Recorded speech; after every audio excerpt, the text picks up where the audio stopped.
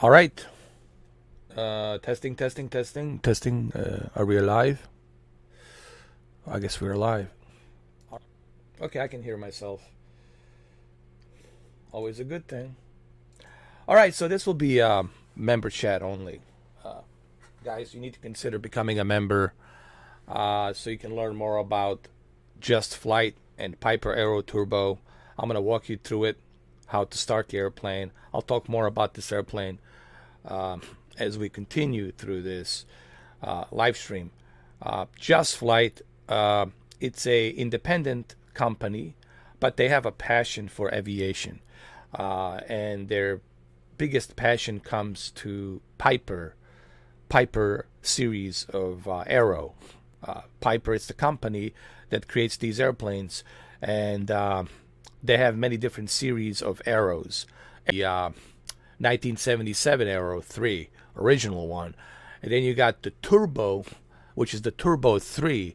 Like as you can see underneath right here, you see the little blower right there? That's where the 6-cylinder turbo is, which is 200 plus horsepower. And then there's a Aero 4, which has an extra wing over here. It's not at the bottom, it's at the top actually.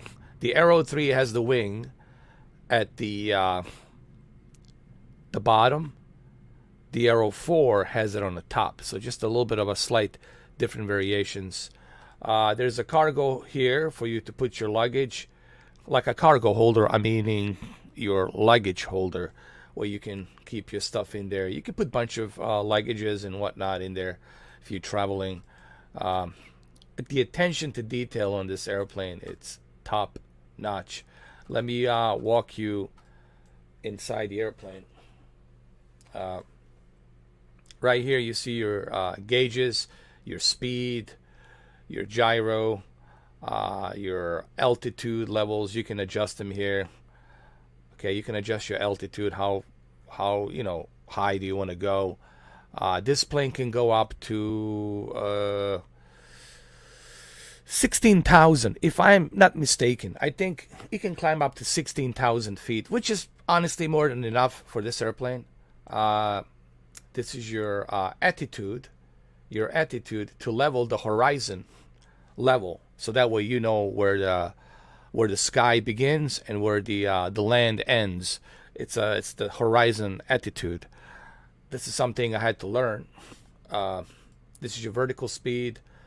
This right here is your battery.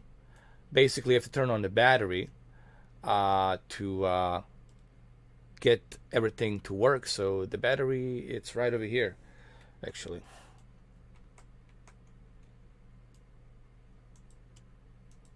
There it is.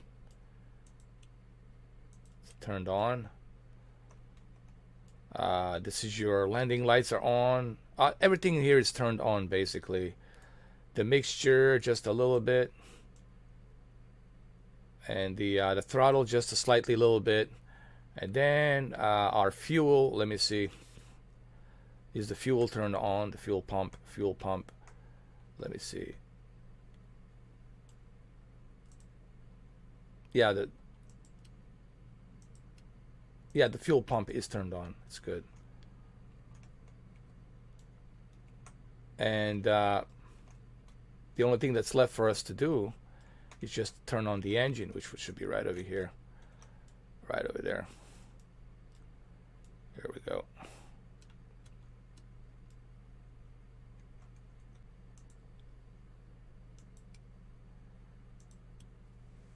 Actually, let's do everything from the beginning. Let's move the mixtures and all that. I want to reset the whole thing, and then I want to start it. This is your tablet here. I'm going to go ahead and remove all of this. Close the doors.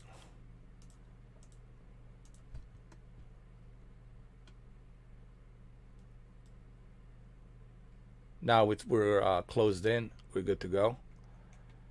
And then we can go ahead. Hold on, let's pull this down like this, and then we'll do it later. So the battery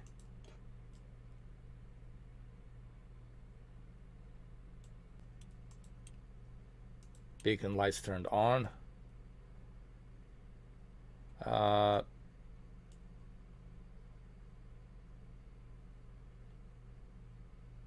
Keep this over here at the middle. Let's adjust the mixture.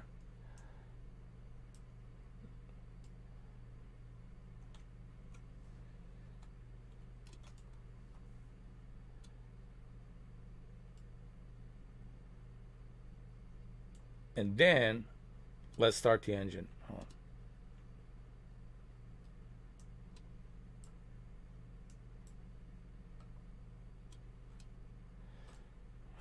Actually,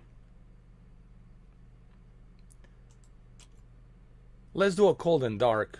I think I had to enable cold and dark over here, so I apologize. I screwed it up.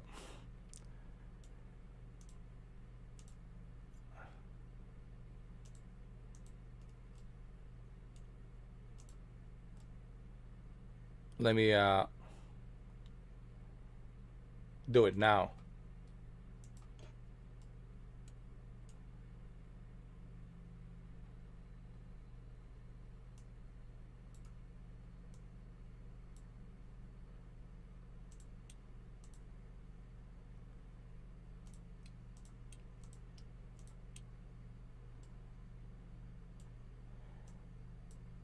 Move up the mixture, the prop. Adjust the throttle.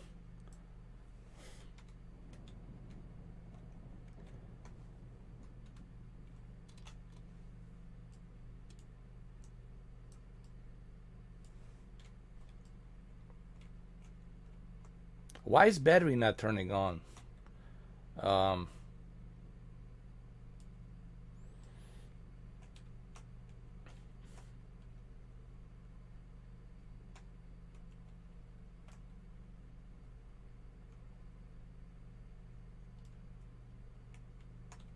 I don't get this, man. It's got to be something with the Microsoft Flight Simulator, because the battery should turn on immediately.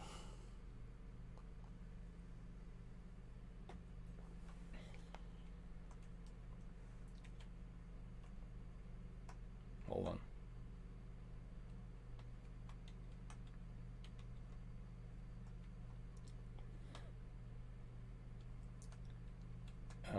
Pop, pop, pop, pop, pop, pop.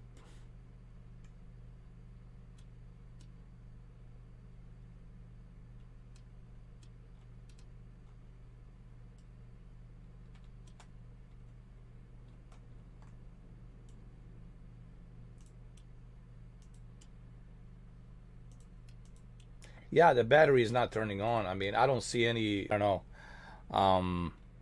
Maybe if you're watching this JustFlight, maybe you can contact the Microsoft. Why does this happen? When I try to cold start the airplane, when I turn on the batteries should be turned on, obviously. If it's power charged, if the batteries are full. I got the oil, I got the fuel turned on, I got the all the other switches turned on, I got the mixture, prop, all of that turned on, I got the accelerated throttle, and still is not working. I think this is some kind of a bug that the Microsoft, Asobo, and JustFlight, they need to work on, because this happens quite a lot. I've noticed even yesterday when I was flying the C-170B, same thing happened. And I did everything I was supposed to do, like in real life. You know, all the mixtures, the props, the battery, all of the checkups. And, you know, if the battery is full, it should turn on. Like on your car. Like if the battery is full, it needs to be turned on. It needs to work. So hopefully if you guys are watching this, if you JustFlight, if you guys are watching this, hopefully you can talk to Microsoft and a Asobo team and find out what the deal is. Why is this happening? You know, what's causing this? You know, it just kind of kills it for me. You know, it kills the experience. When you know, we all want to. I want a cold start. You know, I want to do it properly, but for some reason, it's happening on my version of the flight simulator. I don't know if what. So I'm asking you guys, developers, you know, maybe you can figure out, maybe you can leave me a comment, maybe you can let me know what the deal is, what the problem is. Maybe you can contact the Asobo and find out why is this happening. You know, what's the reasoning for this? You know, it's just kind of annoying a little bit, you know, because this happened a lot. This is not a JustFlight fault. This is something with the Asobo. This has happened a lot. And I don't know if it has to do with this. Honestly, I don't know if it has to do with this. Hold on. The flight model, I have it on modern. See, I don't know if this is the reason for that. I don't know if this is the issue. So that's why I'm asking you developers, when you see this video, when you watch this video, whenever you see it, or even Asobo, if Asobo sees this, maybe you can tell me what seems to be the issue here. Because I can't figure it out. You know, I really can't. And this is happening with every airplane, not just JustFlight, not just Caradano, not just all the other airplanes out there from Airsoft, right? It's happening on all of the airplanes. This happens. This happened to me twice. The other day happened to me again. And I don't know if it has to do with this. Switching between modern and legacy. I don't know what the deal is. Is it because of legacy? Do I need to keep it on the legacy? See this, maybe in the future you will see this video, because I can't figure this out. You know, because it's kind of annoying that this happens a lot. You know, I'm doing everything properly. I got my fuel pump, I got my, you know, mixtures, all of the props accelerated. I try to turn on the battery, nothing's happening. In real life, if the battery is working, it needs to be turned. It needs to lit up the instruments, and then you turn on the ignition. I have my parking brake on, all of the above. So, if you see this video, please, Asobo, let me know what's going on here. Is this some kind of a bug? I have everything up to date, because this has happened a lot. It happened to me yesterday. I was stranded on the middle of Banff Lake in Canada, and I tried everything. Nothing worked. So maybe you can tell me. I can start it automatically, but I want to do it realistically. I want to cold start airplane realistically. You know, that's the whole thing. It's a simulator, right? Yes, I know it can do it automatically for me. You know, that's not what I'm complaining about. What I'm complaining about is I should be able to cold start, and it's not happening. It's not functioning. So something's going on. There's some kind of a bug here, or something that's you developers, you watch this and you let me know, because I don't know. If I did know, I wouldn't be asking. Or if you guys know, maybe you can leave a comment. Maybe you can become a member and leave a comment, or maybe you can leave a comment afterwards. But this is kind of annoying me a little bit, that, you know, this is happening quite a lot. And I can't figure out why, honestly. And the last thing I want to do is reinstall my flight simulator and start from the beginning. This is the last thing I want to do, you know. All right. Let's do a cold start here, cold and dark. And let's see what happens. I'm going to start cold and dark. Okay, I got everything cold and dark, and let's see what happens. All right, I'm going to turn the sound so you guys can hear the engines. I'm kind of curious about this, you know. Like, what am I doing wrong? Like, it should start the plane. All right, so here we go. Let's turn on the battery. The batteries are right over here. Here, let me show you. If the batteries are charged, the instruments need to lit up. Okay, there it is. See, now it's working. Now it's working. Now it's working. You see, this is what I was telling you about. It's annoying. And there's got to be some kind of a bug that's causing this. So I hope developers, you can fix this. Because we want to start the airplane realistically.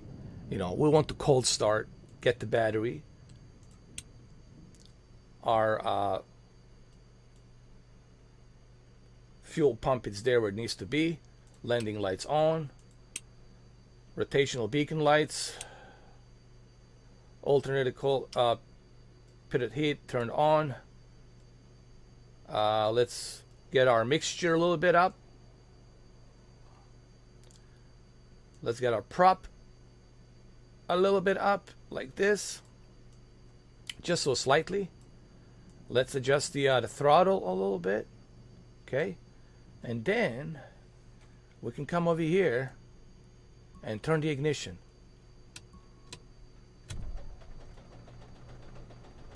There we go.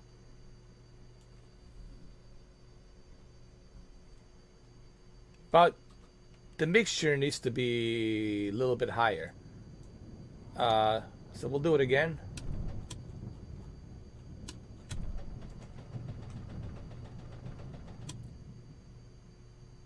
Hold on.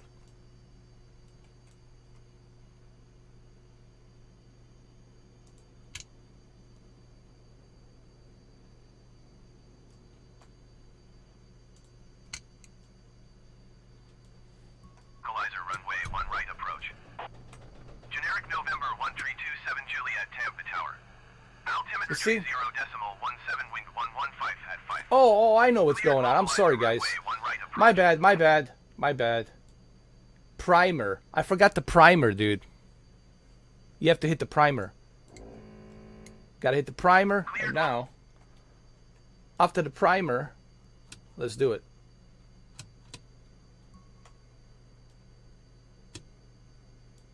Hold on.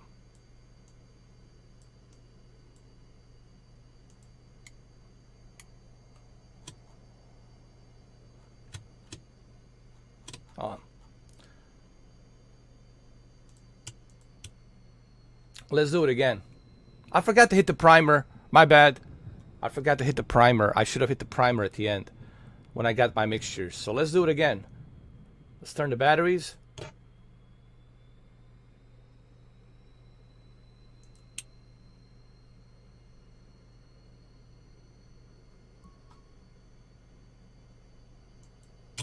Okay, let's start again. Cold and dark. Okay,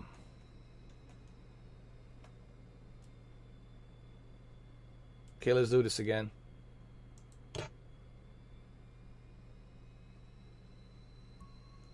See?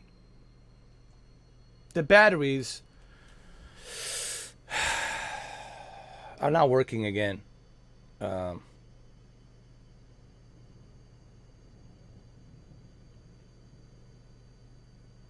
Okay, let's reset again. Let's restart. See, this is the kind of bug that this just drives me crazy, man.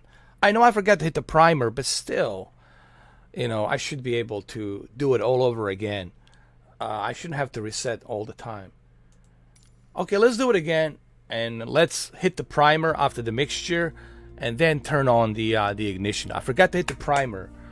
I should have hit the primer. I'll do that at the very last end, you know. But there seems to be an issue with my flight simulator, because this happens with all of the planes, guys. It's not just, you know, one plane or because, you know, I want to do this realistically. I don't want to do it half-assed. I want to do it real, you know. And this is not a Boeing 747. This is a small airplane, you know. But still, okay, let's see. Please keep in mind, this is not a JustFlight. I just want to say this. This is not JustFlight fault. This is not their fault. This is the most realistic portrayal of Piper Aero Turbo. This is something to do with Asobo and Microsoft Flight Simulator. I have some kind of a bug, and I hope I don't have to reset, reinstall. God, please don't make me reinstall my flight simulator, because it's going to be a pain in the ass updating everything and reinstalling everything. But there seems to be some kind of a bug that it's only happening on my software flight simulator. Other people don't seem to have this problem, but I seem to have this problem, and it's such an annoying pain in my ass kind of a bug. So anyway, let's start again. Follow the generic on final. Wind 115 at 5. And I do mean it's like a pain in my ass. because I want to do this realistically. So let's try cold and dark. Runway 1 right. Okay, cold and dark. Okay. So the batteries should be able to work now. Okay, batteries are working. This is our instrument right here. We can see where we're going. We can zoom in, zoom out, see the runway. This is our radio here. We can adjust the radio, push the knobs, and adjust the frequencies. So everything's working here. Okay, so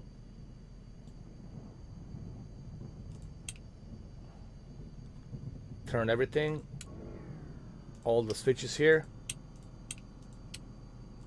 Adjust the mixture.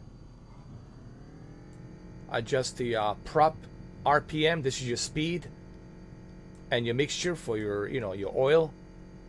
And then the throttle. The throttle just slightly above here. And then the primer. Primer's right here.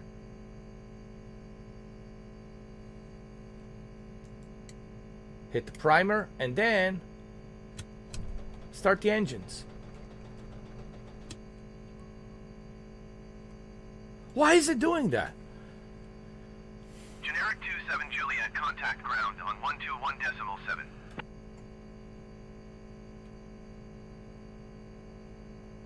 It shouldn't be doing that, man. I did hit the primer. 121.7 for generic 27 Juliet. Auxiliary fuel, it's on. Hold on.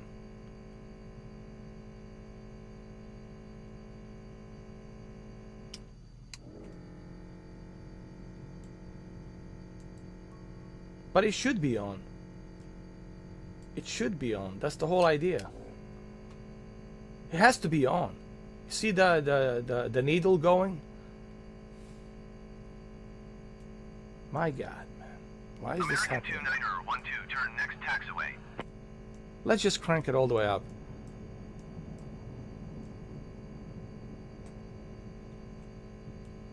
Let's try it again. Let's try it again.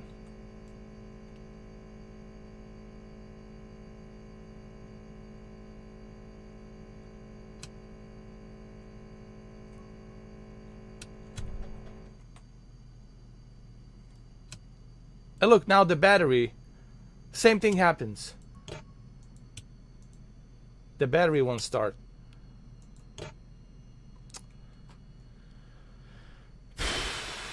I'm so disappointed, man. Guys, I really want to do this realistically. Look, I can fly this plane. I can have it automatically done for me. But I'm just disappointed that this is happening. Because I want to do it realistically. I hope you guys understand what I'm saying. I don't want everything to be done automatically for me. That's cheating. I want to start the airplane like in real life. That's called simulator. That's called simulation. And please keep in mind, this is not JustFlight fault. This is Asobo. So Asobo needs to, figure out what's going on here. I need to contact the Asobo. I need to contact the Microsoft. Like, why is this happening? Is there a bug? I got everything up to date. And it's not just this plane. This happens, I swear to God, this happens with every plane that I have. The same issue and the same problem happens.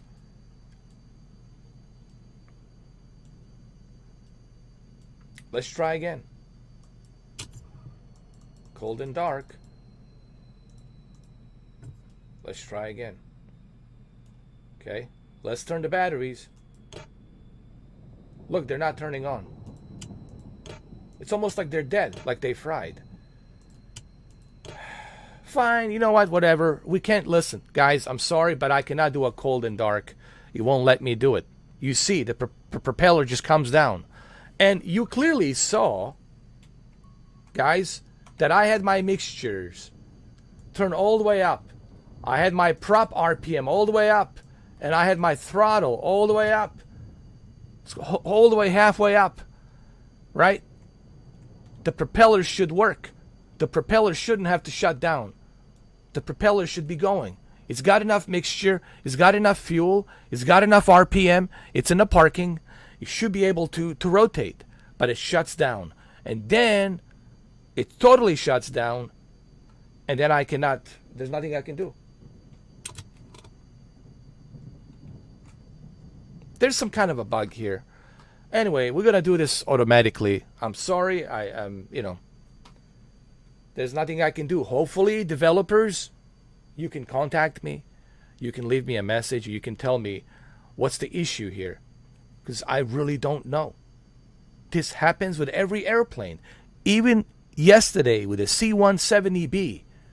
And I was like, I was even telling my friend Rachel, like, what's going on here? It's a small little tiny C-170B Cessna airplane. The battery should be working. The battery won't turn on. Same thing here. The battery's fried. For some reason. Anyway, let's do it automatically. I'm sorry, guys. We'll do it automatically. I cannot do it realistically. I apologize. Maybe you can share this video to the Asobo. Maybe Asobo can figure out what's going on here. It has to be some kind of a bug. Has to be something here that's causing this to do this. I don't know why. Tell me what I'm doing wrong. Tell me what I'm doing wrong. Teach me. Tell me what I'm doing wrong. And I'll be more than happy to listen. But right now we'll have to restart. We'll have to do it automatically. Cannot do it realistically, apparently. It won't let me do it realistically. I'm trying to do it realistically, but it won't let me do it. It is what it is. You see what you see. This is live. I'm not making anything up here. What you see is what you see. Asobo, please help me out. Let me know what's going on. If you see this video, tell me what the heck is going on. So we're going to have to do it realistically. I mean, we're going to have to do it automatic. Powerhouse of an airplane. It's very stable, and it has a 6-cylinder. Right over here. Let me show you. It has a 6-cylinder turbo. You see that little exhaust? The blower right here? It has a turbo 6-cylinder. See it right here? Right over there underneath. See that exhaust? 6-cylinder turbo. See that exhaust right over here? And this is a very powerful torno ring. This is recorded. This is recorded from a real Piper turbo arrow. Like JustFlight went out of their way to record the engine, to record the exhaust, to record every element of this airplane, even flipping the switches, closing the doors. So everything you hear right now, it's exactly the way you would hear it if you were sitting on the Piper turbo arrow. Let's adjust the speed a little bit. Let's hear the speed.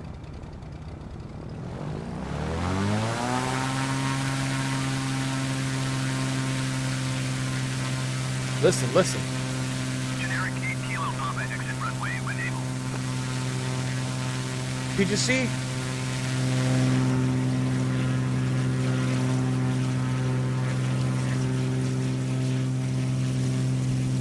Hold on. There's a guy over here. I gotta go underneath him. Hold on.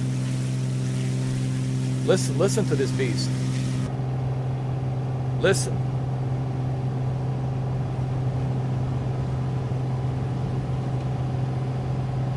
Wow. Wow. Just wow, dude.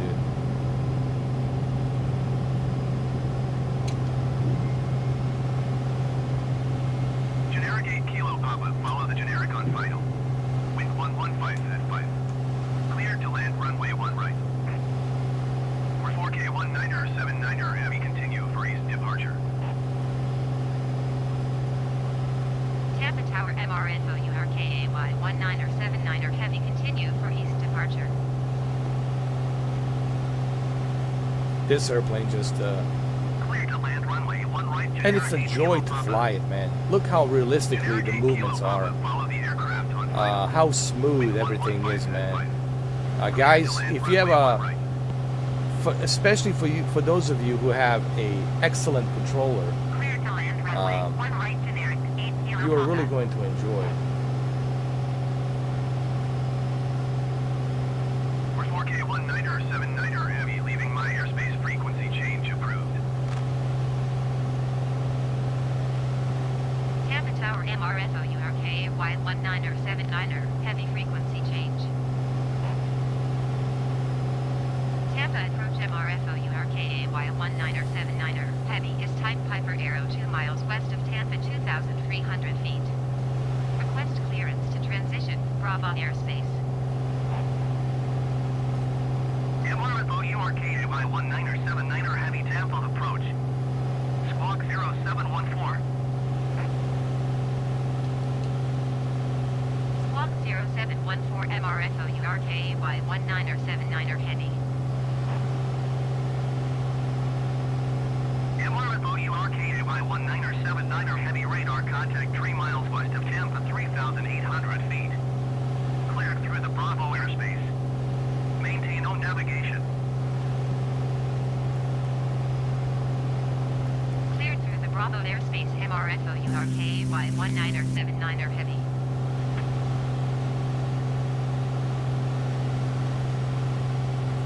We're in Tampa right now. This is live weather.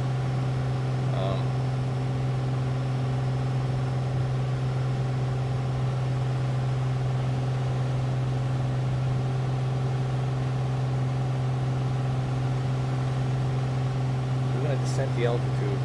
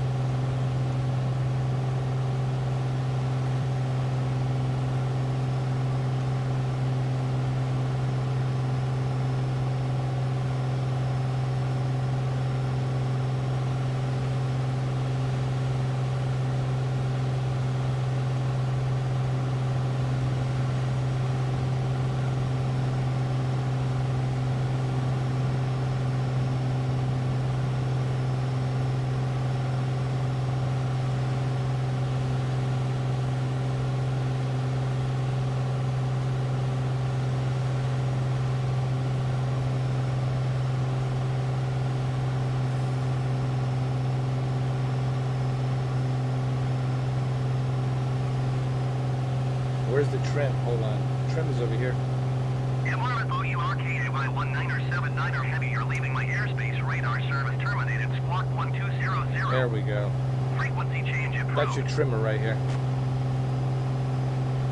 Tampa approach MRFOURKAY 19er 79er heavy is type Piper Arrow 2 miles south of Tampa 5,700 feet. Request clearance to transition Bravo airspace. MRFO URKAY 19er 79er heavy Tampa approach. Squawk flight 145. Squawk 5145 MRFOURKAY Perfect. 19er 79er heavy. There we go. That's better. You have to trim it a little bit. You have to adjust it just to make sure it's working. Got some light to shine onto it here. You can also adjust the gauges here, the light on your gauges. There is a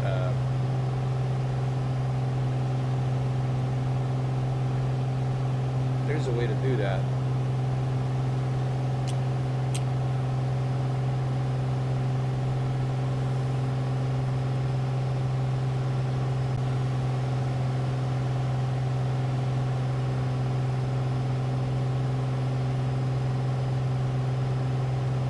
So we're going to Orlando. See, right here. We're headed to Orlando. There's like executive airport in Orlando. I'm just disappointed that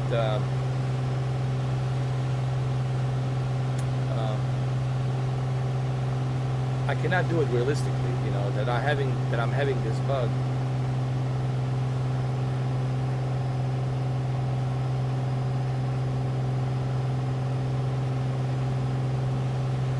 Looking at my oil, this is my fuel, temperature, gallons, I got 20 gallons, fuel pressure.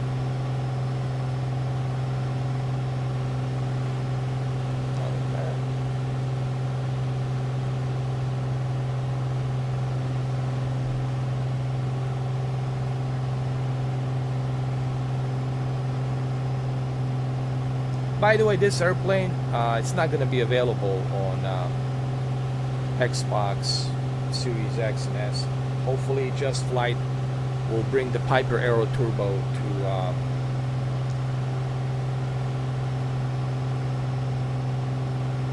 to Xbox Series X and S. I would love to see this.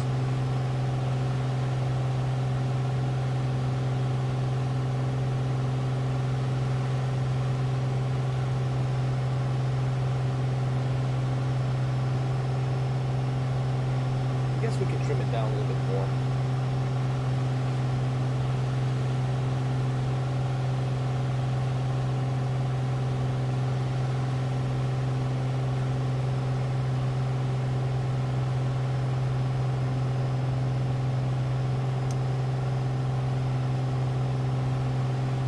Trim it down a little bit. See, now it's coming down. There we go. We can lower the speed a little bit. Well,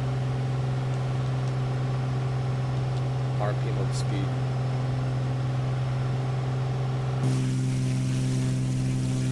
It's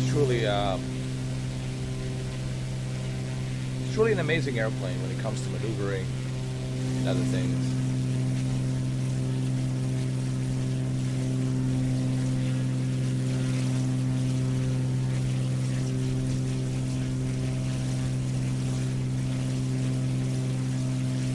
Now that's a Tampa executive. We need to go to Orlando executive, which takes about 40 minutes, I think. Maybe less than 40 minutes, like 20 minutes, honestly.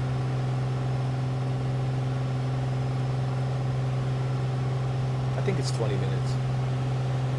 From Tampa to Orlando, it's like 20 minutes.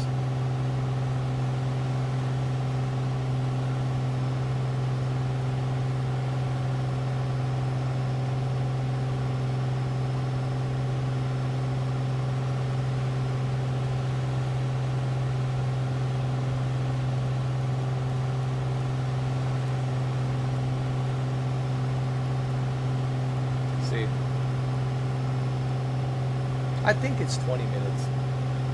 No. Could be wrong. But I think that's what we're looking at, 20 minutes roughly.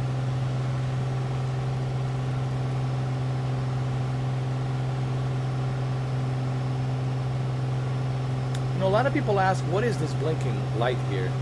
I have found out from the pilots that this blinking light, it's a beacon for the ATC control, for the air traffic control, to identify where your location of the airplane is. So if, God forbid, you crash, they can find out your last beacon of position to where you were. That's how they find these planes when they get lost, when they crash. They can look at the last beacon radar that they have received. So that's why this is blinking. You know, it's letting you know that every airport, I mean, they all have these radars, spinning antennas, and they pretty much they keep track of your airplane, so they know where you are. Even if you don't know where you are, they know where you are. Let's say you're a drunk pilot and you can't remember where you are. They know where you are. They know exactly your position, exactly where you are. This is what I have learned from one of the pilots on YouTube. It's what, because somebody asked the question, what is this identify? So now you know. And I learned that too. I'm learning. It's like, oh, look, I'm not a professional pilot. Like people who are watching this, I'm not a certified pilot. I'm not a licensed pilot. I just have interest in flight simulators. Obviously, I'm not rich. I cannot afford to lease an airplane. I cannot afford to buy an airplane, and I cannot afford to go to these classes to pay to become a licensed pilot. So the only way I can do it, it's through this. It's through Flight Simulator, but I'm not a professional licensed pilot. People got to remember that. Nor do I ever claim, God forbid, would I ever claim to do that. That's not me. I don't do that. I would never claim that. I just have passion for flying.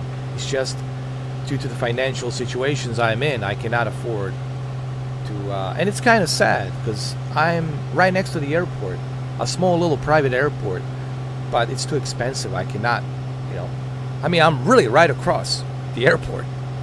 Maybe I should do a video on it, show you. Like, I live next to the airport. But it's too expensive.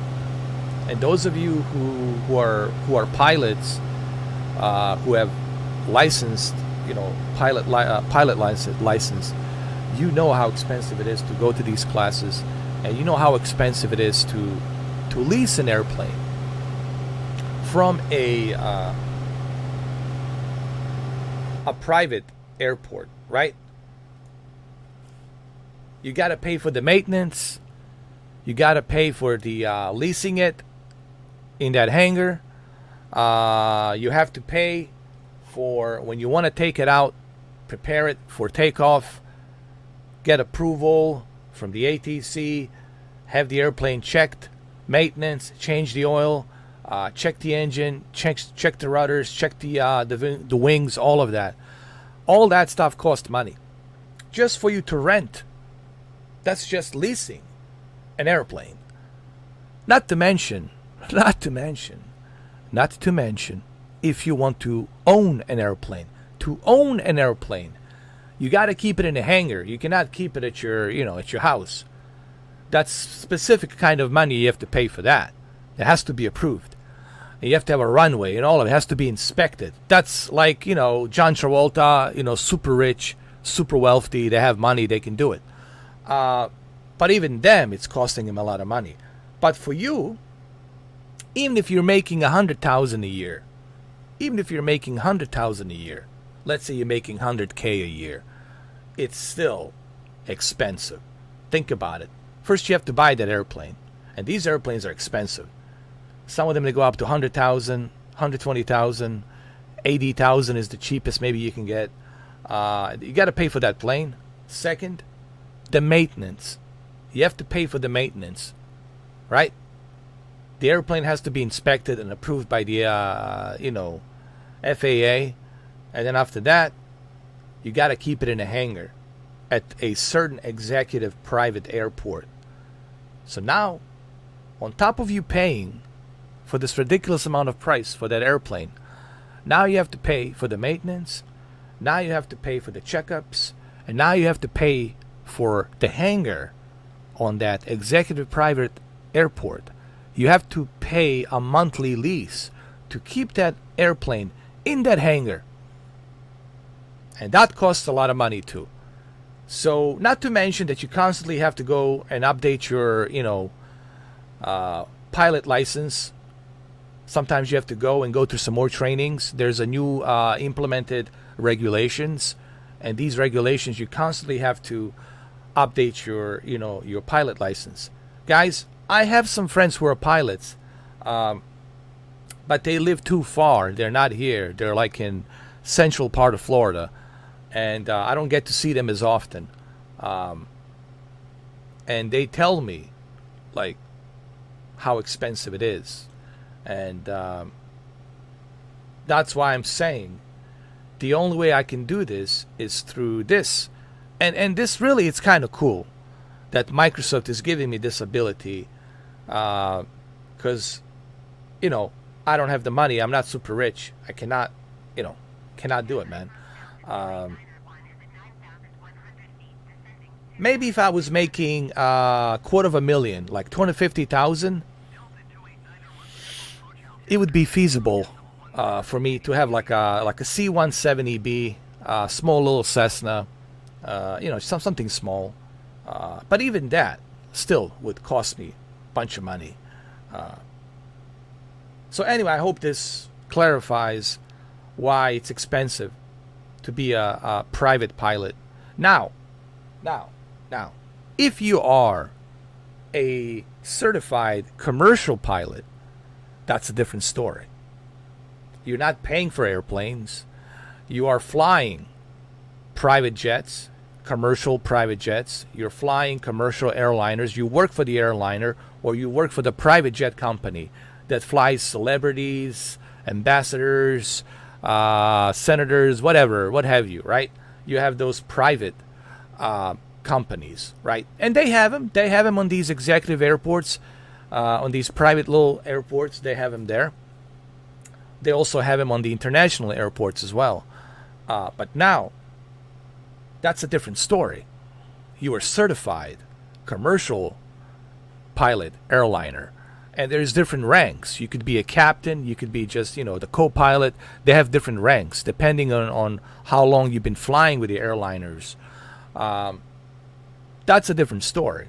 You're flying, 832. You're flying a 737, 747, 777 Boeing. You're flying all these different types of airliners. That's a different story. But I'm speaking like for your private use, for exhibition private use, it costs money. This is all that I was told by real pilots. This is not like something I'm making up. This is not me talking out of my ass. This is exactly what the real pilots told me. So it's a very expensive hobby. And that's all I'm trying to bring to the attention here. That being a pilot, private pilot, it's a very expensive hobby. And you gotta have money, man. You gotta have money to do this.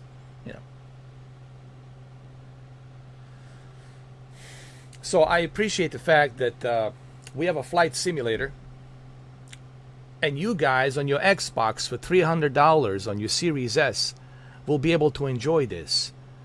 And then you can purchase that Turtle Beach Velocity comprehensive controller, and then you can use that comprehensive controller. You can create yourself a cockpit, buy yourself a 60 55 inch TCL television for like $400, 4K television, like a 55 inch, put it in front of you, put your Series S in front of it, get that comprehensive controller. Under $1,000, you can have all of that, dude. And you can have your hobby, a flight simulator hobby, and you can enjoy it, man. So that's why when I tell people that flight simulator coming to the Xbox Series X and S, it's a big deal. That's what I mean by that. All right, we're almost there. Getting closer to the Orlando executive.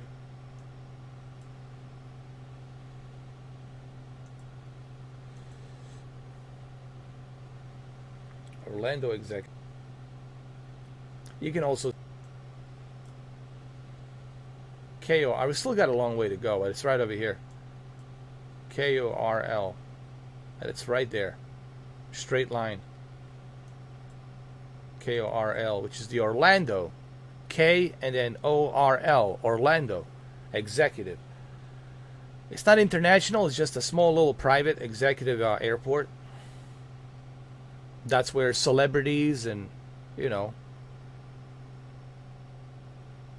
rich people like Jeff Bezos, when he goes to Disney or whatever, he goes to the private jet, and the private jet takes him to the KORL, and they all, give him a drinks and whatever he needs. They put him in a nice, comfy limo. It's good to be Jeff Bezos. Let's just put it that way.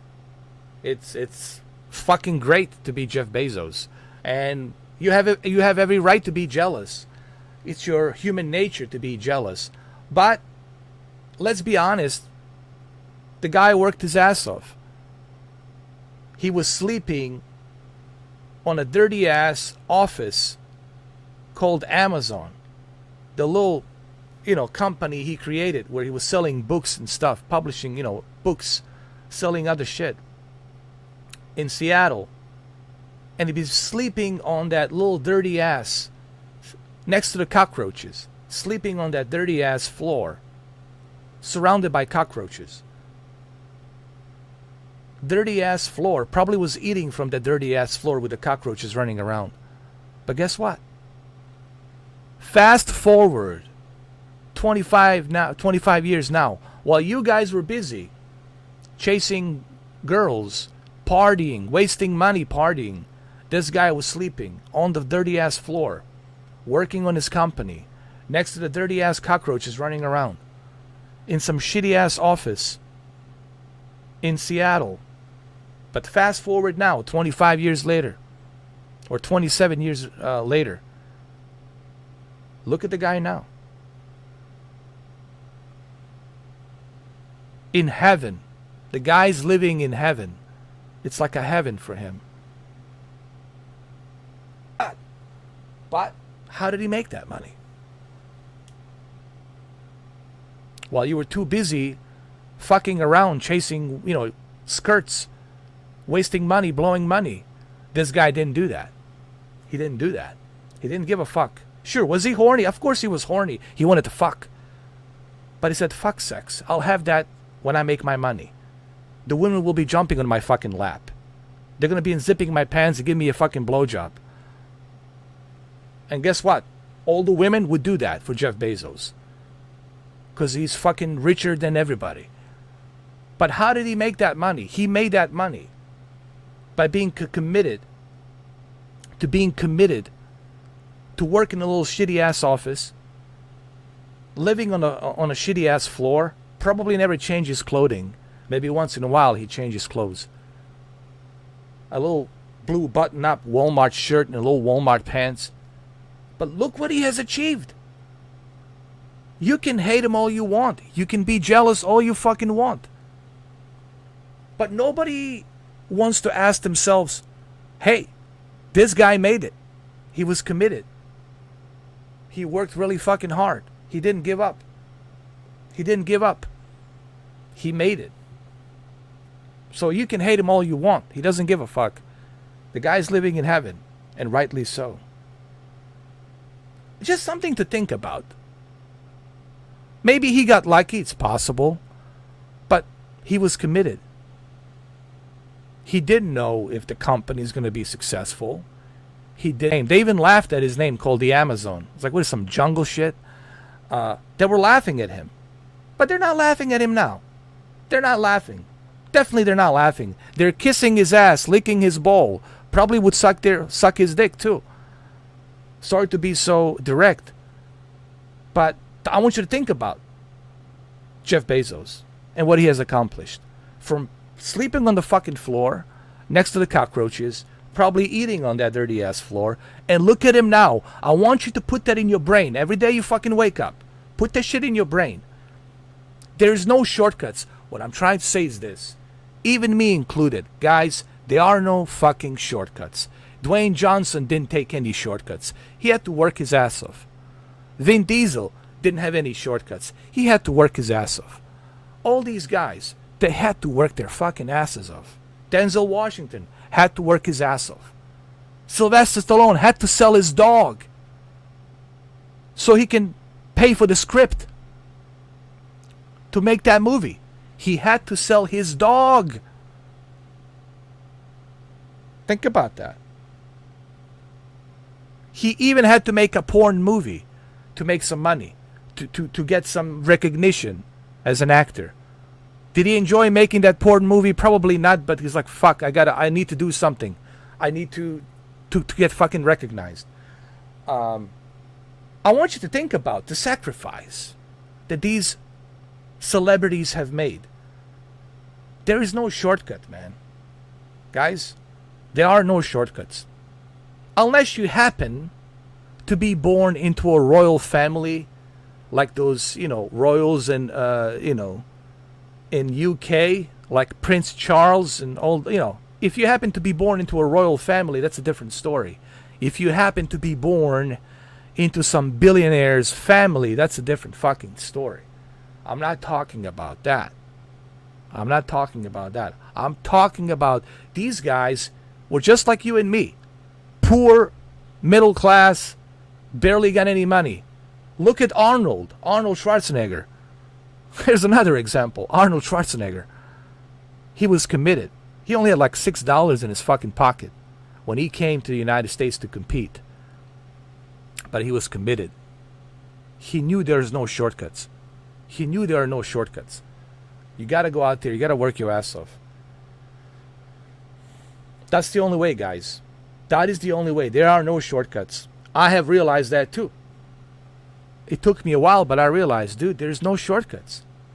You really got to go out there and work your fucking ass off, man. Look at Joe Rogan. He didn't take any shortcuts. The guy was fucking living in a dirty-ass, fucking poor-ass apartment in L.A. He lived with the roommates and all that. But he made it. He made it.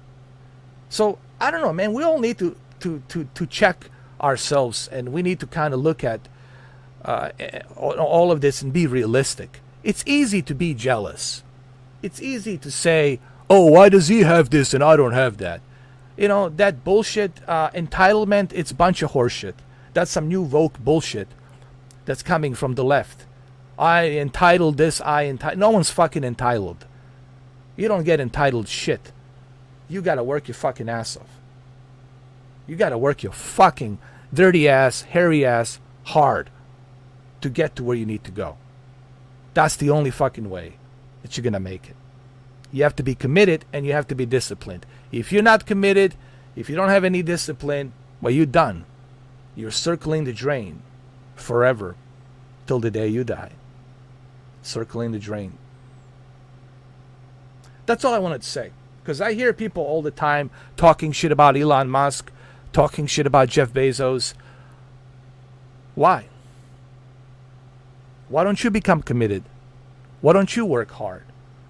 Why don't you go out there, be committed for 40 years instead of chasing skirts, blowing money on this, blowing money on that, wasting money on this and that, having a good fucking time, and then you suddenly get old and you got nothing.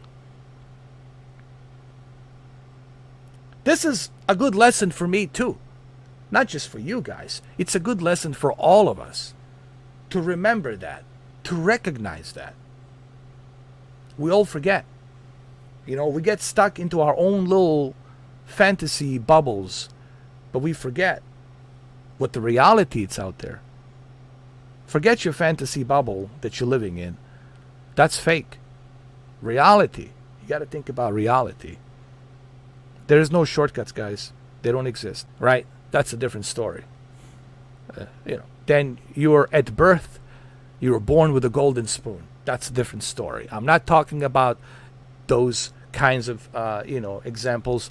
I'm talking about majority of us who are middle class, fucking struggling to make any money. That's what I'm talking about. The struggle. Us, regular Joes, regular Marys. That's what I'm talking about. All right, so let's see where we at.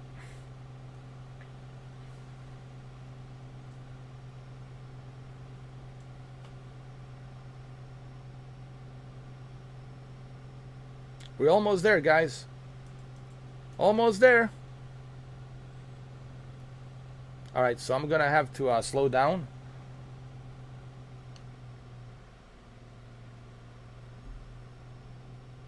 The airport is right over here.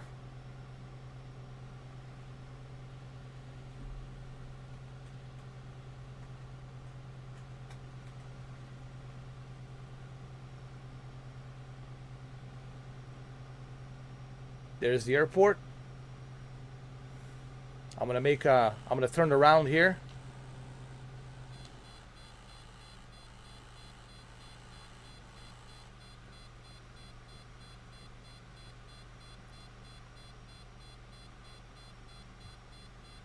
We're going to lower the altitude.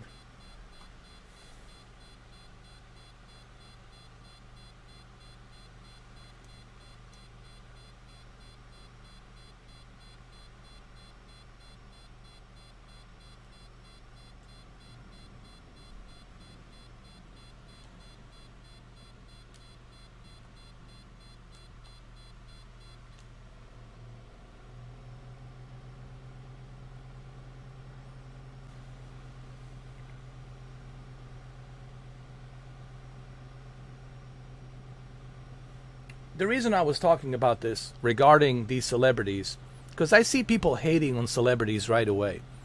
Oh man, I hate this guy. I hate this celebrity. You know, I hate this dude. He's got money. Why does he has money and I don't? You know. But no one seems to ask, how did he get that money? How did he become famous? How did he do it? He didn't just wake up one fucking day and just pull the magic trick and became famous. You know, that's all I'm saying. Me included, all of us included. You know, there is no shortcut. No one's going to give you any shortcut. Don't think you can come to United States of America. Don't think you can go to Los Angeles and become a celebrity right away. It's a hard work. It's a hard work. No shortcuts. And you're going to work some jobs you're not going to like to get there. You know? And this is a lesson for me too, man. For all of us. Me included. Me included, man.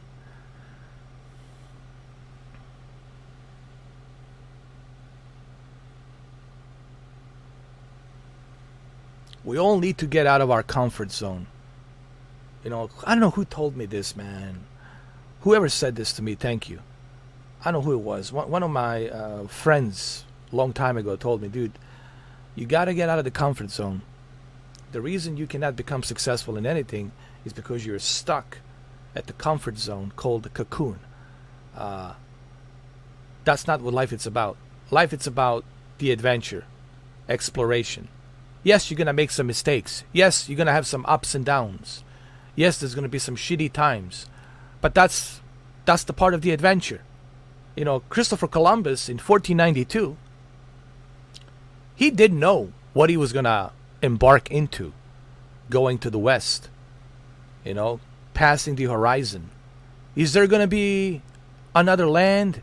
Is he going to fall into some oblivion? He had no idea, but he was willing to take that risk because that's what he believed in. He knows the only way to find out is to go there. Meaning I have to get out of this pain and I have to get out of my comfort zone.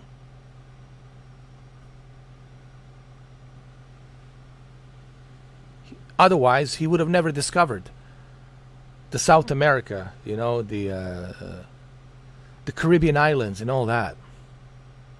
You know.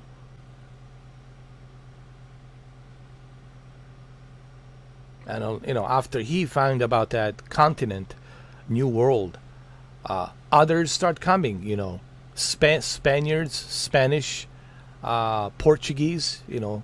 That's why in Brazil, majority is speaking Portuguese because of that, you know, visitation. You get Spanish and Portuguese. So, but even if he didn't find out, someone else would have found out, right? But the reason I'm picking and choosing Christopher Columbus is because he believed that if I don't go out there, I will never know. I will die in regret without ever knowing. And he said, I'm not going to die in regret. I would rather die on the sea, but at least I tried. Basically, what that means is I got out of my comfort zone. I'm not going to live forever. None of us live forever, guys. You could die, God forbid, taking a shower and you can break your neck, slip on the fucking water, on the soap, or in the bubble of your, you know, shampoo. There's no guarantees. Tomorrow, it's not guaranteed. Look what happened to these poor souls on the Surfside in Miami, on that building. They went to bed hoping to wake up the next morning to do their activities. And guess what? The building has collapsed. Were they expecting building to collapse? No, they didn't. But they never woke up because building collapsed. So tomorrow it's not guaranteed, guys. There's no guarantees. I don't know what's going to happen tomorrow. I could be at the wrong place at the wrong time. Some fucking maniac with a machine gun starts fucking shooting for no fucking apparent reason. What I'm trying to say is this. The good lesson is you got to keep moving, guys. That's why I'm thinking about moving to Canada and traveling, doing other things next year, because there are no guarantees in life. Life is not about living in a safe bubble. There is no safe bubble. That's a bunch of horseshit bullshit.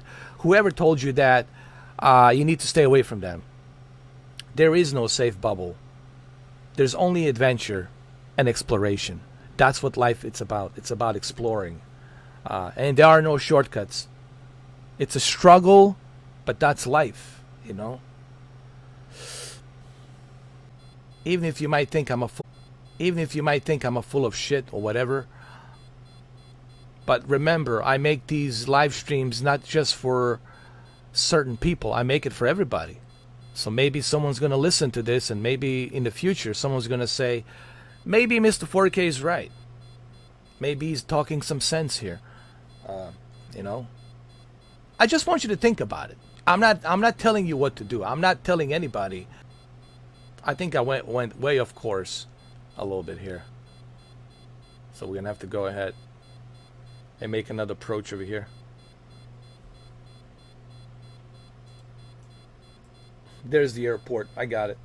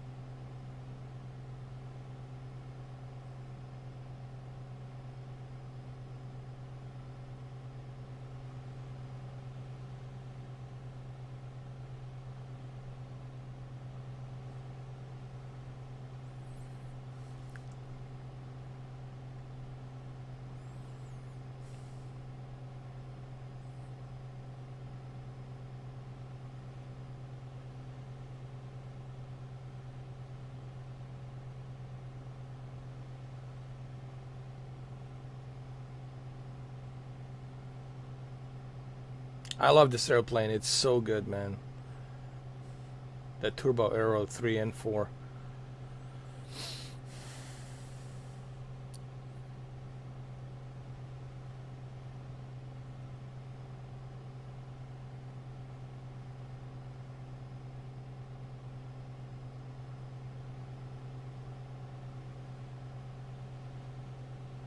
There's the executive airport, 12 miles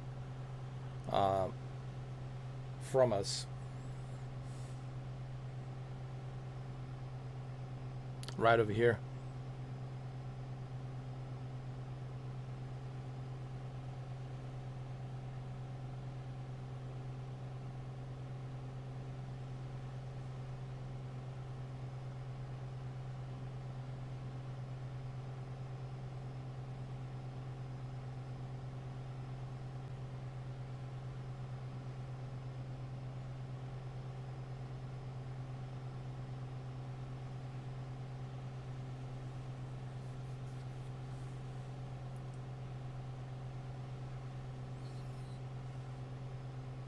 There's the airport right there. I see it.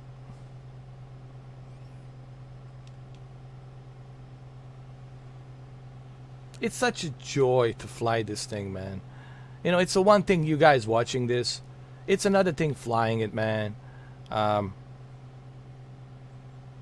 just make a partnership with the Xbox and have this available on the Xbox store.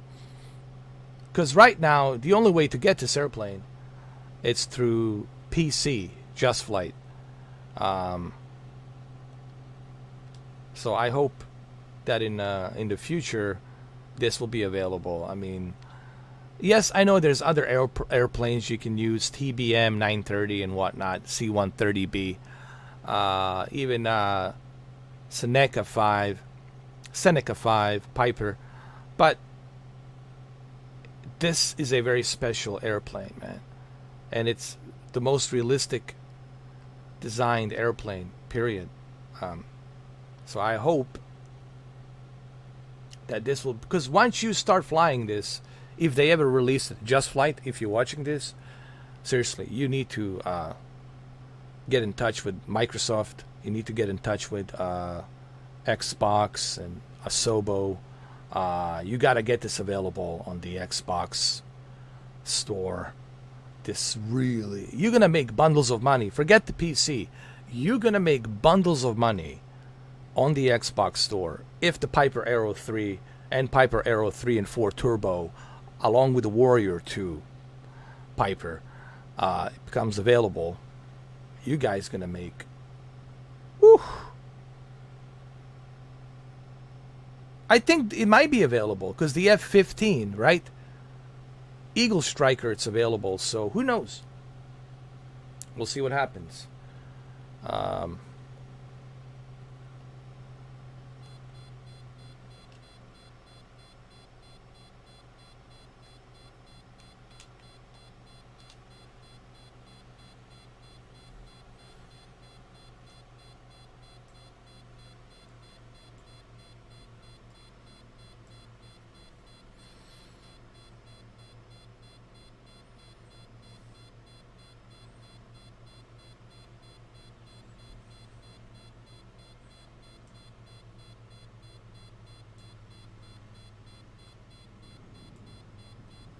Guys, I'm not using a throttle. You gotta remember, I'm using a controller. This is very difficult to do with a controller. But man, if I had a throttle, if I had that proper throttle with a mixture, you know, the Logitech. Guys, when you have a Logitech, Cytec, Logitech yoke controller, this is super realistic. But you have to remember, I'm using a controller, man. I'm struggling. But even with a controller, this airplane is still so good, man. Shout out to JustFlight. They really have created the most realistic representation of Piper Aero, period.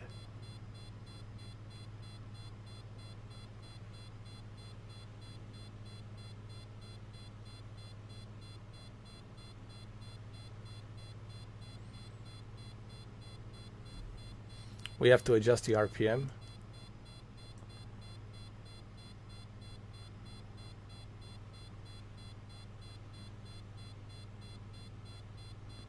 Ignore that sound, don't worry about it.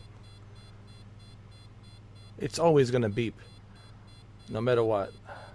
It's just a warning thing.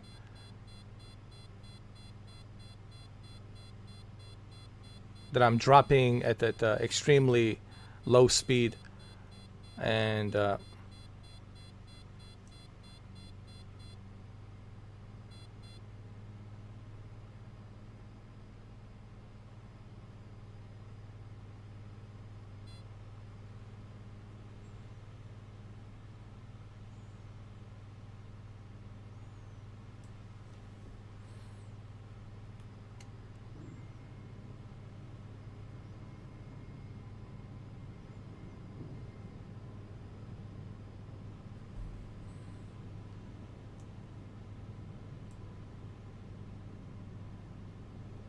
did I get hit by a lightning? Jesus Christ, I just got hit by a lightning.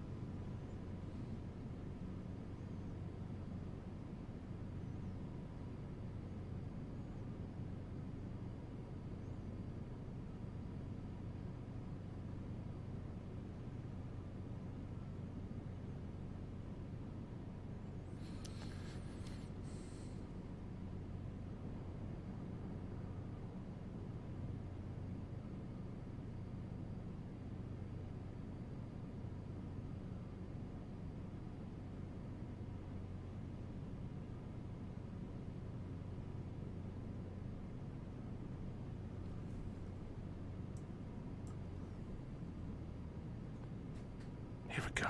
Here we go. Buttery smooth. Easy does it. Easy does it. Buttery smooth. Smooth, smooth, smooth.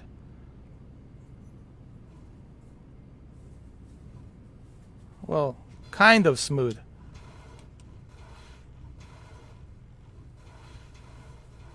What the hell happened? Hold on. Okay. It must have been my flaps. My flaps were a little bit going crazy, but it doesn't matter. I landed. It was a bit bumpy. You know, sometimes it gets bumpy, guys. It is what it is. But we landed. Doesn't matter. So where are we going to go next? I don't know. What should be our next destination? Let me adjust the...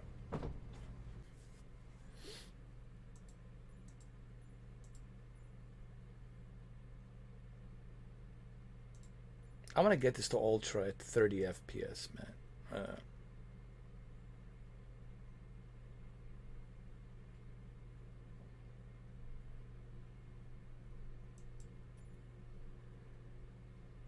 It should look better now.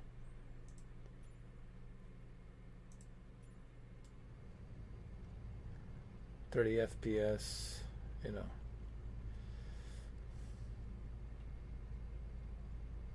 Yeah, it definitely looks a little bit better.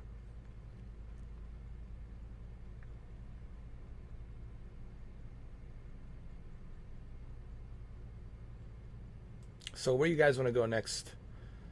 Is this a live weather? Yeah, it is live.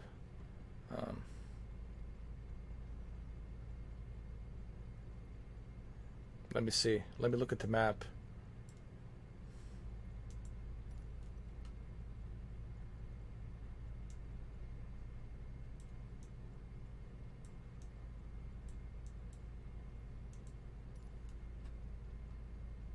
Let's go to Iceland. Let's do some Iceland scenery flight with Piper Aero 4. We're going to jump to Aero 4. This is Aero 3 turbo. So now we're going to choose Aero 4, which is slightly a little bit different.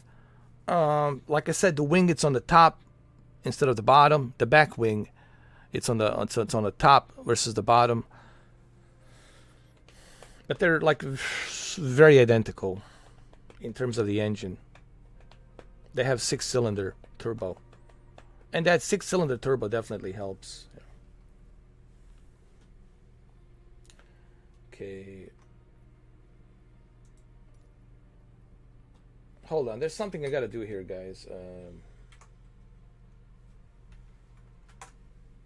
I need to adjust...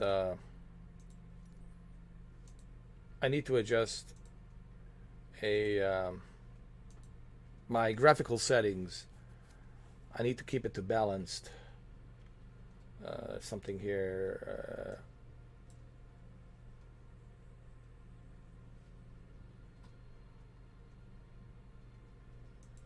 Keep it to balanced. Because the V-Sync wasn't turned on, and I noticed that V-Sync can be a problem. So we're gonna go to Iceland, which is right over here.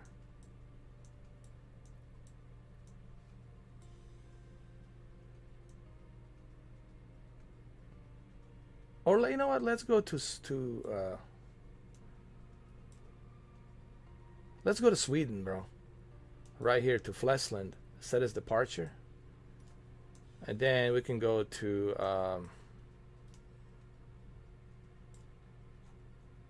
some ridiculous place somewhere out there. To Kajerstad. Set as arrival. Kajerstad. This will be an interesting flight. See if we can make it, man. We're gonna see a lot of stuff here. A lot of stuff. To Kajerstad. Be on our left. And we're gonna choose Turbo Aero 4. You see, I got 3 of them. I got the original JustFlight turbo, original JustFlight 1977 Aero 3, which is still great. Then I have the Aero 3 and 4 1979 turbo. See, turbo Aero 4 has that wing on the top, on the tail. It has it on the top, not at the bottom, so you know the difference. So we're gonna use the turbo Aero 4 liveries. We got some cool liveries. What should we choose? I think for Switzerland, this is good. Red and white. I like this. We'll go with this.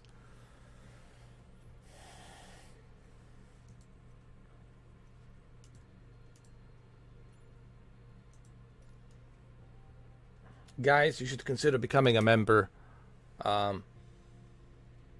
Becoming a member is just so much better. You get to, hang out with me, communicate with me. I can answer your questions much better, much quicker.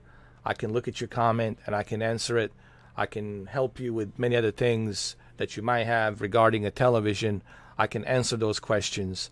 I can give you some, opinions on what I think in terms of, if you're having a trouble with your, picture settings on your TCL or your Vizio or your monitor or what have you.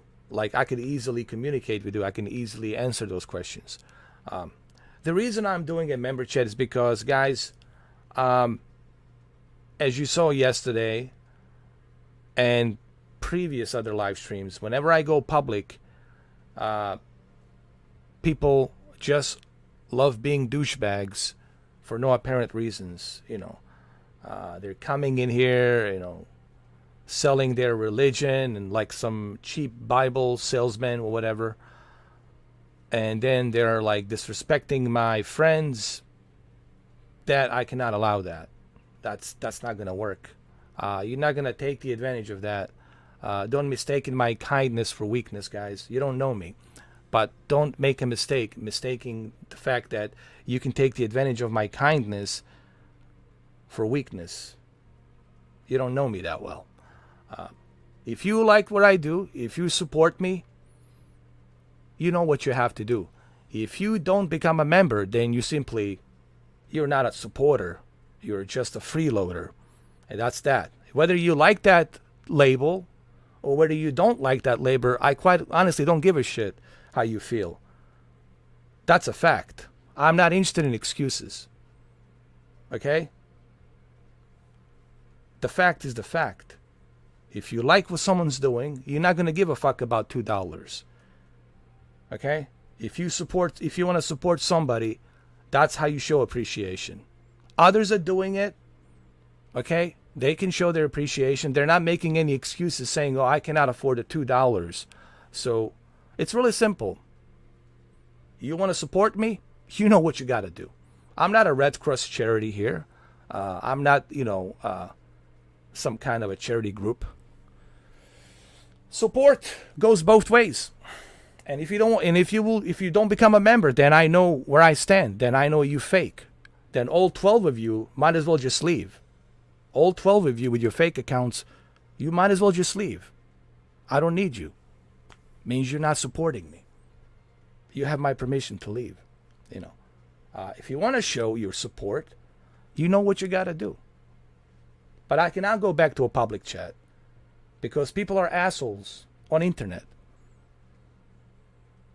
It's called internet. And any douchebag can hide behind some VPN bullshit profile to troll. So, because of that, I cannot go to the public chat. All right? Maybe if you guys learn about respect, if you learn to respect other people, maybe you're going to understand. Maybe I shouldn't be a fucking douchebag. Maybe I shouldn't be a piece of shit. I don't care what your age is. If you're a teenager or you're fucking 20 out of the fucking college, I don't give a rat's ass what your age is. Being a douchebag, it's not going to get you anywhere. That I can guarantee you 100%. It's not going to work here. It's not going to work with other YouTubers. It's not going to work with anybody. No one's going to put up with your bullshit. Period. You're going to be alone for the rest of your life because you're a douchebag. You're an asshole. But people, I guarantee you, who are doing this, they're not assholes in real life. They're only being assholes on the internet because they know on the internet they can hide behind these bullshit fake accounts with the VPN. And they know they can do it safely here, being anonymous. They're not going to do it in real life. They don't want to jeopardize the friendship. They don't want to jeopardize, losing all their friends that they have in real life. They're not going to do that. They do it where it's safe to do it. Internet, to stay anonymous. Well, guess what? I got to protect myself. I'm not a Red Cross charity here. Okay? If you like what I do, then let's see it. Show your support. If you don't like what I do, well, then I don't know why you're here. You shouldn't be here. You should go somewhere else. I'm telling you, it's just wasting your time. So that's why I'm doing what I'm doing. And I don't give a shit how you like it. I'm not here to satisfy you. Okay? This is my channel, my rules, my life. Don't give a rat's ass how people feel about it. You like it, you like it. You don't, you don't. That make no difference to me. But you will not have the satisfaction to do it for free. Do you catch my meaning? You will not have that satisfaction on my channel to clown for free, to act like a fucking asshole for free.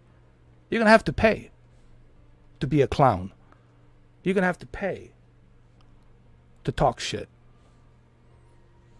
It's going to cost you. It's not going to be free. That's how it works with my channel. Okay, so let's do this. Let's fly.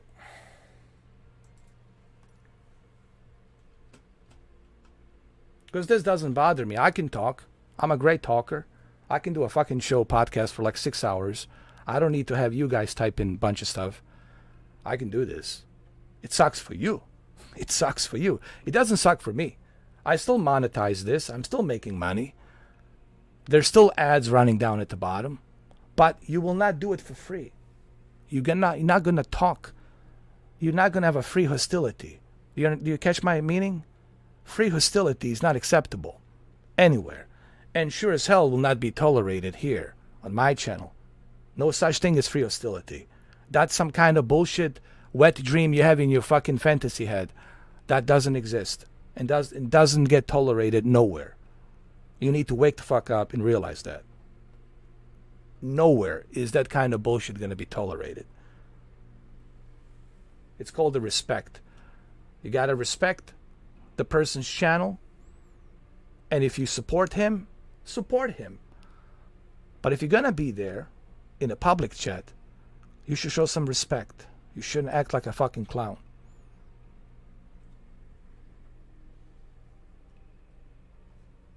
All right, so let's do this. This will be a Piper Turbo Aero 4. And we're going to fly in Sweden. And this will be a long flight. It should be a really good flight. The conditions are not so good, but we'll see how well the Aero 4 handles this. Excuse me.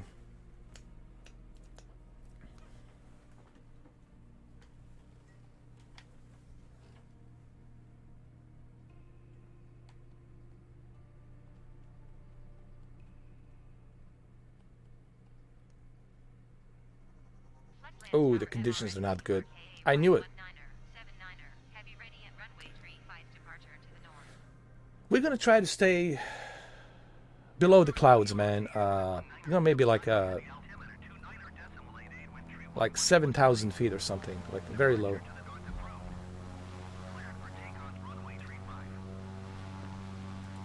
So this is the Aero 4. Piper Aero 4. And the difference is obviously... this is live weather. The difference is, see on the tail, on the back tail, you see the wing? It's on the top. It's not at the bottom. On the Aero 3, it's at the bottom. On the Aero 4, it's on the top. That's how you can tell a difference.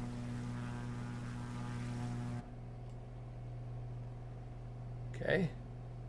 Any lights?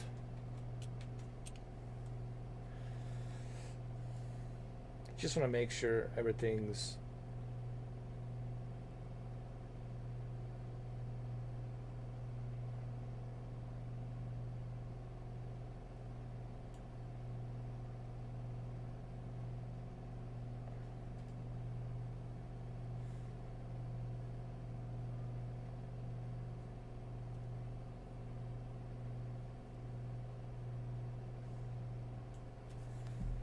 before we take off. I want to inspect everything.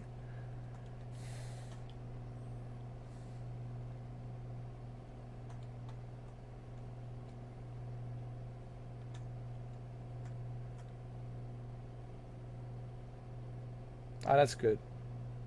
Let's trim down a little bit higher.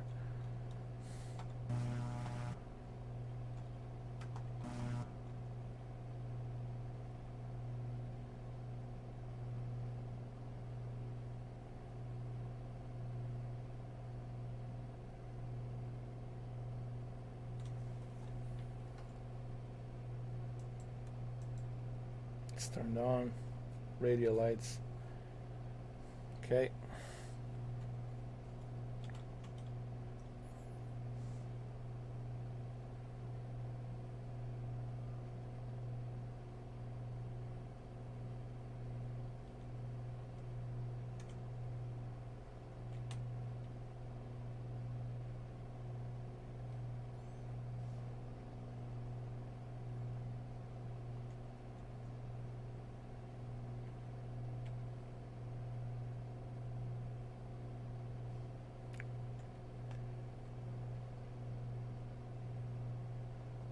Alright, everything's good here. I was just double checking. Making sure we're good here.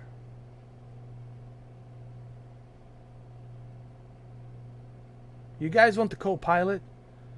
Do you guys want her in here? I don't know. Let me see.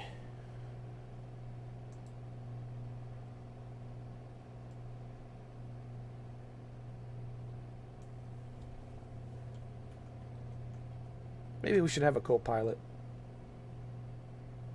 Or maybe not. I don't know. I want to be able to see where I'm going.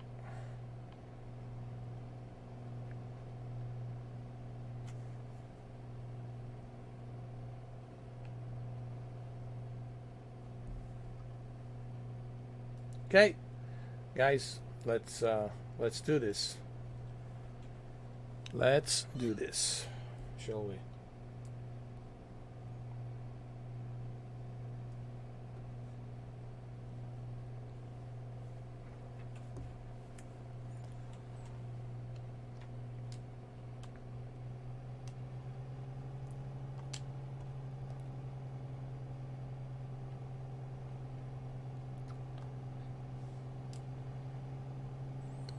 Listen to this sound, man. It's unbelievable.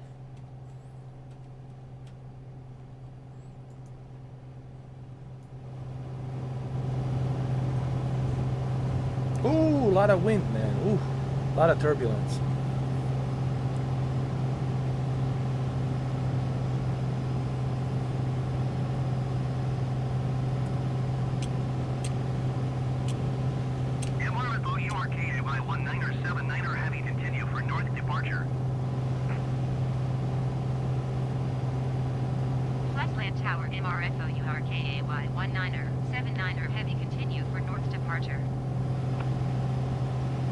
Okay, make it to the right a little bit.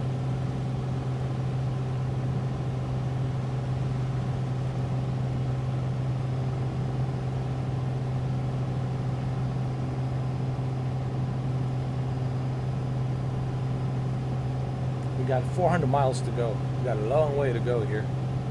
But this is Sweden, and the weather is not that good, obviously.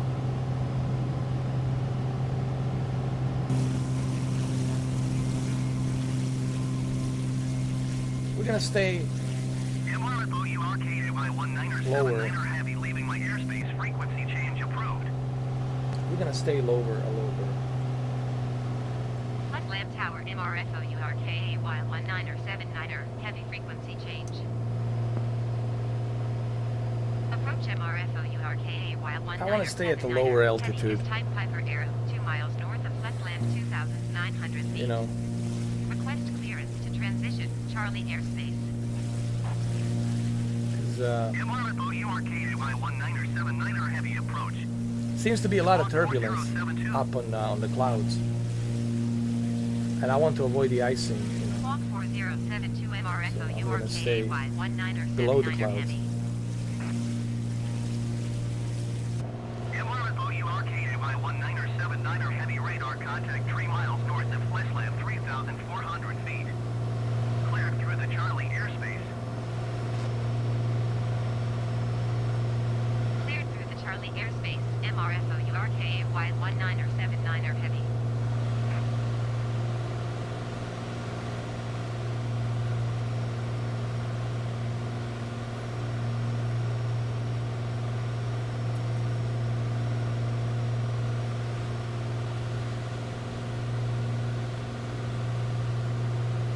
We're gonna go a little bit lower, slightly lower. Move the RPM down a little bit.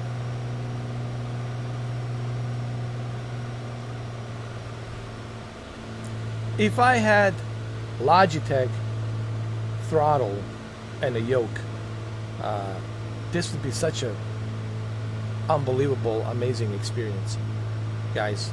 But you know, I don't have it, unfortunately, because it's all sold out.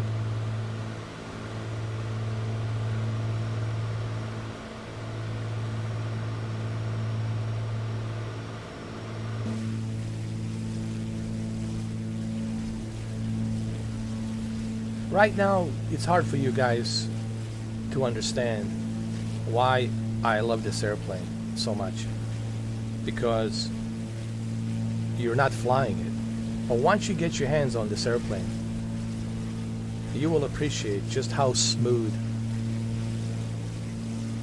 the movements are, how realistic everything is, that you will be amazed. The amount of detail, the amount of work that JustFlight has put into this airplane. You know, I barely talked about that today. I think that's something I should talk about. I appreciate a company like JustFlight that really puts all the effort, passion into this airplane. I will always appreciate a company that has a passion for something. And just so happens that the JustFlight has that passion to bring us the most realistic representation of the Piper Arrow series, like Arrow 3, Turbo Arrow 3 and 4. This is a Arrow 4 currently, because it has a top wing on the tail versus the 3, which is at the bottom. It's a 6-cylinder, 200 horsepower turbo. And you can see the exhaust. It's right here. Here, I'll zoom in. You can see the exhaust. The exhaust is right over here. Look how realistic that exhaust is. You can see it moving. So the attention to detail of this airplane, it's top notch. And I appreciate a company like JustFlight that is putting that hard work and effort to bring you that realism. Now, I'm using a controller, Xbox controller, but even with the Xbox controller, it still feels smooth. It feels realistic. Imagine if you had a honeycomb yoke. Imagine if you had a... Make a wish, guys. Make a wish. There's a rainbow. Make a wish. I already made a wish.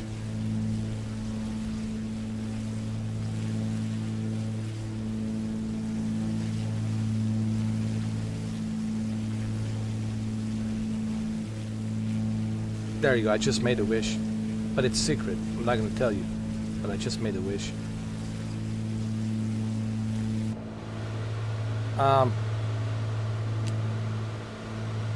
I appreciate the effort that JustFlight puts into these Piper arrows. You know, the engine sound, it's recorded from the original airplane. Everything is scanned, laser scanned, all the instruments, everything is where it needs to be. From the sound to the all the detail on the dashboard. If you were to go to the real Piper Arrow airplane, like a Piper Arrow Turbo 3 or Turbo 4, this is exactly what you would see. And this is exactly the sound that you would hear. So that's the kind of attention to detail that JustFlight has really put into. And that's why I try to emphasize on this airplane, you know. And I appreciate that. You know, I appreciate developers who do that. Same thing with the PMDG. I appreciate their effort on DC6 and the way they replicated realistically that airplane. Same thing here with the JustFlight, you know. And I will support. I don't mind paying $40. That's me showing my support. That's me appreciating someone's work. That's what support means, guys. You appreciating someone's work. Not making excuses and saying, I can't do it. You know? We all can make excuses and say, fuck it, I can't do it. But then you're always going to be that cheapskate, whatever. You're always going to be labeled as cheap because you're always making excuses. I don't make any excuses. If I appreciate someone's work, I will fucking show my fucking appreciation. I'm going to purchase their airplane. I'm going to comment on that. I'm going to support them. I'm going to give them a shout out. I'm going to let them know how much I appreciate. That's how you give support. You can't be half-assed about it, guys. You know, that's not how it works in real life. That's not how it works anywhere. And you're going to find that out soon. You will find that pretty soon. That kind of shit doesn't work. Being cheap won't get you anywhere. Appreciating someone's work, that's what it's all about. That's you being real, showing you support. Anyway, let's get back to the this airplane. This is the hard truth. Well, I don't care if you don't like it, but you got to hear it. So maybe in the future you will remember that. You know. Appreciation goes with support. Otherwise, you're always going to be fake. You're just going to be a fake personality, bullshitter. And people are going to catch up on that, and you're always going to be labeled a bullshitter, fake bullshitter, freeloader. And if you're comfortable with that title, then live with it. You know, but I'm just letting you know how it works in real life. Okay?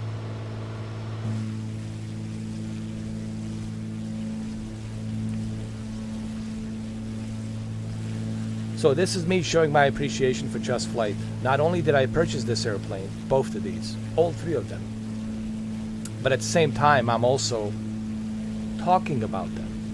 I'm showing the spotlight. I have left a comment, 2 comments of support on their YouTube channel. I even left a link for you guys to check out their YouTube channel. And here I am talking about them. That's how you show support. That's the support. Hopefully you will learn something from this. Or not, doesn't matter to me. But I'm just letting you know that's how things are in real life.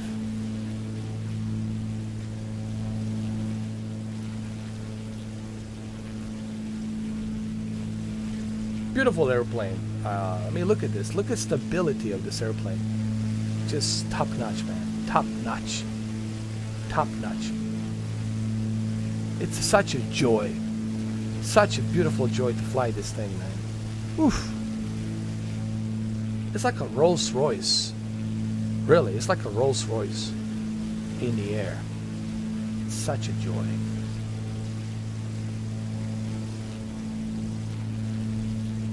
And that's because JustFlight put a lot of effort.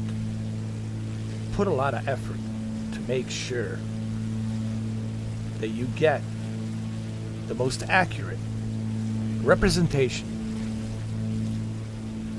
of Piper Aero Series 3, Turbo 3, and 4. And they also got another Piper on the pipeline coming soon. The Warrior 2, which is also Piper, but it's a Warrior 2. It's not an Aero, it's a Warrior 2. Can't wait for that. That's a plane I'm gonna collect as well. Again, me showing my support.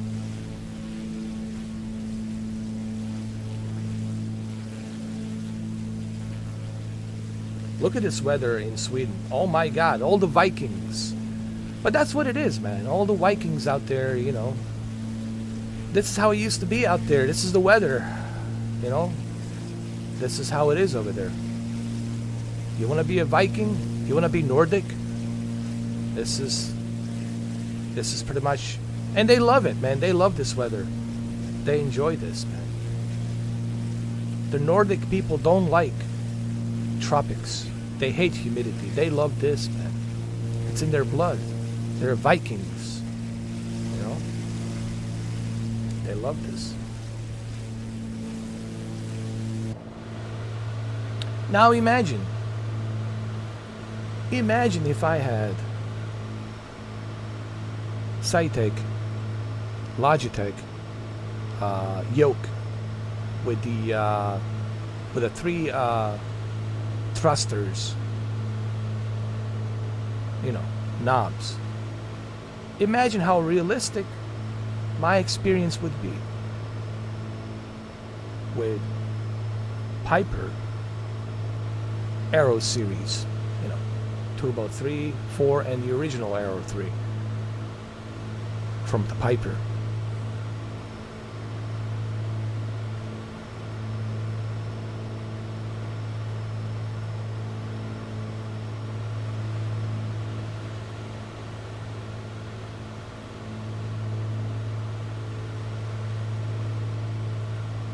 Such a smooth ride.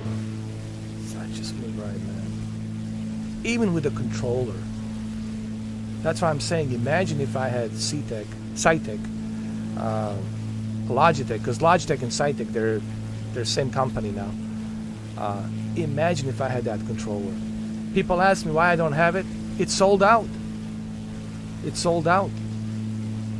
It's sold out everywhere. It's sold out everywhere.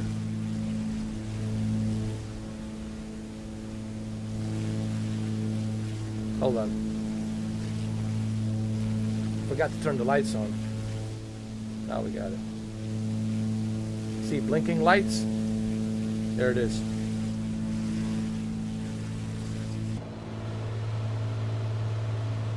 A lot of rain. We're gonna have to go higher altitude, man. There's a lot of rain over here. You know what? Maybe we should remove the live weather because I want to be able to see and appreciate the beauty of Sweden, you know? Let's bring it to just like a few clouds.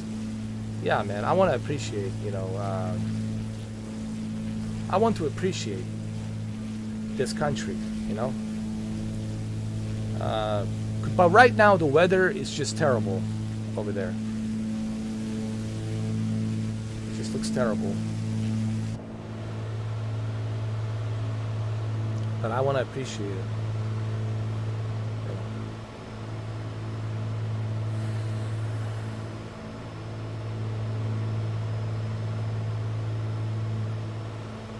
such a joy, this airplane.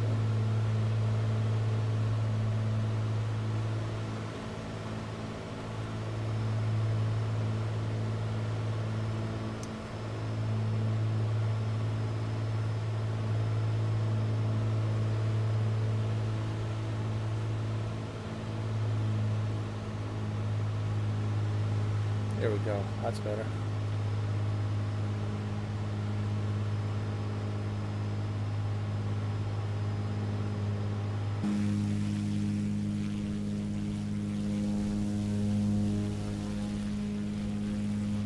Beautiful, beautiful country.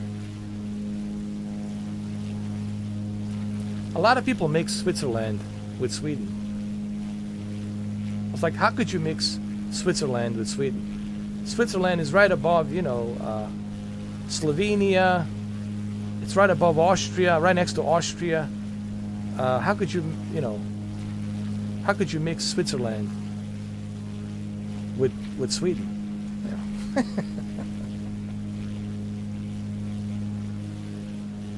But Switzerland is beautiful too. Right?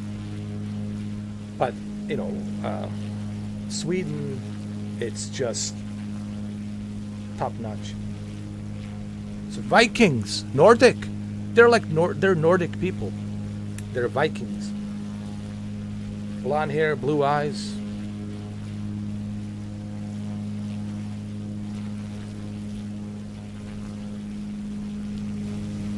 Beautiful. Incredibile. Beautiful.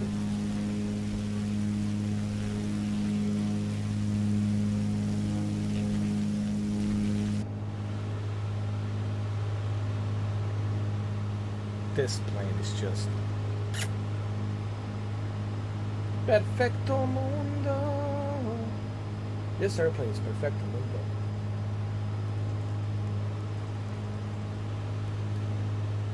Perfecto mundo.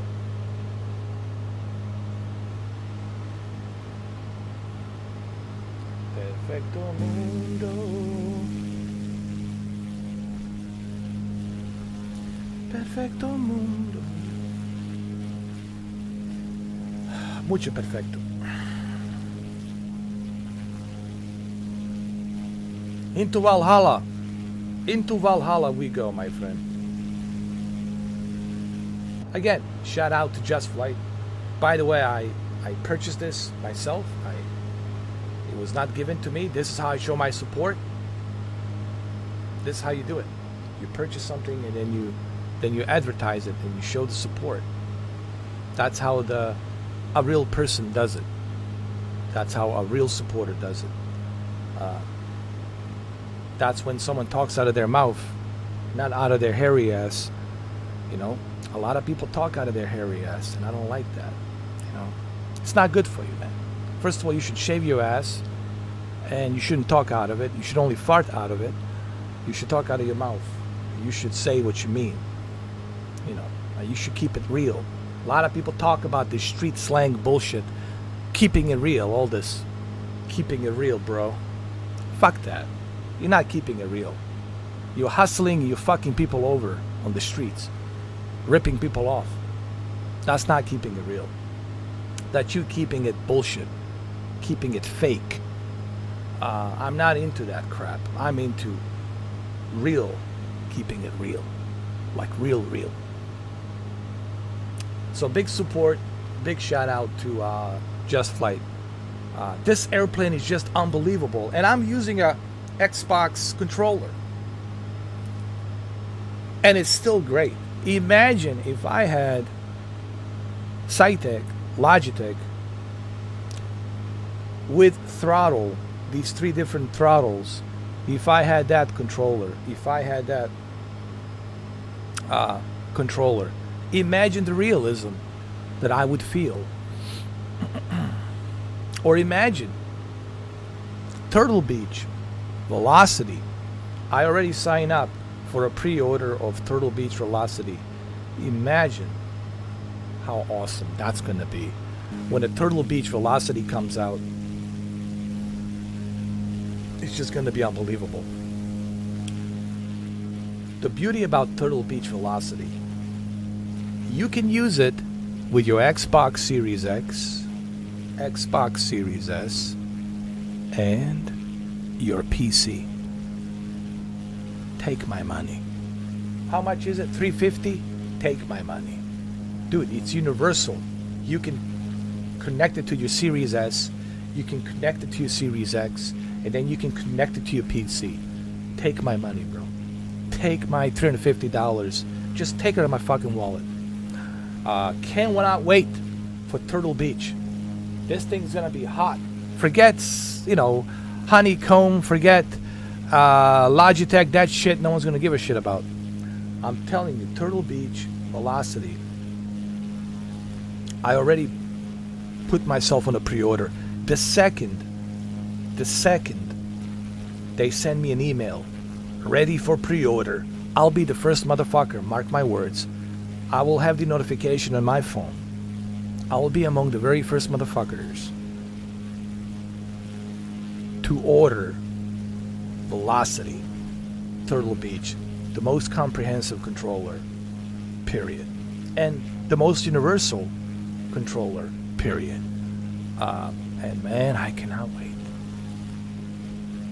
And I suggest you guys do the same thing, because you're gonna have a hard time finding that comprehensive controller. You're gonna have to buy it from StockX. You're gonna have to buy it from some a-hole who wants to resell it to you for $800. Don't end up in that position. Okay? Don't get played. Don't end up in that bullshit position. I'm telling you. The second Turtle Beach contacts me with an email on my phone and tells me it's available for pre-order right now, I am pre-ordering that shit the second they let me know. Take my money. Are you going to remember these words that I just told you? You're going to remember this. Whenever you see this video in the future, you're going to say, holy fuck, this guy was right. Yet again.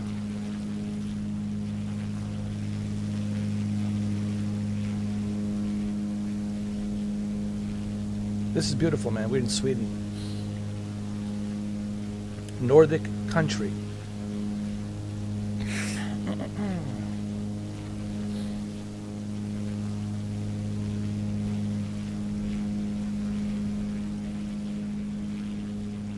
A lot of Vikings here. A lot of Vikings back in the days here, man. Tons of Vikings here.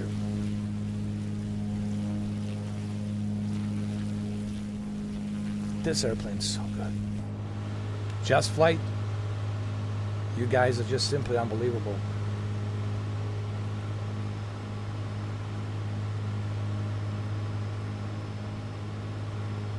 I don't mean to fanboy,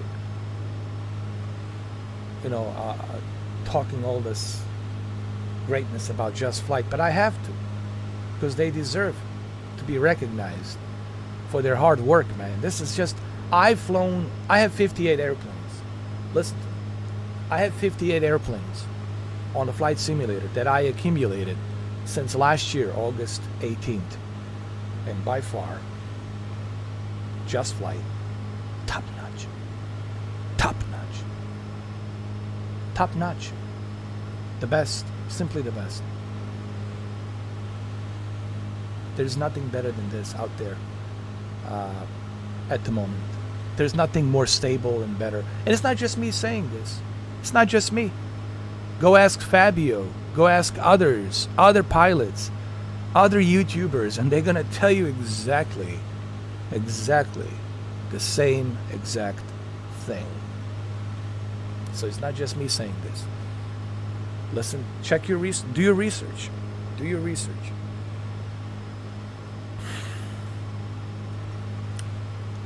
Don't take my word for it.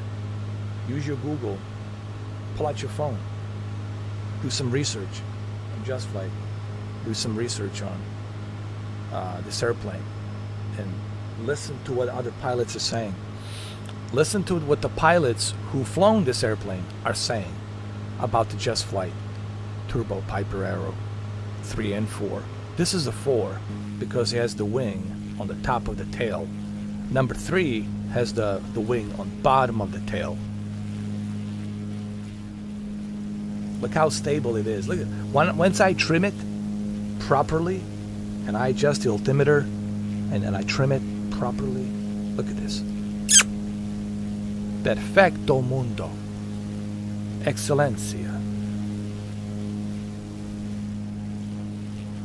Bene, bene. Good, good, good. Wunderbar. Let's say in German. Sie wunderbar. Wonderful.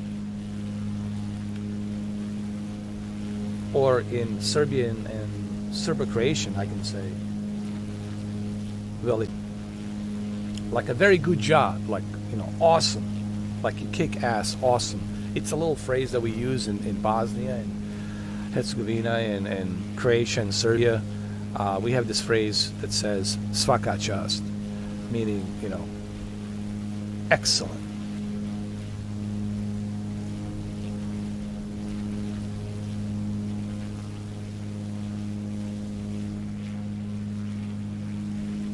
Let's see how far we got.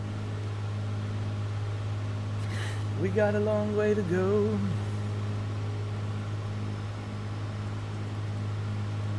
Oh yeah, we got a long way to go. Oh, this is gonna be a long flight. The long flight, but that's okay. No rush, no fuss, no muss. Let's enjoy the beauty.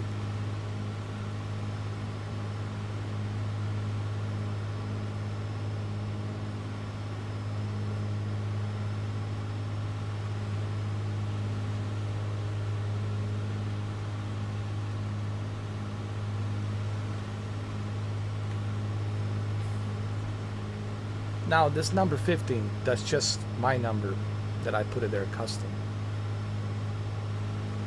See, when you get it trimmed properly in the altitude and your attitude, this is your attitude, and of course your speed.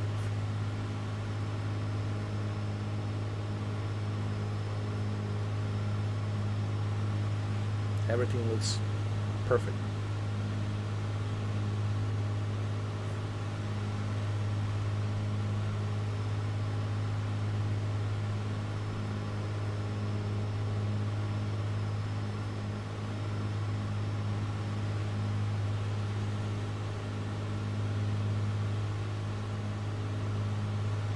A lot of people talk about, a lot of people ask me about this. Why is this blinking, this red light? You see this? Well, I was confused too. I was confused. I didn't know what this was. So I went to one of the YouTubers who has a Twitch channel as well. And he's a pilot and the instructor. He teaches, about the aerodynamics. He's also a pilot and, plus the instructor and the pilot. So who better than the instructor and the pilot to tell you what this is? And I asked him about this, and he said this is basically a beacon that's sending the signal to the rotational antennas on the airport to keep track of where you are, where your airplane is.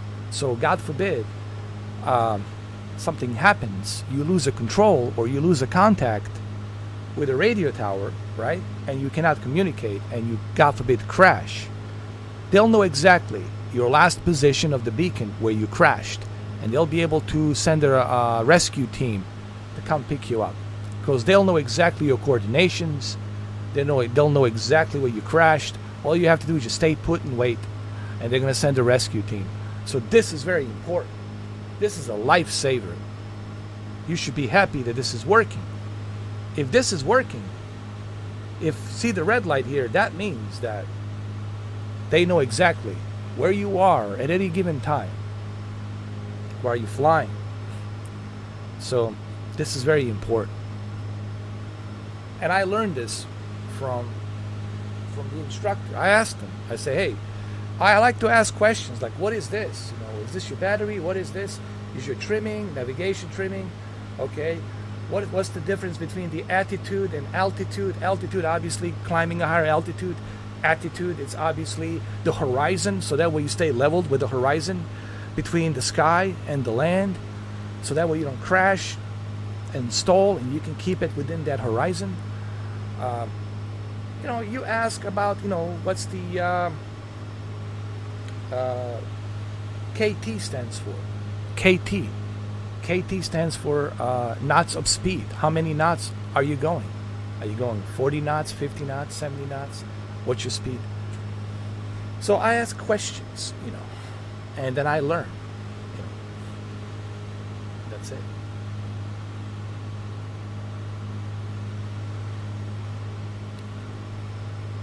That's what you're supposed to do. Again, I'm not a professional certified pilot, nor am I, like someone yesterday said, this channel clearly is not about aviation. It's clearly not about, well, of course it's not. I'm Mr. 4K upscaler. I'm not a certified pilot, nor am I pretending to be a certified pilot. I never said that I'm a certified pilot. Do you see me pulling out my certification telling you I'm a certified FAA certified pilot? I never said that. I simply have a passion and interest for flight simulators. That's it. But I do ask questions of real pilots, and I do ask them, hey, what does this mean? What does this stands for? So I ask questions. Why is this airplane different from that airplane? Why is it turbo? Why does it have 6-cylinder? What's the difference? What's the why does the wing on the Aero 4 has to be on the top instead of the bottom? How the aerodynamic of the airflow flows, and why do they do that? What's the purpose of that? All of these questions I ask about aerodynamics, and I learn. That's it. I'm not sitting here pretending like some kind of a smartass. But yesterday, some people pissed me off. They came into my channel stating, "Oh, this guy clearly is not a real pilot." Of course, I'm not a real pilot. Where the hell did I say that I was a real pilot? Where? Find me that video. No, really, I would like to see that video. Where is that video? Where I said I'm a real pilot.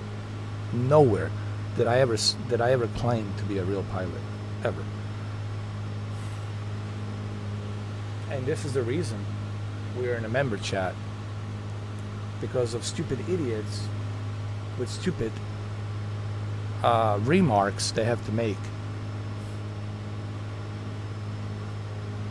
Instead of keeping their mouth shut and not acting stupid, or maybe saying something smart, which they're incapable of doing so. They have to say something stupid. And I hope it's worth it, being a stupid smartass, which works both ways, I guess. Being a smartass also means stupid, and stupid is, well, you're already stupid. Because you got blocked, you're not here, you cannot access here. You can hit that dislike, doesn't matter to me, I still get paid, but you will not have the opportunity to talk to me here. You're going to have to listen to me. Hopefully a good learning lesson, Jonathan, or whatever the fuck is your name that you choose to use next time. Whatever bogus fake email you borrow next time. Guys, I keep it real. Don't compare me to other YouTubers. I am me. I'm a very unique me. There's nobody like me on the YouTube. Just like there's nobody like me on the world that's like me. I'm very unique. I'm not saying this to brag about myself. That's just who I am. Bottom line. I like to joke around. I've done many live streams where I put an entertainment using a Joker voice or Arnold voice or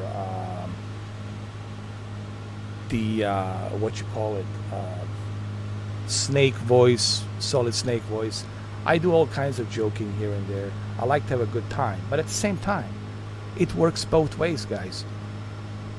One hand washes the other. It's a two-way street, not a fucking one-way street.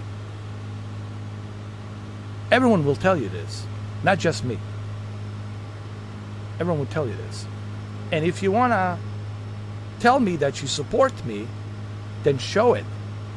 Or don't say anything. There's another thing. I always tell people, don't say anything. Even in real life, I would have people tell me, If there's anything you need, give me a call. Anything you need. And guess what? I hold you to it. And then when the time comes, and I try to give that person a call, oh man, I'm so sorry, man. You know, I'm tangled up here. I got things going on. I really cannot do it, man. I'm so sorry. That's it. The friendship, it's over. Because you just lied to me. You told me anything you need. You give me a fucking call. And then when I fucking call you, oh, I can't do it. Guys, that's why I don't have that many friends anymore. Because they were fake friends. I don't need fake people in my life, man. I would rather live in a cottage, in a little fucking cottage by the lake, cabin, somewhere out there in the forest, than to be surrounded by a bunch of fake fucking people. Or fake friends. I don't need that shit, man. I'm allergic to that. Do you guys got it? Do you capiche? Capito? Got it? I'm not into that. I'm into old school, real motherfuckers. Real deal. The guys who keep it real. Everyone talking about keeping it real, but I don't see it. Who's keeping it real? Where? Where are all you motherfuckers talking about keeping it real? Where are you? Talking is cheap. Anybody can say, keep it real. Yeah, well, let's see it. Show me. Show me the example, keeping it real. Where's your goddamn example, keeping it real? Nowhere. Come on, guys. Then don't talk about it. Don't say anything. If you know you're a loser, if you know you are just a loser and you fake, then just don't say anything. You know who you are. But don't pretend. What I'm saying is this. Don't pretend with me. Don't pretend.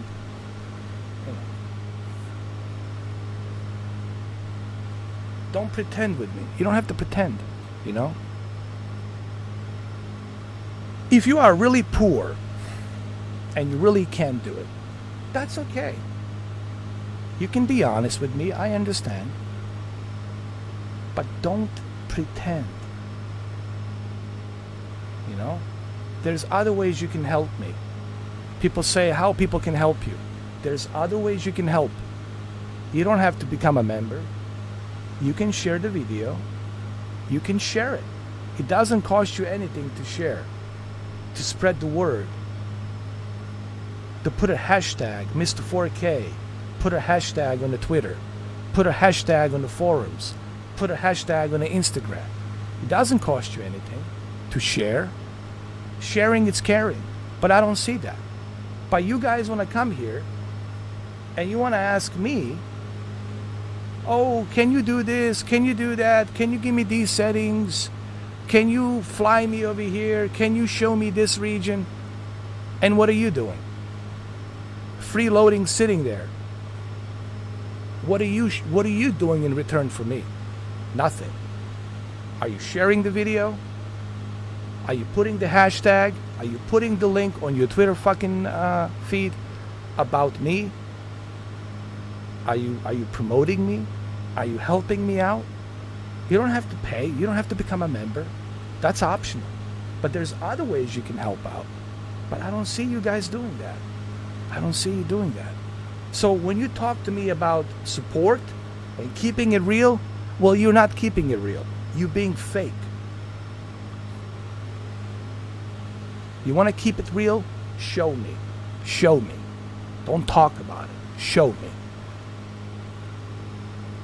That's how you want to show that you are real.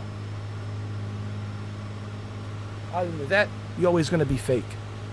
A fake bullshitter, bottom feeder, bullshitting your way out of the fucking everything. And that's what you're always going to be, a bullshitter. And I don't need those kinds of people, man. Not on real life, not here either. Nowhere.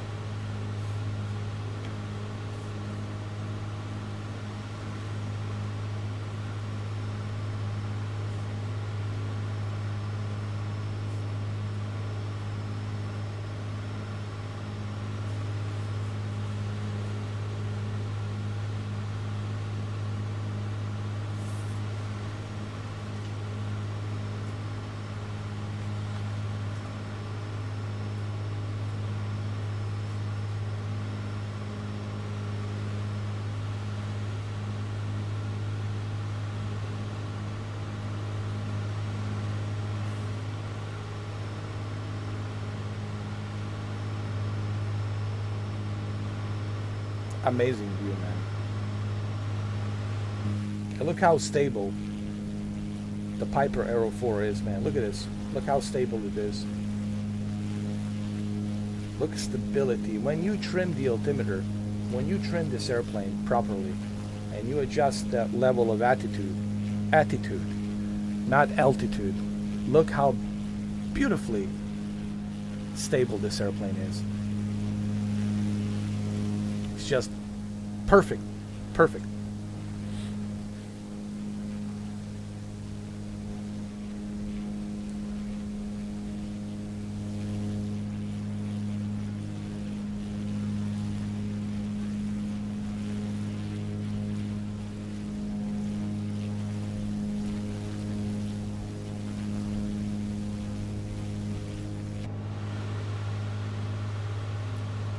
Let's see how far we got. Oh, we got a long way to go. Oh, we got a long way to go, brother. Oh boy. Here, let me show you how long we got to go. Oh Lord, look at this. Woo! This is gonna take probably a couple of hours for us to get here. And another couple of hours to get here.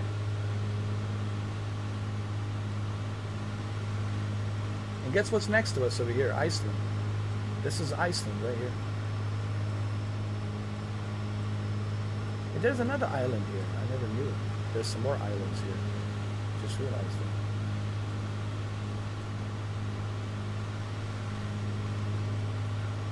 Vikings.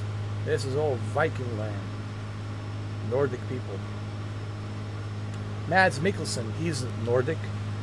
You know, he's a pretty cool actor. And the other guy it's also Nordic. He played in a bunch of movies. True Blood, the big, tall, blonde hair guy with the blue eyes. I forgot his name.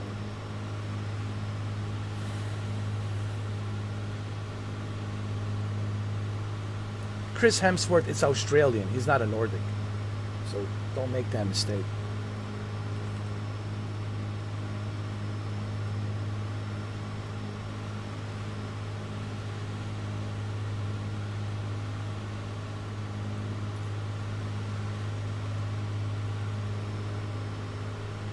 Now we got a little bit of turbulence.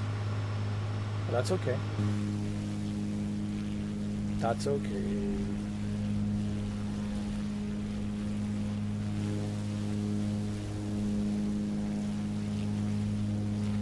A lot of Vikings here. Look at these lakes, you know, traveling with their boats.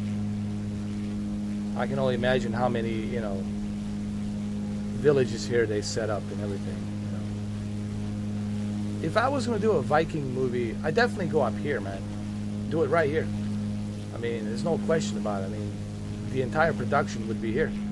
We would have generators and everything and solar panels. We would film the whole thing here. Right here. We would keep it real. There'd be no CGI, none of that bullshit. We would keep it real. You know, that's how you make a movie. Keeping it real. Go to the real locations and keep it real. Again. Yes, it would be a very expensive production for a studio, but studios have money, you know. Universal or Paramount or 20th Century Fox or whoever, Warner Brothers, they could easily afford the production here. That's what I like about Ridley Scott. You know, Ridley Scott, yes, he does build sets, but he goes to the locations. You know, Ridley Scott goes to the real locations on Iceland, on Greenland, even in Sweden. He goes to Jordan and other places, Morocco, and he builds these sets on these real locations. And that's what I like about Ridley Scott and Branko Lustig, which was his producer back then. It's Branko Lustig, but anyway, that's the great thing about Ridley Scott. You know, he likes to make these movies on the real locations.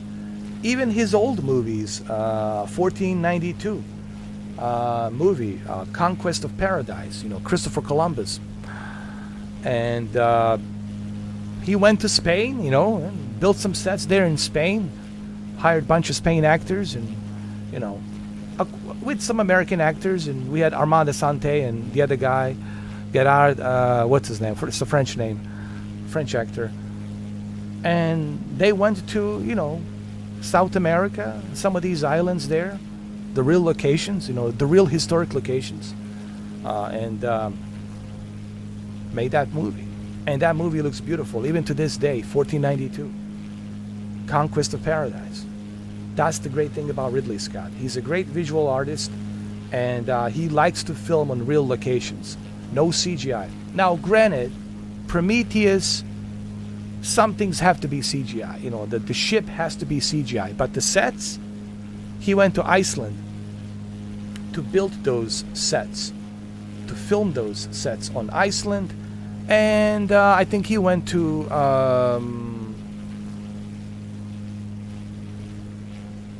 Jordan. He went to Jordan, where he also filmed The Martian. He did some stuff in Jordan, and then he went to the Iceland. But he travels, he goes to these locations, and that's why his movies look so fantastic. They look so strikingly great visually, because he likes to film on these real locations, and it really helps the actors, because they are on location. They're like, oh my God, this is cool. And he builds these huge sets on location, and that's why his movies are so remarkable. Same thing with the Black Hawk Down. He went to Morocco. Obviously, they couldn't go to Mogadishu because of the such a danger that's there. With so many pirates and all kinds of craziness down there. Mogadishu is very dangerous. So obviously, they couldn't go to Mogadishu to film that movie. So they had to go to Morocco. They went to Morocco. And same place where he filmed The Gladiator. He filmed The Gladiator in Morocco, and I believe he filmed some other scenes in northern part of Italy, like the snowy region. But guess what? It looked great, right? Looked great.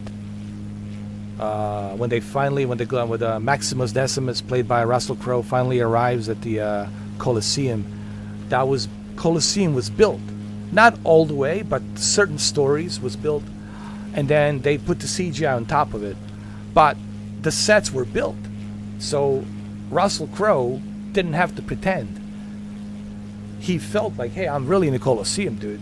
I'm a really gladiator here, and it really helps the actors. It helps the actors to transfer themselves into that role, into that environment, versus CGI. This is why I agree with Steven Dorff, where he said regarding the Black Widow, not everything in Black Widow, obviously, it's filmed CGI. There's some locations in Black Widow, but it's a composite CGI shots. Okay, what is the composite? Composite shots is where you have a certain scene, a car running through, let's say, streets of Paris, and then you have to composite those shots with the CGI. Cars being flipped, explosions, and all that. That's then put into CGI. But it's still CGI.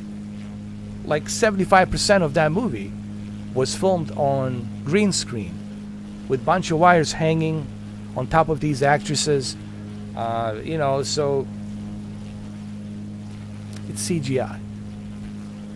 But he was right, when Steven Dorff says, your movie, it's a video game. When you look at Winter Soldier, Winter Soldier sure has some CGI.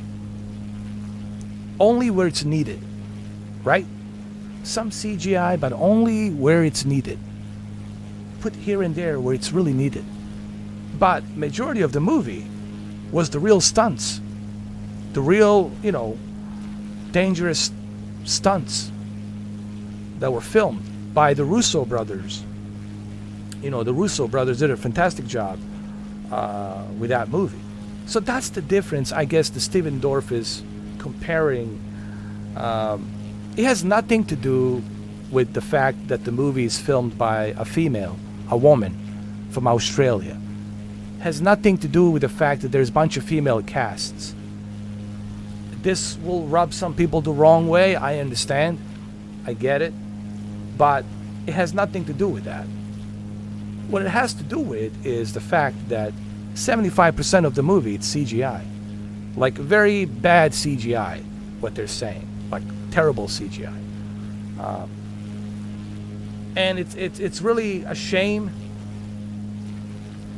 that the president of the Marvel Studios, what's his name, Kevin Feige or whatever, that he doesn't have that enough budget to actually do the real stunts, like flip the cars, explosions, and all that stuff. They can put a composite shots that he couldn't do that. That he could have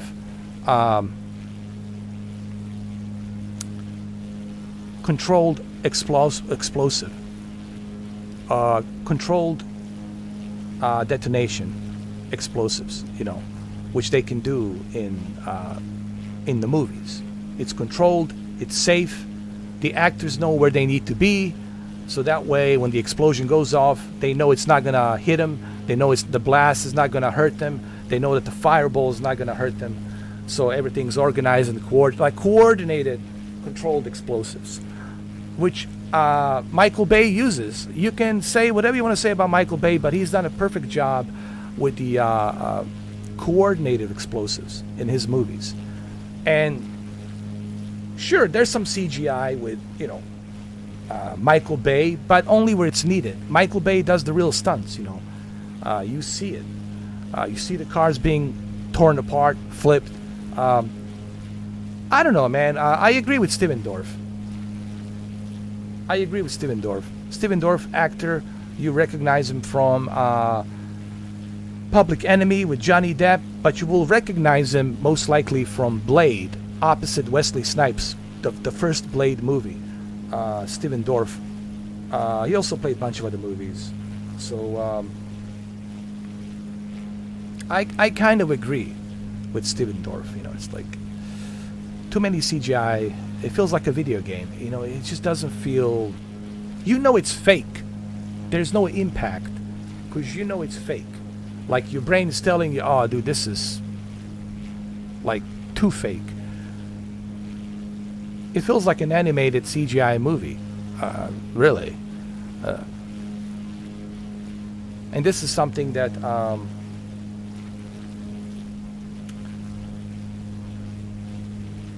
what's his name? The guy who directed Goodfellas and Taxi Driver and Casino. What's the name of the director?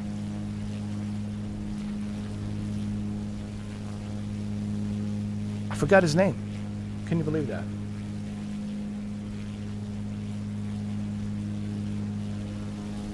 Anyway, he made a statement. My name will come back to me. His name will come back to me. I can't remember his fucking name. Believe that shit. And I know who he is. The guy did Casino, Goodfellas. Fuck, man, so many movies. Taxi Driver.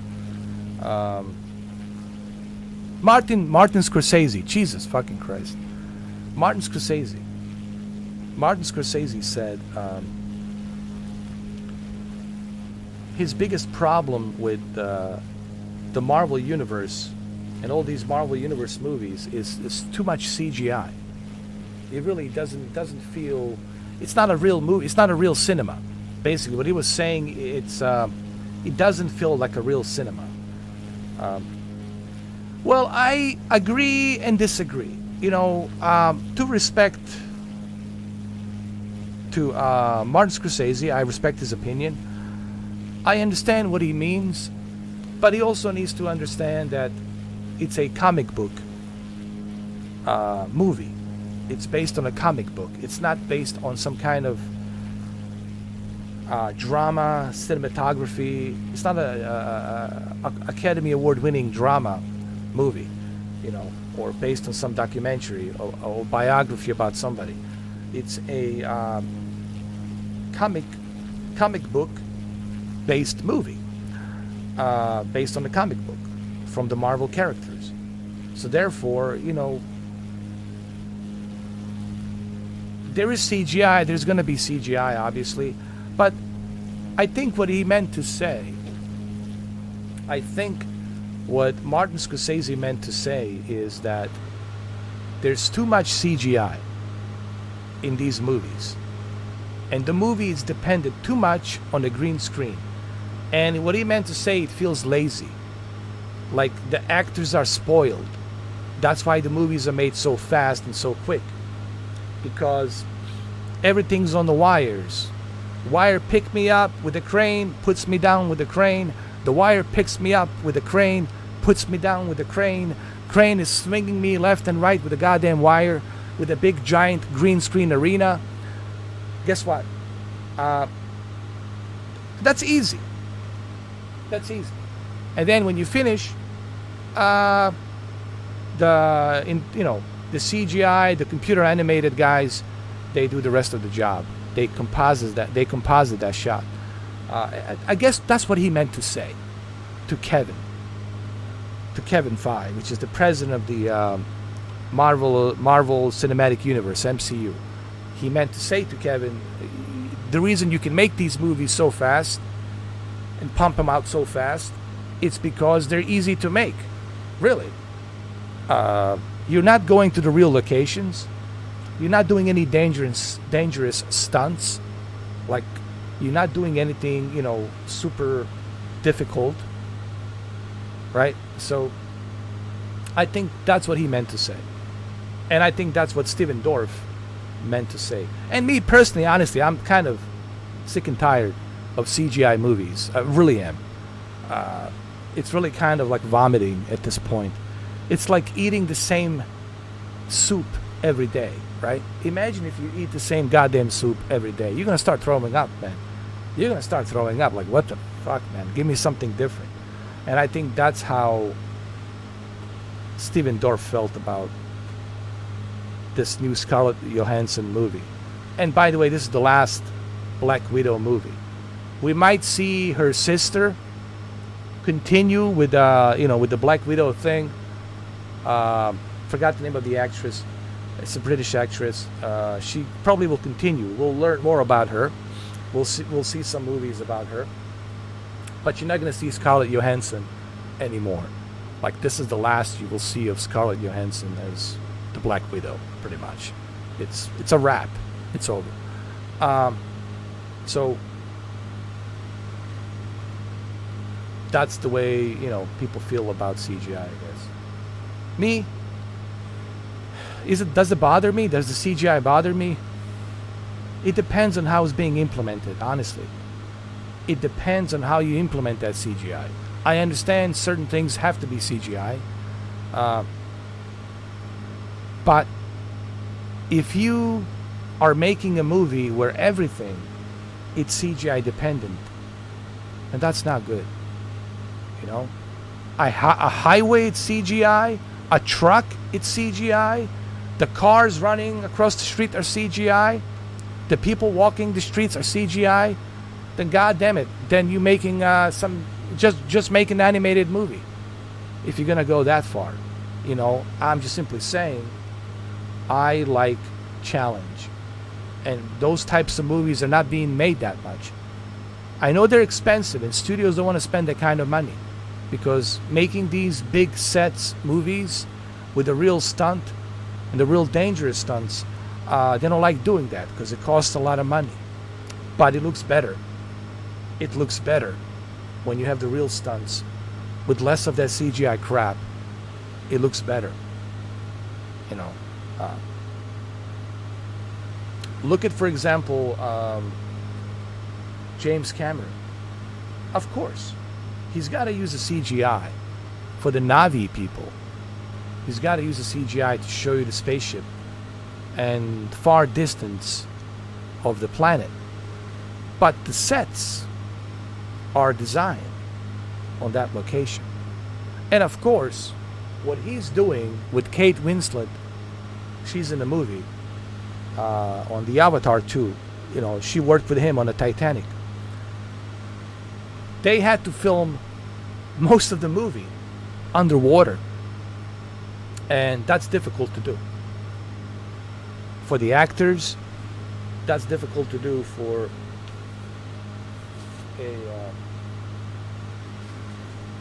cameras and the equipment, because all that water can go inside the equipment, these expensive IMAX cameras. James Cameron was talking about it on National Geographic on the Disney Plus. By the way, the Avatar, you'll be able to see it on Disney Plus, Premier Access, next year. You'll have to pay $30 to see it on Premier Access, or you could go to movie theater to see it on the Dolby 3D. Me, I'm going to go and see it in Dolby 3D. That's the way I'm going to experience that movie. But yes, you could watch it as many times as you want through Disney Plus Premier Access. But let's be honest, majority of people are going to go to Dolby 3D cinema. Hopefully, when the movie is released next year, holiday season next year, hopefully it will push Dolby 3D cinema television. So I hope that the success of 2022 Avatar sequel during a holiday season will bring Dolby 3D cinema. What is the Dolby 3D cinema? Dolby 3D cinema doesn't require any glasses. It won't require any glasses. The 3D, the stereoscopic 3D will be there with a nice curvature screen, and you'll be able to see it. So you won't need any glasses. You'll be able to see that 3D.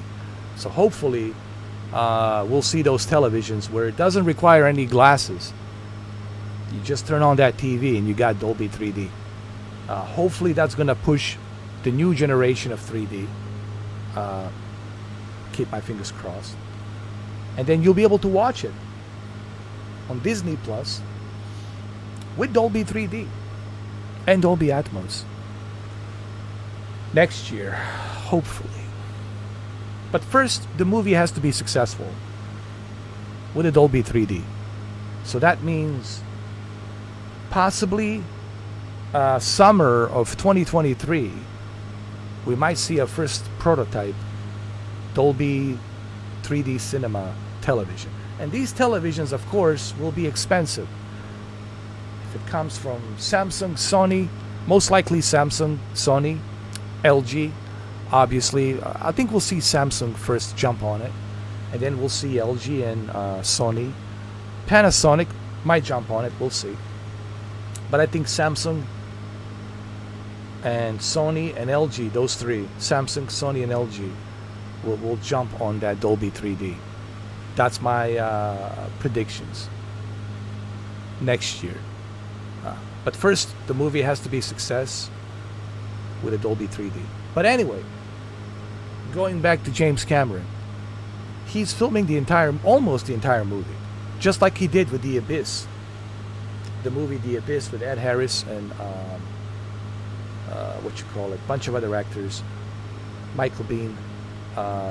It's filming it underwater. However, this is more extreme. Like, there's a lot of scenes underwater, and this is a very difficult to film for actors to keep their breath, to have a guy with a scuba diver guy giving them the oxygen. This is very, very difficult. And according to Jim Cameron, Kate Winslet was able to hold her breath much longer than Tom Cruise underwater. So she's a tough cookie. She truly is the queen of Titanic. Really. And that movie's difficult. See, that's what I'm saying. You can use a CGI. I'm not against CGI. There's certain things you have to use a CGI in a movie. That's understandable. But when the entire movie becomes a green screen CGI, and I think that's what people are complaining, what Jim Cameron is doing, it's a composite with CGI. But there's a lot of dangerous stunts that he's doing underwater, and it's very difficult to do. And also controlled fire on the water, that also is dangerous, you know. And the electricity that's being used, it has to be isolated with all this equipment that's underwater. It's also dangerous because electricity and the water doesn't work together. So there's a lot of dangerous elements on what James Cameron is doing, and has to be safe. That's why it's taking so long for this movie to be made. Of course, there's some stuff filmed on the land, you know, but there's a pretty good amount of movie that's filmed underwater, and I really can't wait to see the final product, man. You know, a lot of people are raving about it. They cannot talk about it. All these actors cannot talk about it, but Jim Cameron is giving us a little teasers here and there, and you know, I appreciate film directors who are willing to push the envelope, and I also appreciate the actors who are willing to challenge them to push the envelope. You know, yes, it's dangerous, yes, but you know, this is going to be historic, right? You're doing something once in a lifetime. You're making a historic movie, something that's going to be remembered for a long, long, long time, and you're going to be part of that. You know. So that's, I guess, I'm not trying to shit on Black Widow, but I understand the argument that Steven Dorff is making. That's what I'm trying to say.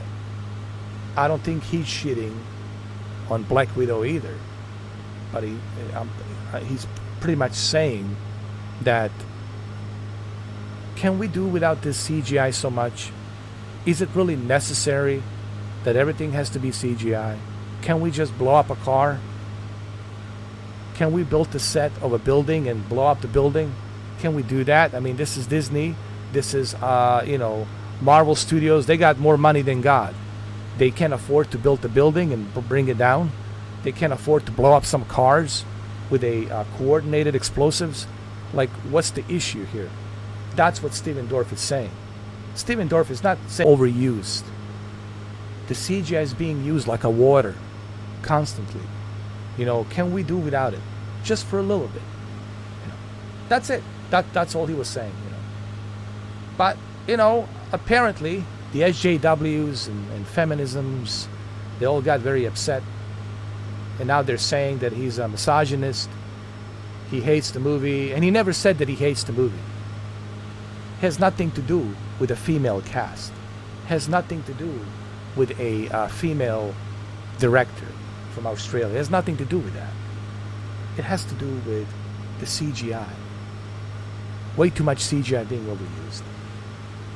That's what he was saying. When he said it's a video game, you're part of a video game movie. That's what he meant. But now they turned him into some kind of misogynist, you know. I'm pretty sure Steven Dorff loves women. I'm pretty sure he does. Has nothing to do with the female cast. It has to do with way too much CGI. Way too much green screen. Way too much wires with the big cranes lifting you up and down, swinging you back and forth like a merry-go-round. That's what it has to do with.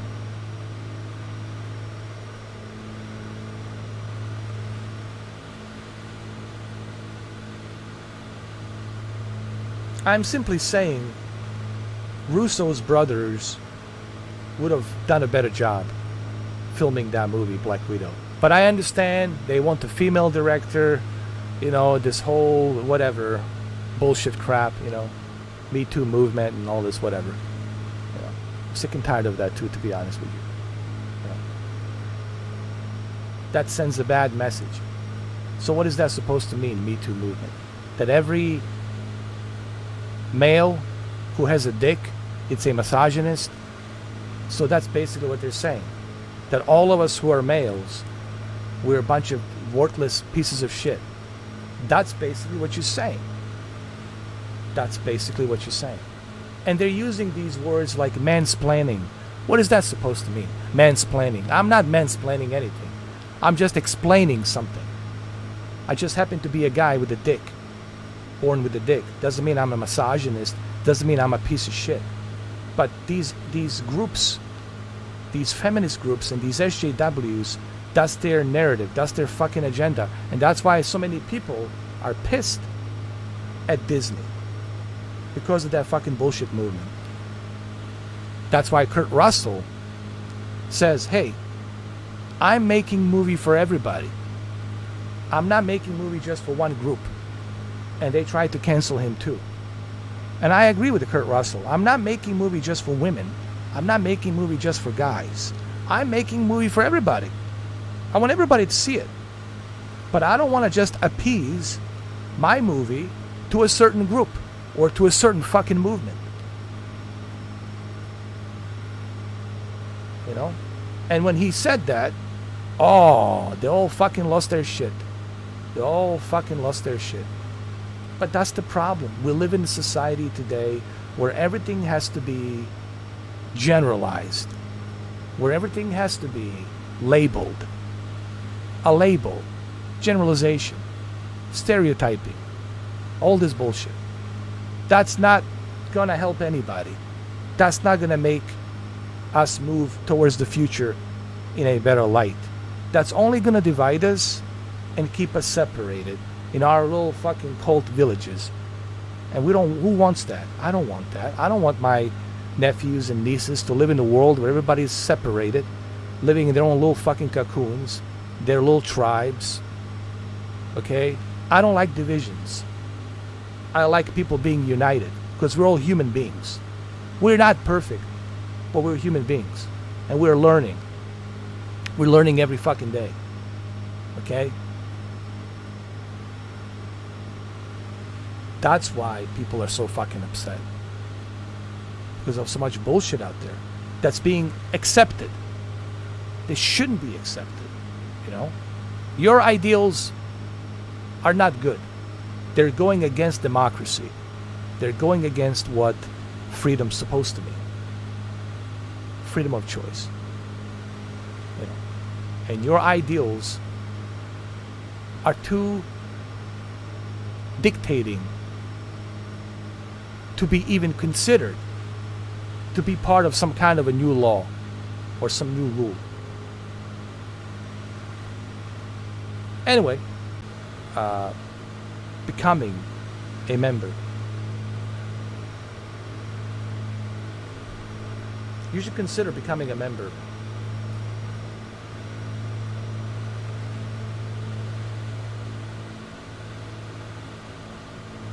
This airplane, JustFlight, I can't say enough about the JustFlight.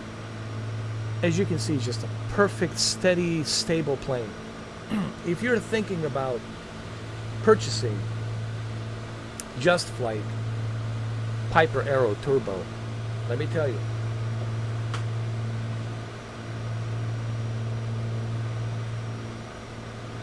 if you're thinking about purchasing Turbo Aero JustFlight, ugh, this is the best.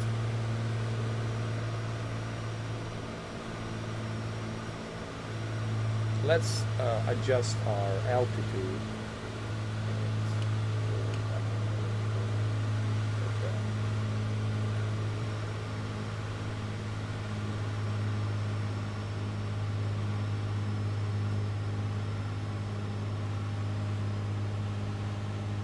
Okay, it's going to come down. See, it's coming down. It's trimming it.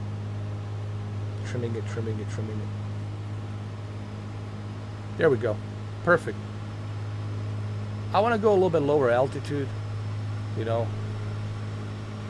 I'm going to also adjust my RPM here.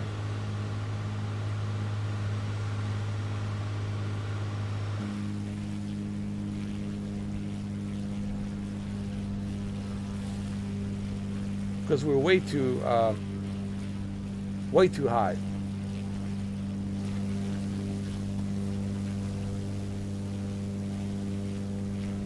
What I meant to say, way too high altitude.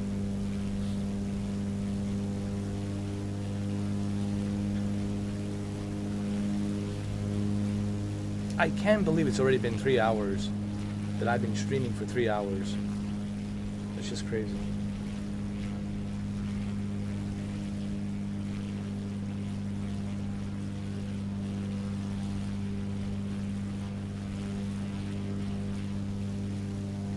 I mean, what can I say about Piper Aero Turbo, man, that I haven't already said? It's a dream come true.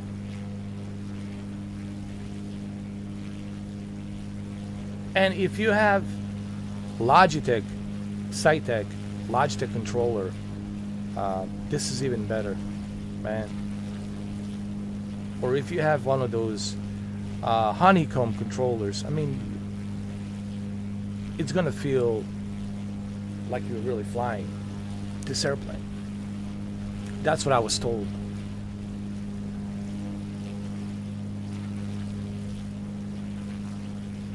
Just keep in mind, this is not going to be available on the Xbox.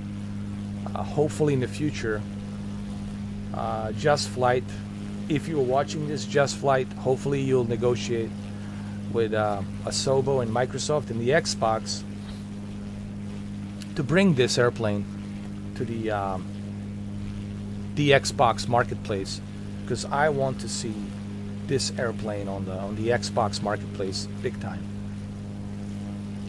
Because trust me, it's going to be worth every penny. And I think it would be great market to put this on the Xbox. The amount of money you guys going to make on the Xbox market, woo! With that Turtle Beach Velocity comprehensive controller with the throttles and the yoke and the instruments and all that, with the little LCD instruments, this airplane is gonna sell like hotcakes. And a lot of people are gonna fly this because it's just gonna feel so real. Right now it's difficult for me to explain how good this feels, because you know it's something you have to try, something you have to fly to understand. Oh, I think I understand what Mr. Forke is talking about.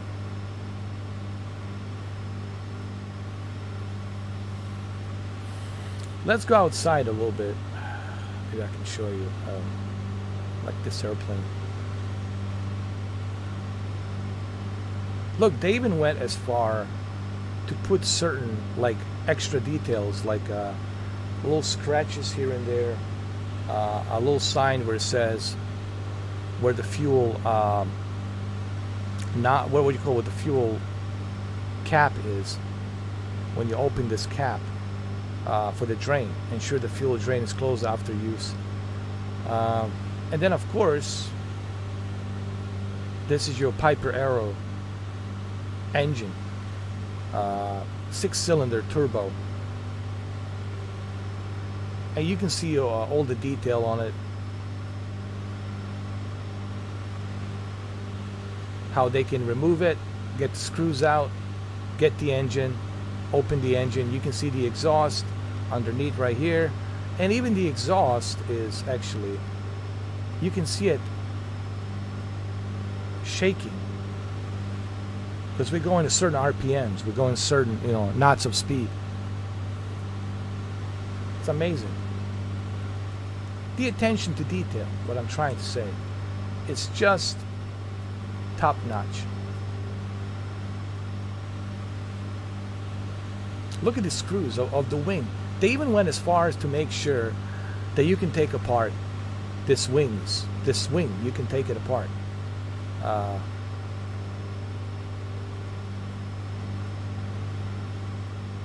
You can see your wheels, where your wheels are resting right here. I mean, the attention to detail is just remarkable on this airplane. Really is, man. And that's where my appreciation comes from. When I support someone, I support them because I appreciate. Look at the reflection, look at this. Because I appreciate their effort.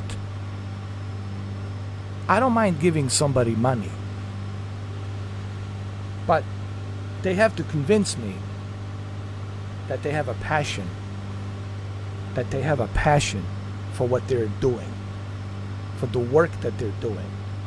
And these guys over here, they're showing me that they have a passion for Piper Arrow series. They're also working on the Warrior 2, which is a different type of Piper. But that shows me that these guys truly have a passion for what they're doing. And I appreciate that. So here's my money, take it. And here's my support. Not only did I buy your aircrafts, but I'm also giving you support. I'm giving you a shout out. I'm letting people know this is why I like the JustFlight.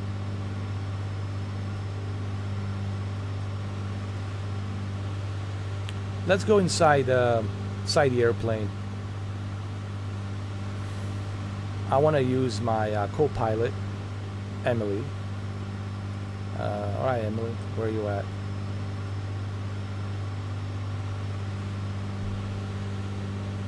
There she is. This comes with every Piper. There she is. There's Emily.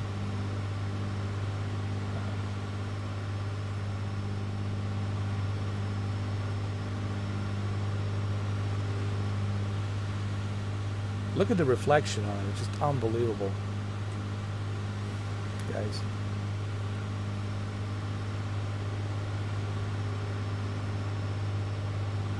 Look at these reflections. It's almost like a ray tracing. Look at that. Look at these reflections, man. Look at that.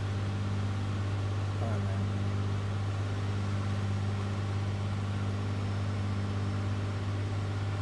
And look at these screws. All of these individual screws. You can, like, for real, you can take out apart this entire airplane.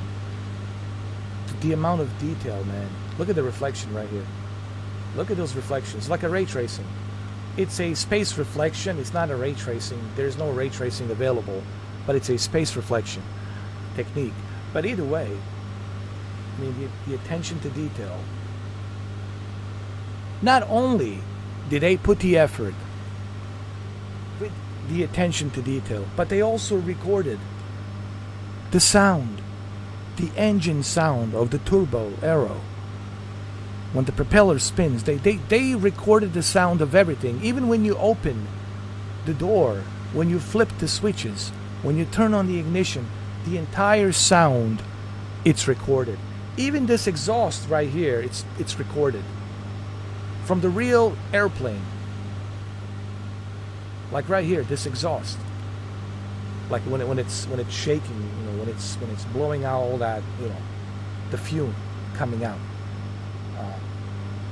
That's the kind of attention to detail that these guys have went through to make sure that we get the best possible, most realistic version of this airplane. So how could I not appreciate that? Of course I have to appreciate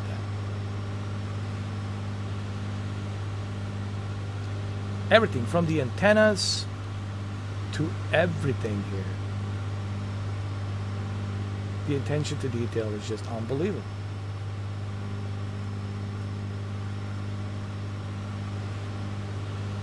This is the, you know, this is where you put your, you know, your gas. Right here. Right here. There's a little, you know, cap. You open it. These are your flaps. Look at these flaps and then the detail on the flaps.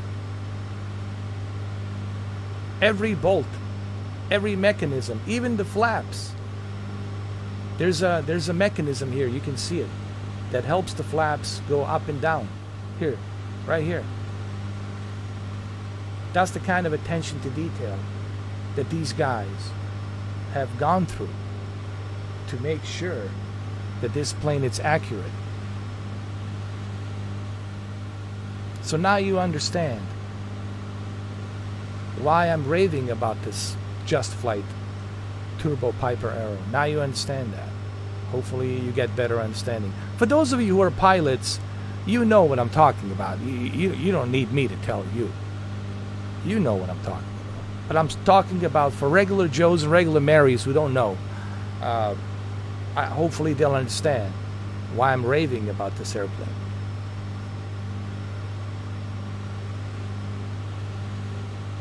And again, just remember, this will not be available on the Xbox. This is only on PC. But hopefully, JustFlight will be able to negotiate with the Xbox and put this on the Xbox store. I hope. I keep my fingers crossed. Hopefully JustFlight will see this video. Hopefully they'll watch this live stream. From my mouth to their ears, hopefully they'll able to make some kind of a deal with the Xbox and include this airplane with Series X and Series S.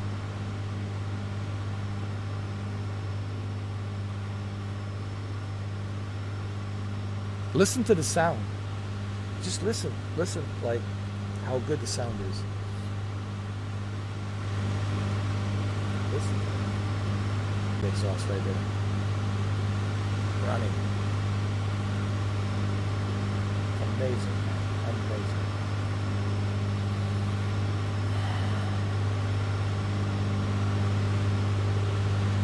And the attention to detail on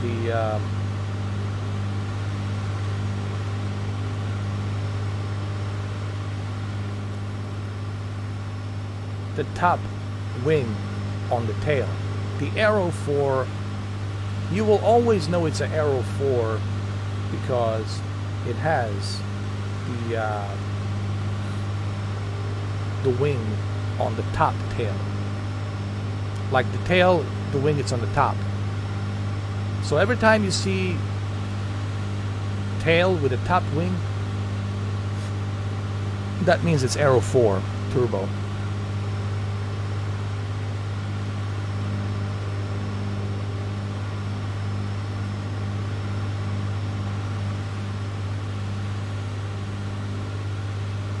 Unbelievable amount of detail.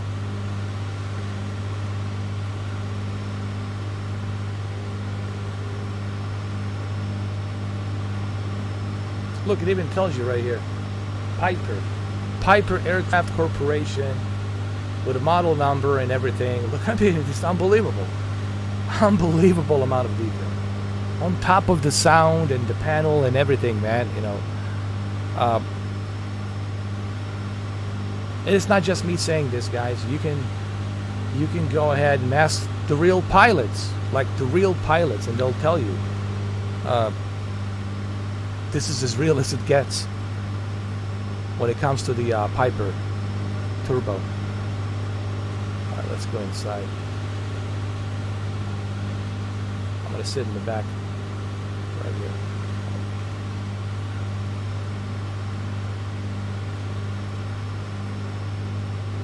I don't know why you guys want to become a member. I really don't understand that. I really don't. Hey, look. Look at this detail, even here. Engage latch before flight. Look at this. And even here, the drapes and everything, you know. It's just the attention to detail. It's just the dirt on the windows and the back over here, the luggage, maximum baggage 200 pounds, no heavy objects on the shelf. I mean, dude.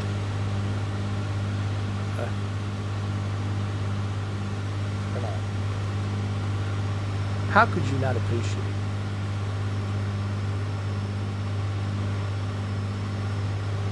Only person that would not appreciate this is the person who doesn't know anything about aviation. It's the person who doesn't know anything about airplanes. But individuals who know a little bit about the airplanes, who are familiar with these airplanes, they will appreciate the hell out of this. Big time. Now look at this detail here. Look at this. The scratches on the window. All these little tiny details, man. Look at the scratches here too. On the window. I mean, it's just all of that. Just, to me, it's perfect. No complaints. Nor should there be any complaints, quite honestly.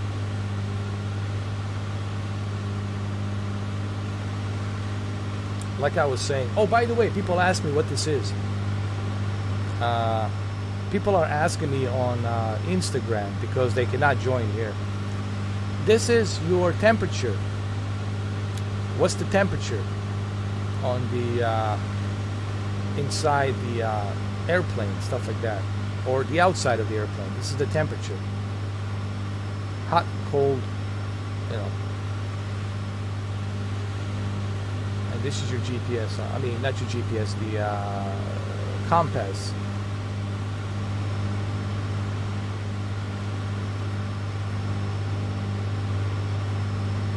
And this is Emily.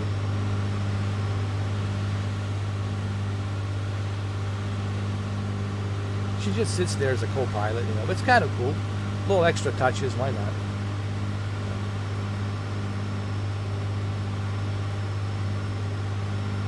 And here you can adjust the timer. It can tell you how long you've been. This is the time, but you can also do a stoppage. You can do a timer, like how long you've been flying. You can start a timer, like so you can see how long the flight it is from your departure to your arrival to that destination. You can see like how long it took, like how many hours it takes to go from this location to that location. So you can look at the time and you can use this. It's accessible. And of course here you got your, you know, blinders. You know, if the sun is too much, you can use these blinders. You know, the sun. You know. So, I mean, everything's accessible. It's just it's perfect.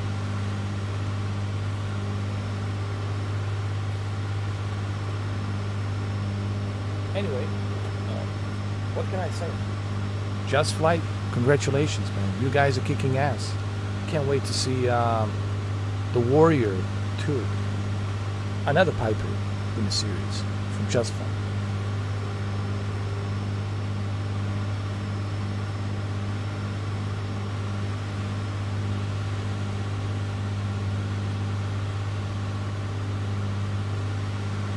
We still got a long way to go.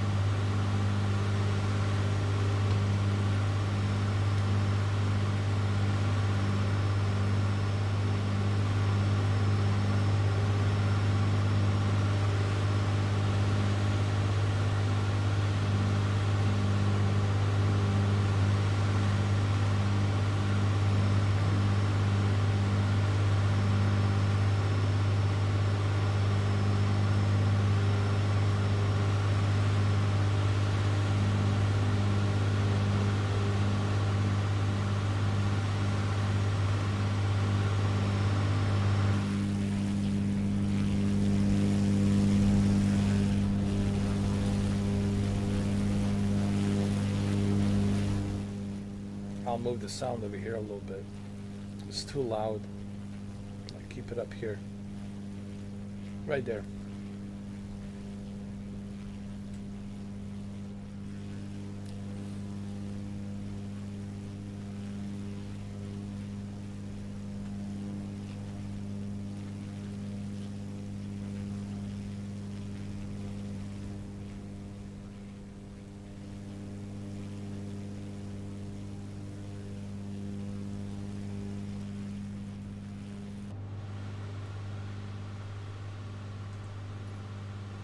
We still got a long way to go. We're almost there. Not that far. Almost there.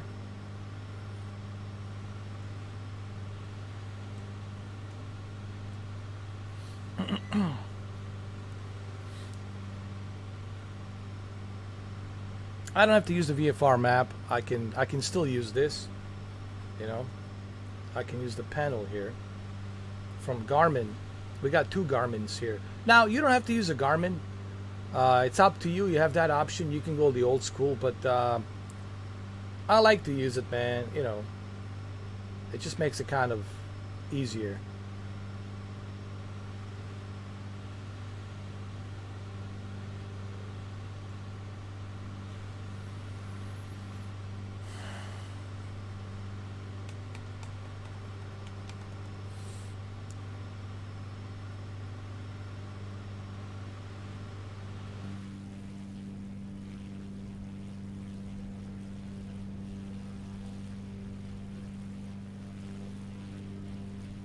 We're going to move a little bit to the right because that's where the airport is going to be. So we're going to adjust just so slightly to the right.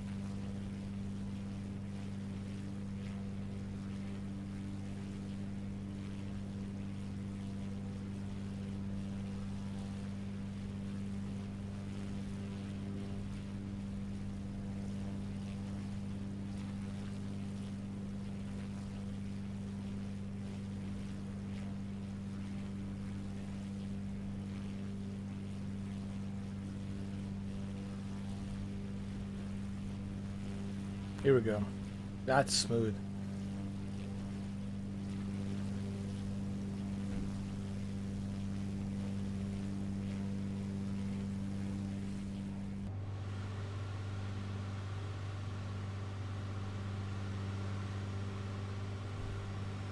I want to stay within that line so that way I can have a nice approach when I decide to land.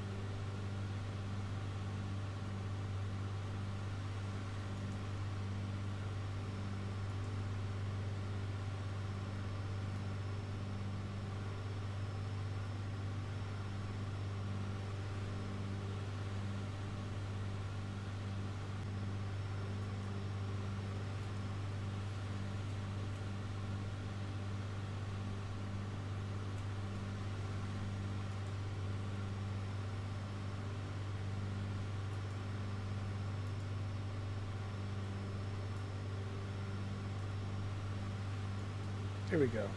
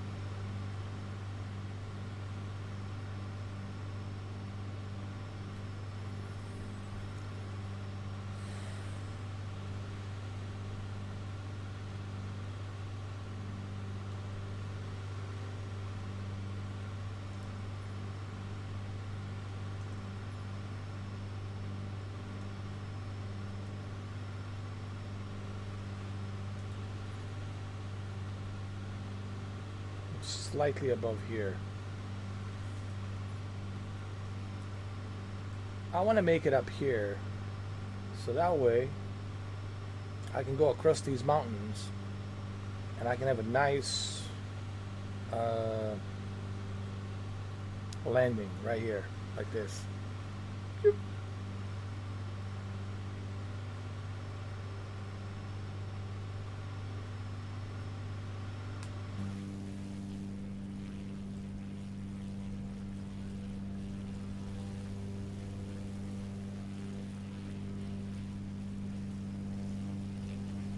There's another guy over here called Gabibati. Some guy flying out there in northern Sweden.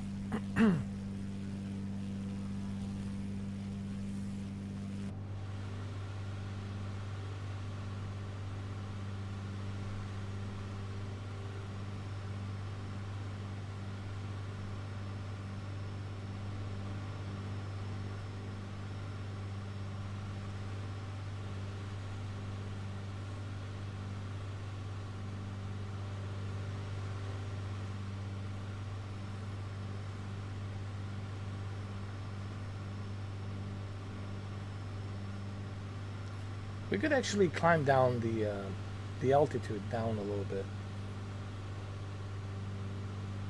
We can do that.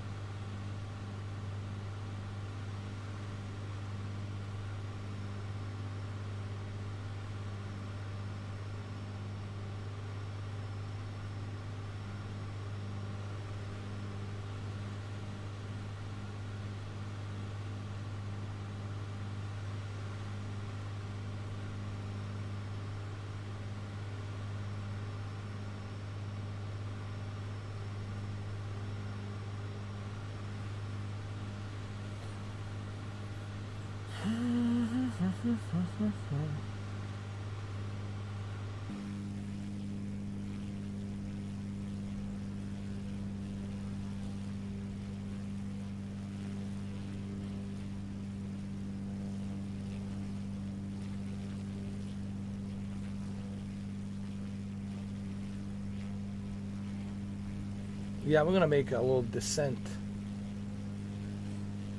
lower the altitude, because we're almost there. We're not that far, you know.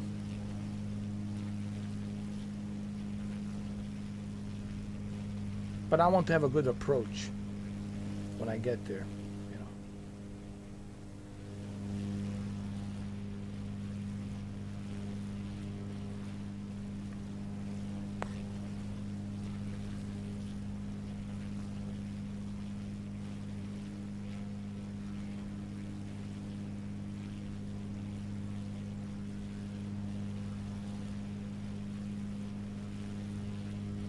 A good approach is everything, and the speed.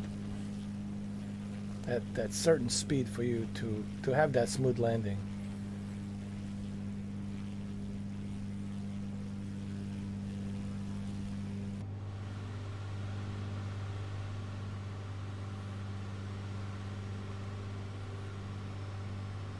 Man, what can I say? This airplane just impresses me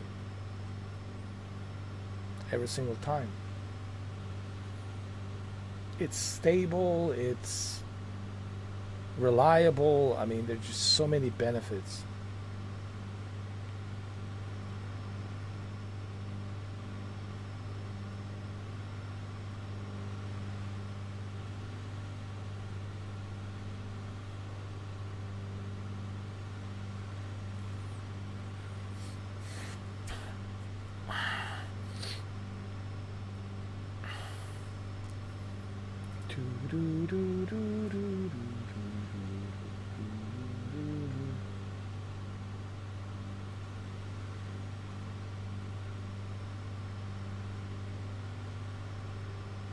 That's going to be perfect.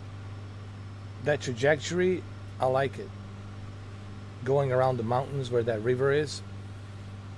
And that river will just take us straight to the airport. It was a perfect idea. Good approach. Just the way I like it.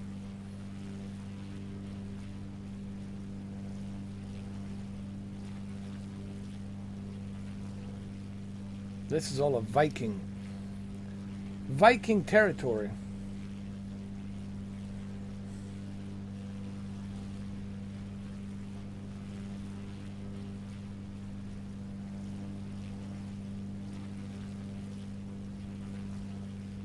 I'll call it a Nordic. I think they did handcraft the Nordic region, but I believe only Denmark. I think Denmark, like Copenhagen, has been handcrafted, which I should check out actually.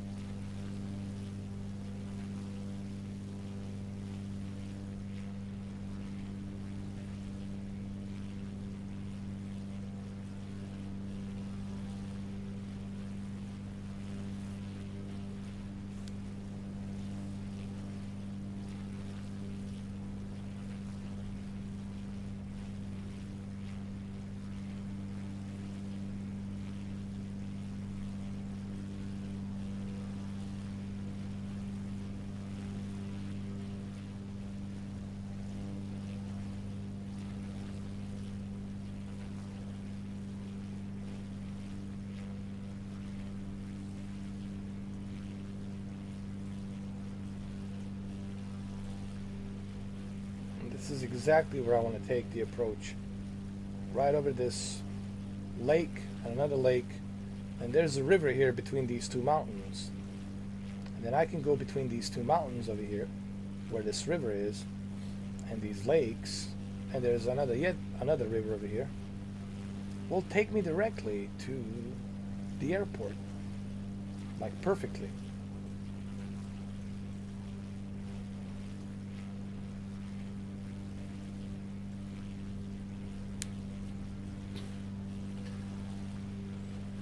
Just the way I imagine it to be.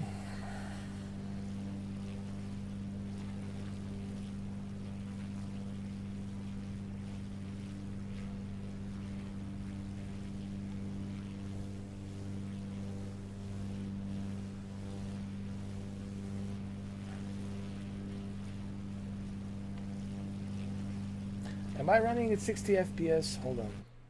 Just want to make sure. We're running at 30 FPS. You know what?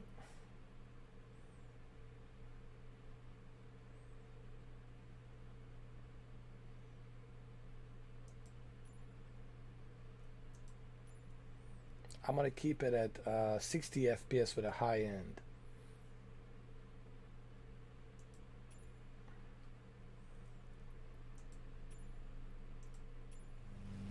That feels better. That feels better. Yeah, feels a bit better.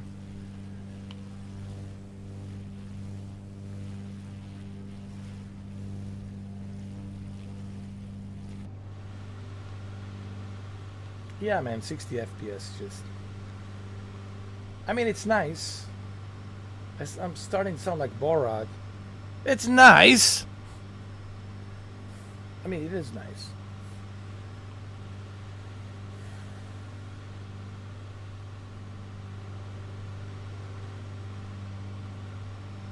Look at that, the scratches on the window. Like these little tiny details, man. That's what I appreciate about a JustFlight. These little tiny details, like you see the little scratches on the window on the left side, stuff like that, man. Excuse me.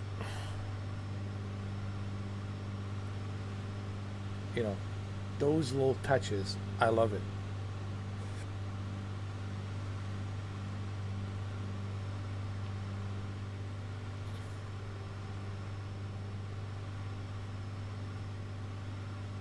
Is the sync, vertical sync turned on? Hold on.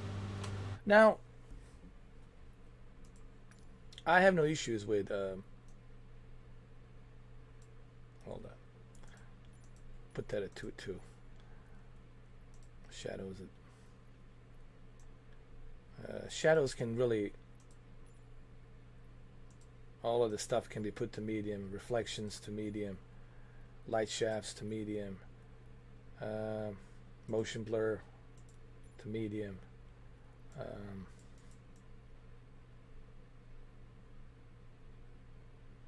Yeah. But is my it's the sync, it's on. Like, why is it? Hold on. It's turned on. And then let's apply and save. I think we should have even better.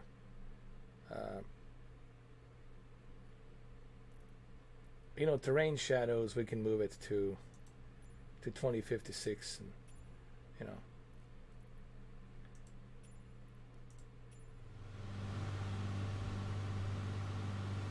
Yeah, this is okay, man. This doesn't bother me. I'm fine with that.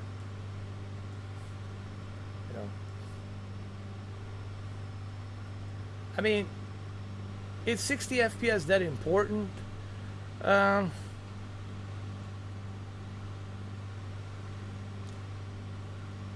For this game, I don't know. Is it really? It's nice to have it. Here's what I'm going to say. 60 FPS is not necessary for a flight simulator. I mean, you'll be okay without it. But it will definitely help with the performance. It will definitely help you getting that accurate landing. It will definitely help you taking off. It's definitely going to help you render the data much better and faster and quicker. It's just, look, man, I'll say it like this. Having higher frame rates on any simulator, it's always going to be better. Having higher frame rates on any software, it's always going to be better. Again, is it necessary? It's not necessary, but hey, if I can run something at 60 FPS or above, sure, I'll take that any day. If I can run any simulator like at 120 FPS, dude, I'll take that. I'll take that any freaking day. You know, so people who say that they don't care if it's a higher frame rate, that's bullshit. Of course you care. Of course you want higher frame rates. That's what makes it more fluid. That's what makes it more realistic. So people who say that they don't care about the higher frame rates, that's a bunch of bullshit. They're just saying that because their PC cannot handle it. But come on, man. Of course, you want higher frame rates. That's a bullshit statement. You're not being honest. I always tell people you're not being honest. When you start telling me you don't give a shit about higher frame rates, that's bullshit. Of course you care. Of course you care. And of course it's a big deal. You know, whether you want to admit it, that's a different story. But of course you care about higher frame rates. Otherwise you wouldn't be going to Digital Foundry, would you now? You wouldn't be subscribed to Digital Foundry. 1.2 million of you guys out there wouldn't be, running to Digital Foundry if it wasn't so fucking important. But it is so fucking important to you. So guys, shut the fuck up. I don't want to hear it. Frame rates are important. Yes, they are. Whenever I can have 60 FPS, I love it. Or if I can have 120 FPS, fucking A, bring it. Doesn't matter if it's needed or not needed.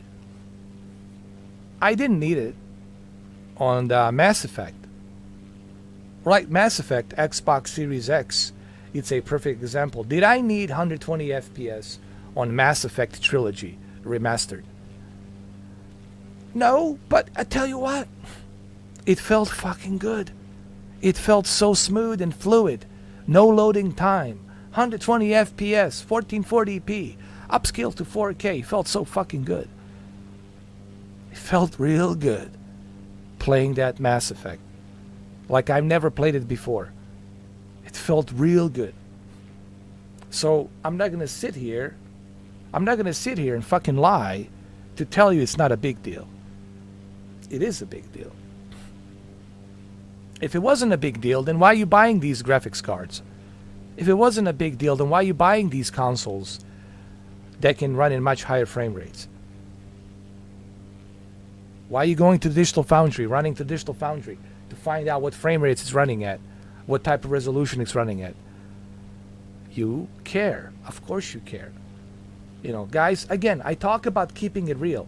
And I'm sad to report a lot of people out there, at least in my community, are bullshitters. And they're not keeping it real. They're just lying to themselves so they can justify their purchase, or so they can justify the PC that they have to whatever ability that they can do. That's the issue. I would never justify to say the 2060 Super is the best graphics card. It's a decent graphics card, but I know the 3080 and 3090 is going to mop the floor with my 2060. I can admit and say that because I'm keeping it fucking real, you know? I'm not going to say that Ford Mustang GT50 can outrun Bugatti Chiron. I would never say that. Not in my wildest dreams. I'd never say that. Even if I had Mustang GT50. Because that's bullshit. We all know that Bugatti would fucking smoke that Mustang GT50 into smithereens. Again, I'm talking about keeping it real, guys. And I hate to report people in my community who are subscribed to me, they're not keeping it real. You guys are justifying your consoles. You guys are justifying your products. That's not keeping it real. Listen, you could be happy with your product, but don't justify it. Don't justify it. Don't say that this is the best thing ever. Don't do that. It might be good for you, and that's fine. Fucking enjoy it. But don't tell the rest of us it's the best thing ever. Of course it's not. There's always something better. And we have to keep it real to say, yeah, there's always something better. This is not the best airplane. There's always better airplanes, more expensive airplanes. That's better than this. But I'm happy with this. But I'm not going to justify to tell you that the Piper Arrow Turbo is the best airplane ever. But it's definitely good for me. I like it. It fits all the needs that I need it for. But I'm not going to justify and say that this is the greatest fucking airplane ever made. Then I wouldn't be keeping it real.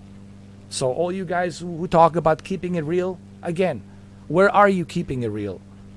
If you're constantly bullshitting and justifying your purchase. You're not keeping it real. You're keeping it justified. That's what you're doing. You're not keeping it real. Sorry that I have to talk to you like this, guys, but this is the truth. The truth hurts, and you don't want to fucking hear it. Well, too fucking bad. But you gotta hear it from me. From the only YouTuber on this godforsaken planet who is willing to tell you the truth. Others will find me a YouTuber who's going to tell you this truth out there on this planet. I would like to please show it to me. Give me a link. Tell me, here's this guy on this continent who's saying the same thing you're saying. I have yet to see it. All I see is a fanboys who are justifying their purchase, right? Like the one guy who I used to know who's blocked, justifying fucking PlayStation 5 like the greatest thing since fucking sliced bread. And it's not the greatest thing since fucking sliced bread. Sure, it has some cool features, but according to him, is the greatest fucking thing since sliced bread, since pyramids were built. Better than pyramids. That's not keeping it real, guys. That's keeping it fanboyism. That's keeping it justified for yourself. So you can sleep at night, and so you can have some reason to wake up in the morning to say, ooh, I can justify the fucking purchase of this product. But it's not the best thing ever. I have PlayStation 5. I have 2 of them. Not to brag about it, but I got 2 of them. Is it the best thing ever? No. Does it have some cool features? Yes. Do I like it? I do. But is it perfect? No. Is it the best thing ever? No. Am I going to justify it? No. Is the Xbox Series X the best thing ever? No. Do I like it? Yes. Why do I like it? It fits some of my needs. What about the Series S? Is the Series S the best fucking thing ever? No. Is it perfect? No. Do I like it? Yes. Why do we like it? It fits some of my fucking needs. But I'm not going to justify it. Like everybody else on YouTube. Justifying. Constantly just justifying everything. I don't do that shit, man. That's keeping it real. You guys are not doing that. You guys are not doing that. You're not keeping it real. I go to these other YouTube channels. I go to these fucking forums. It's pathetic. The way you guys justifying and stroking your dicks. My dick's bigger than yours. Mine's better than yours. Justification constantly. Just justifying. Constantly have to justify everything. So you're not keeping it real. I'm keeping it real. That's who's keeping it real. The guy who owns everything, that's who's keeping it real. And I'm not justifying anything. That's keeping it real. You know. But anyway, I digress. In this, society of fucking justification and flag holdings and fanboyism, I fucking digress. So I don't want to hear it. People telling me they're keeping it real. You're not keeping it real, dude.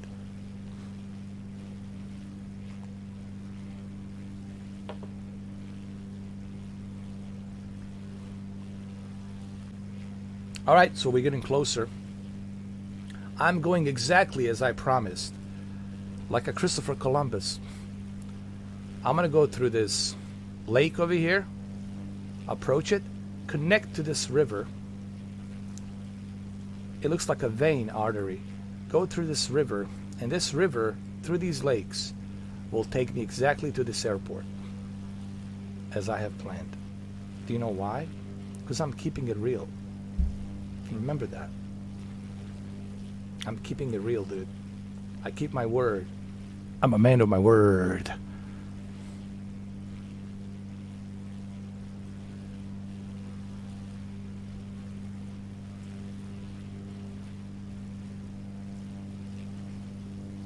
So 60 FPS, yeah.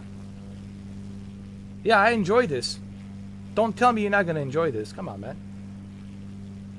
Come on, man. Don't say that. Just because your computer cannot handle it. That's a different story.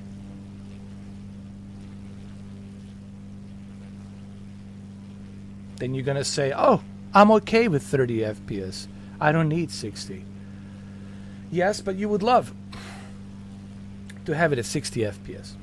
But you're not going to admit to say that you would love to have it at 60 FPS because you don't want to keep it real.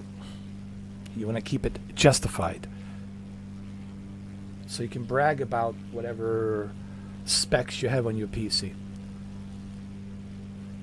Jesus Christ.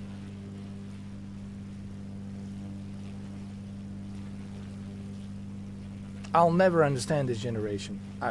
For the life of me. Let this be for the record. Let this be known for the record on this live stream, which is being recorded. For the life of me, I'll never fucking understand this phenomenon of this generation. Ever. I think I'm gonna take it to the grave. I'll never fucking understand it. I don't think even aliens from another planet will fucking understand what the fuck is going on here with these motherfuckers. Like a chickens without a head. But that's just me. That's just me. Alright, let's continue. There's that lake. You can see it. Right there. And that's going to connect us to that river. And that river will take us between those two mountains to that airport. Why? Because I'm keeping it real. I'm keeping it real.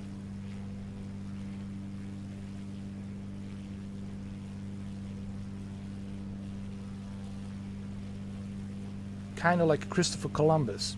He kept it real. He told everybody, the Queen of Spain, I'm going to keep it real. I'm going to find a new world. I'm going to go out to the west where the sun sets, where people are afraid to go. I'm going to go right there. And I'm going to find a new world. And guess what? He did.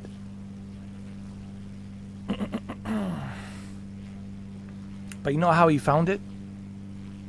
You know how he found it? He kept it real. He kept it real.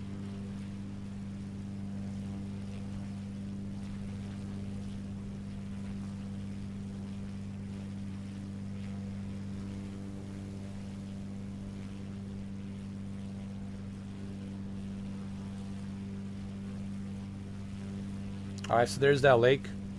You clearly can see it. And from that lake, there'll be two mountains. And on those two mountains, we're going to have to go in between those two mountains. We have to go through that river. Most likely, we're going to descend a little bit. Descend a little bit.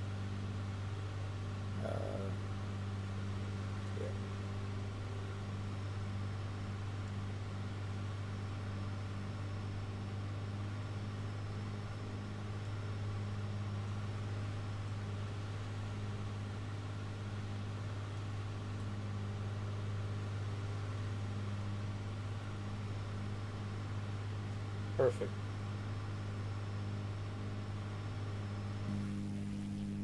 There we go. That's exactly what I wanted, just to trim it down a little bit.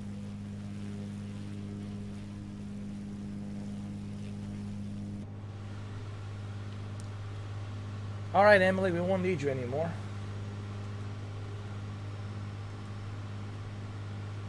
It's okay, Emily.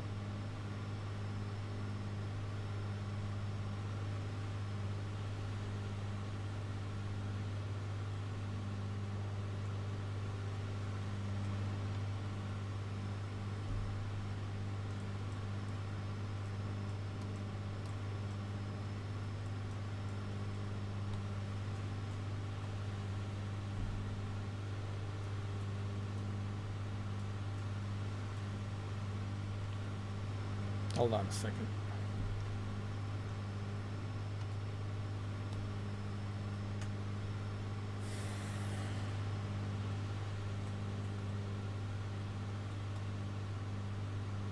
Here we go.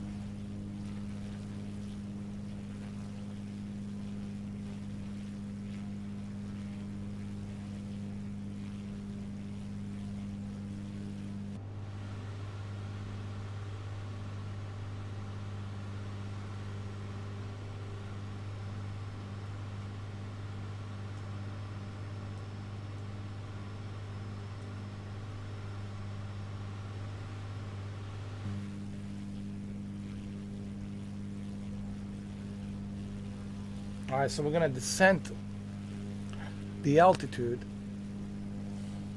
get a little bit closer, because we're almost there, man. We're like, as soon as we pass those two mountains in between where the river is, that river will take us directly to the airport. And then I'll be able to descend even more, lower the speed, get the flaps, turn the flaps and turn them on. And with the flaps on, down, meaning the flaps will go down, then I'll have that even more reduced speed and I'll be able to safely land on my location.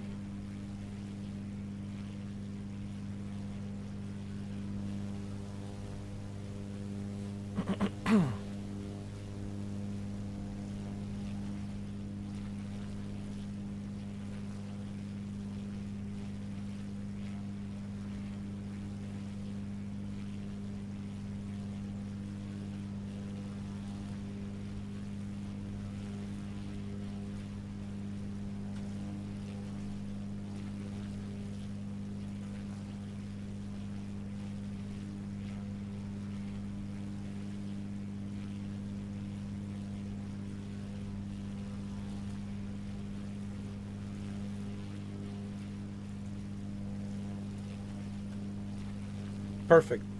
Just the way I planned it. The flight plan is going exactly as I imagined it to be. Which is perfecto mundo.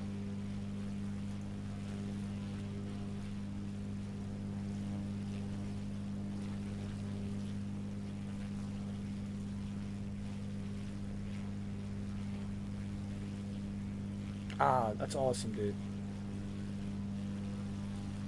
I just saw something. No, it was a good review, man. Thank you. Thank you, Q8 pilot. Q8 pilot, man. I just saw his video. He did a review on Pipe Arrow Turbo, and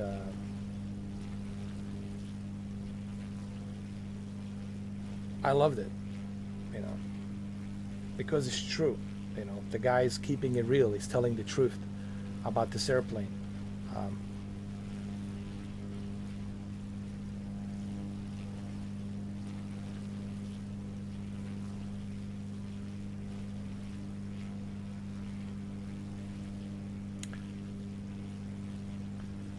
And those of you who are flight simulators, man, you will appreciate this. I know that my channel is not a flight simulator channel, so the algorithm is not putting it out there where the pilots are. You know, people, that's the thing about the Google, their algorithm, it's all fucked up. I don't know where my algorithm is. Probably like the assholes algorithm line, you know, when a bunch of douchebags are. Bottom feeders, lowlifes, you know, that's where my fucking algorithm's going. It's like a magnet for the lowlifes and bottom fucking feeders. And I have no problem calling you that, because that's what you are. Because if you give a shit about what I do here, then let's see it. I have no problem calling you what you are. Because if you're not, prove it. Prove it that you're fucking not. Prove it that you fucking support what I do, instead of just coming here, barking fucking orders, like some bottom feeder lowlife. I have no problem calling you that. This Bosnian here has no fucking issues putting that fucking label on you, because it's exactly what the fuck you are. You know? I don't give a shit about my YouTube channel and this and that, but I'm gonna call you exactly what you are. If you want to prove to me that you're not that you're something different, then show your fucking appreciation, instead of barking orders like a bottom feeder, lowlife, freeloader. That's the way I roll.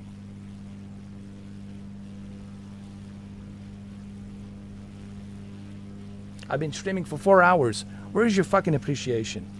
Where? Where?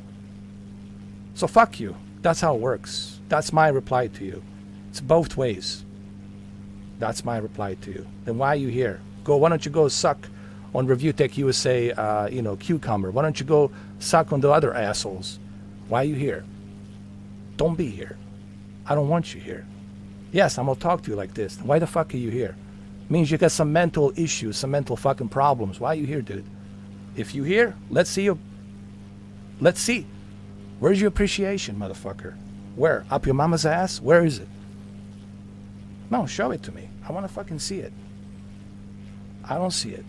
So that's how I'm going to reply to you. It works both ways. I think as much about you guys as you think about me. When you show some fucking respect and some appreciation, I will give it back. Till that day. Till that fucking day comes. Then you'll get my appreciation. Then you're going to get my fucking respect. Till you show me you exactly what you are. And you know that's what you are. So I'm going to keep that label for you. You want to disprove me that you're not what I said you are? Well, prove it. Prove it. Let's go. Become a member. Show you appreciation. Let's fucking see it. Instead of just coming here barking fucking orders for free. Take me, show me this, show me that. What settings can I use for this? Ask Vincent fucking Tio to show you the settings for free. Ask Review Tech USA to talk to you for free. Ask Richard for Digital fucking Foundry to talk to you for fucking free. No one's gonna do it. So why should I be different? Especially if you don't fucking appreciate what I'm doing here. Why the fuck should I be nice? No, I'm not gonna be fucking nice. I'm gonna be the biggest fucking asshole. Yes, you're not gonna like me, but I'm gonna be your biggest fucking asshole. Just what you created. I'm exactly what the community has created me to be. Your biggest fucking asshole. Enjoy it. Enjoy it. Or I can change. If community shows me some fucking respect, maybe I can change. Maybe I'm not gonna be this asshole. So it's up to you. You decide.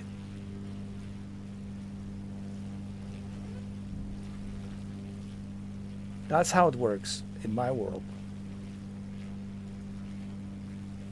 Yeah, all why are you here? Like, look at this, 9 of you here. Why are you here? Go, go. I wish I could block you, dude. Right now. All 9 of you. Why the fuck are you here? I don't like you. All 9 of you here, I don't fucking like you. I think you're a bunch of twats. Bunch of pussies. Bunch of freeloaders. Bunch of lowlifes, bottom fucking feeders. I don't like you. Get the fuck out of here. You're not welcomed here. Go suck somebody else. You're not welcomed here. Yeah. Why are you still here? All 9 of you. What the fuck are you doing here? I think you lost your gold teeth somewhere. I think you dropped it in the toilet. Why don't you go? Get the fuck out of here, dude. I don't like you.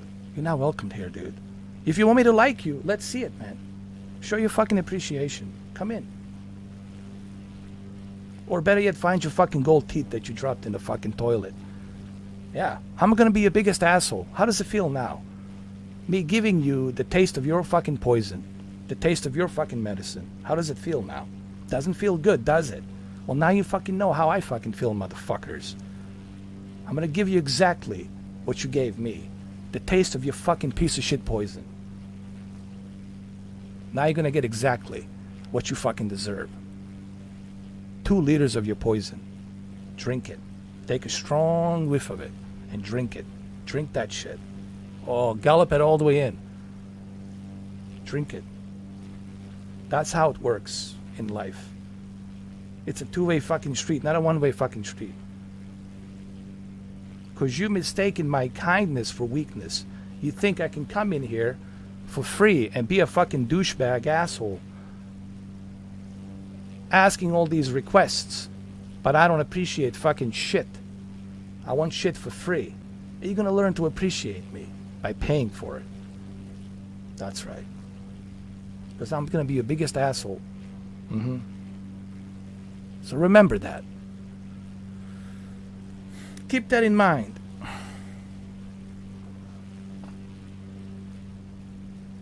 Don't do it to others if you don't want that same shit to happen to you. So I'm giving you exactly your poison. That same fucking poison you gave me. So enjoy it. Drink it. How does it feel? How does it feel, you guys being twats? I think it's great. I love it. That you guys are a bunch of twats. 9 of you here, a bunch of twats. Bunch of pussies. Bunch of limp dicks. Yeah. Bunch of lowlifes. Bunch of bottom feeders. I love it. I fucking love it. How does it feel? Good. I hope it fucking feels good for you. Because that's what you are. That's what you're always going to be. Always. Get used to it. Cheers.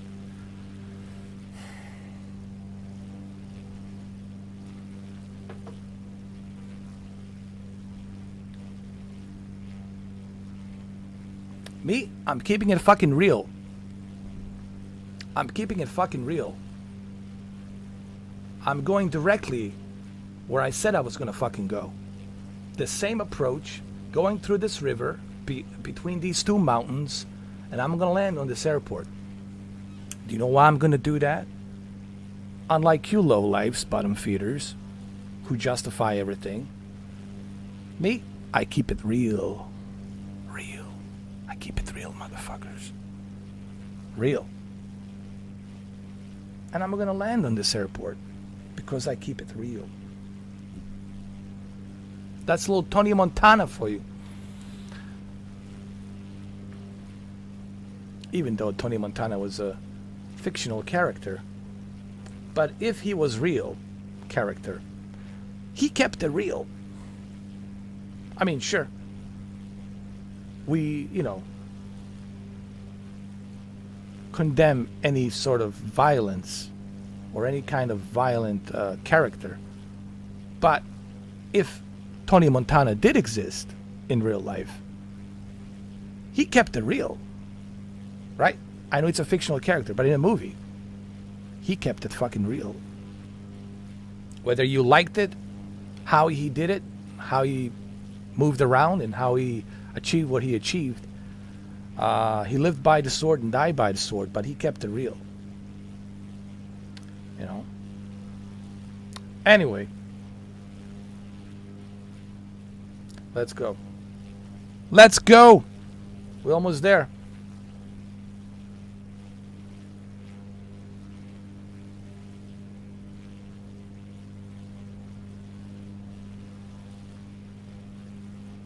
And I will land on that airport.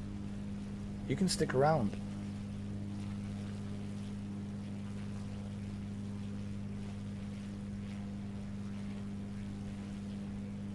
Stick around. We got 7 pussies watching here. And they're also looking for a pair of pliers to pull up their dick. Their little shrimp dick. Oh, look, he just left. Ah, good.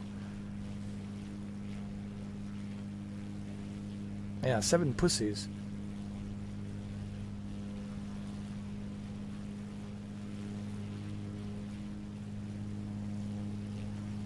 They can scramble $2. Why don't you sit on the fucking street? Why don't you do this? I'm sure someone will give you more than $2. Why don't you do that? Yeah, go to a fucking corner of McDonald's or fucking Burger King and just sit there. Do this. I'm pretty sure someone will drop a quarter. Someone will drop something. You'll be able to scrape at least $2 by the end of the day. Guaranteed. Guaranteed you'll be able to scrape fucking $2 by the end of the day. But no. I want to be a freeloader. Not here. It's not going to work here, man. You think you're wasting your time here, man. If you want to listen to me talk shit about you, then be my guest, sit here. I'll talk shit about you. Called the freedom of speech. Yeah, it's my opinion. My opinion is that the assholes that come here are a bunch of lowlifes, bottom feeders. I don't give a shit how you like it. But that's what I have right to say. Now, you could say the same thing about me, but the only problem is you have to pay to do that. You can call me a fucking asshole. You can call me the biggest pieces of shit. But you're going to have to pay for it. There's a difference. You got to pay for it to say that. You cannot say it for free. Me, I can say it to you. And you have to listen. But you can't say nothing back because you have to pay. And I guarantee you, I will not remove you. If you pay and you become a member for $2, I guarantee you I'm not going to remove you. I'll give you that freedom of speech opportunity to call me a douchebag and this and that. You can say I just subscribed to call you a piece of shit. Fine, as long as you subscribe and pay. You can call me anything. I don't give a shit. You can call me Josephine, as long as you pay.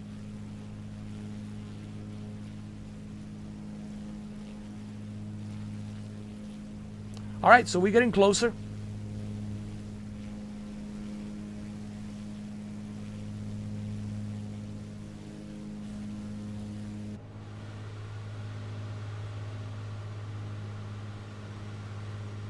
And I'm gonna land this son of a bitch.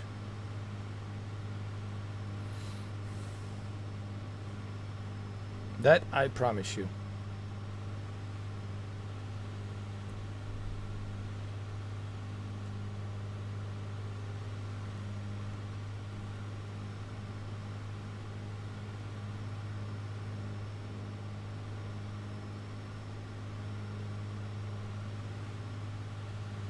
Now, JustFlight, if you're watching this, I just want you to understand. I'm giving them their taste of their own fucking poison that they gave me.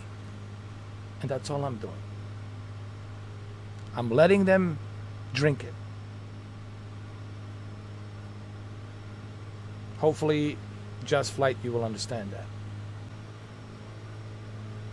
Call it the Balkan mentality. I don't know what you call it. Balkans mentality. That's the way we roll. That's the way I roll. You know.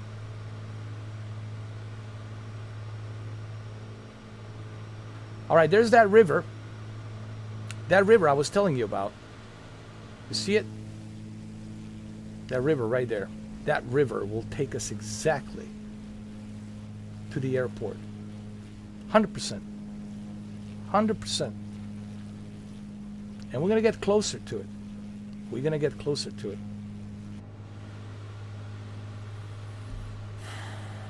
We're going to get closer to it.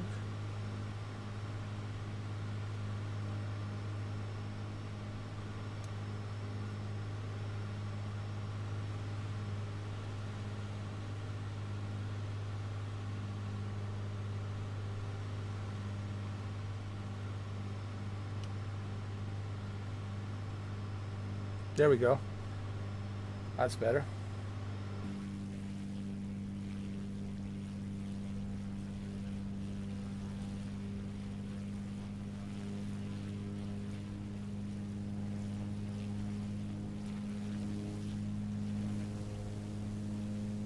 .60 FPS. Coming in hot down that river.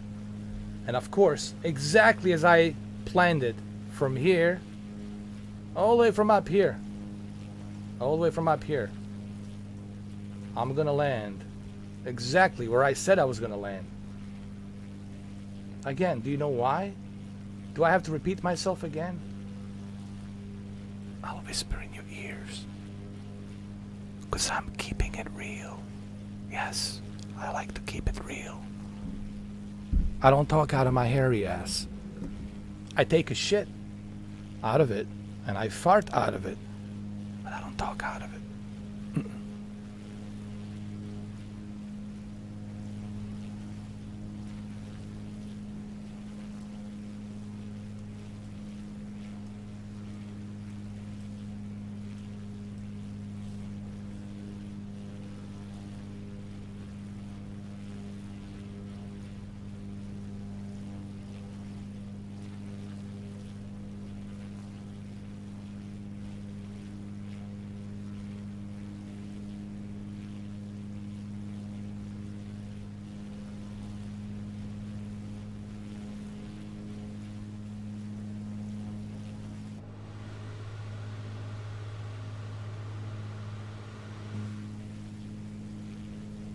All right, let's give some shout outs to some members who are not here, who are busy. Shout out to Adam. He's busy. He's a truck driver, but he does listens to me when he gets a change. Where he gets a chance, because he's driving. You know, he cannot look at the the screen, but he can listen. And obviously he's driving, he cannot type. Shout out to Adam. Shout out to Matthew Fritz, he's busy as well. Shout out to Favin.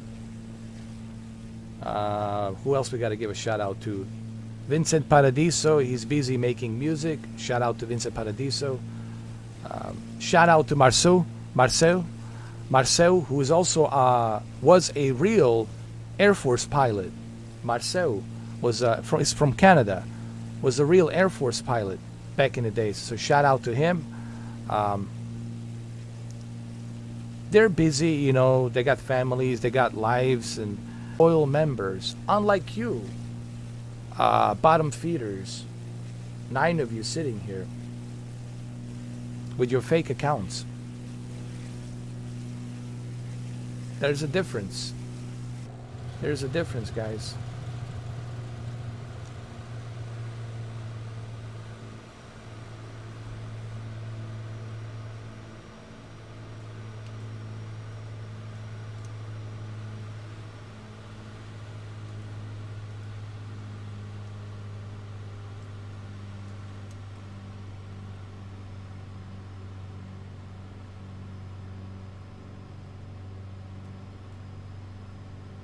Here we go.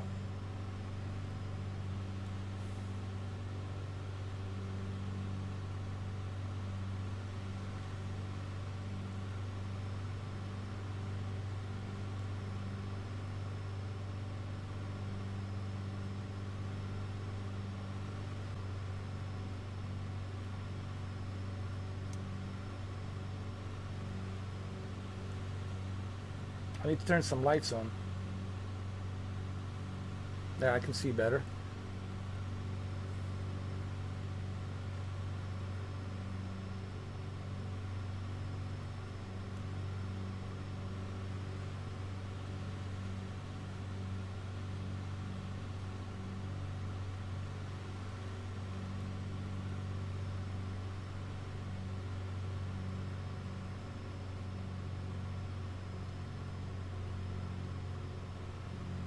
Here we go.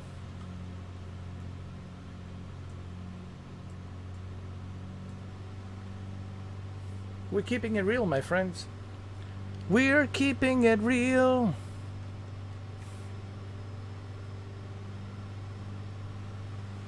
My friends. My bottom feeders. Friends, fake friends. We're keeping it real. My 10, 11 fake friends. We're keeping it real. Actually, I'm only keeping it real. You guys are just riding along.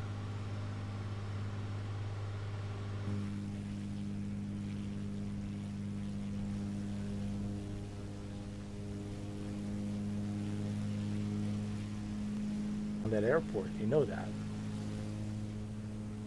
You know it. How could you not know it?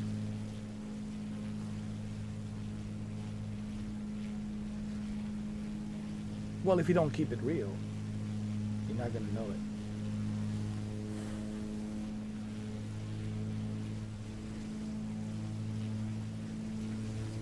Anyway, enough of these low lives, bottom feeders. Fuck them. Who gives a fuck about them? Like a fucking cockroaches. Fuck them. Let's talk about this airplane. This airplane, hands down, in my opinion, it's the first thing you should have if you think about getting the flight simulator on a PC. Now, unfortunately, the only way to get this airplane is through JustFlight website. And it's going to cost you $44. But let me tell you, it is worth every damn penny. The stability of this airplane, the fluidity, and I'm not even using Saytech, Logitech yoke with throttles I'm using a fucking Xbox controller and it's still good. It is still calibrated nicely. It is still perfectly aligned. That shows you the aerodynamics that JustFlight has implemented with this Piper Aero Turbo 4. And this is why I appreciate this airplane. That's the reason why.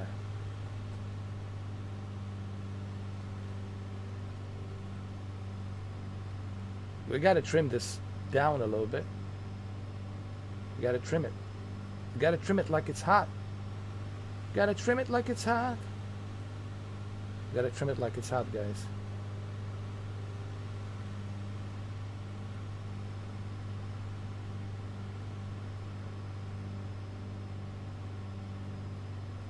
See? It's trimming. It's going down.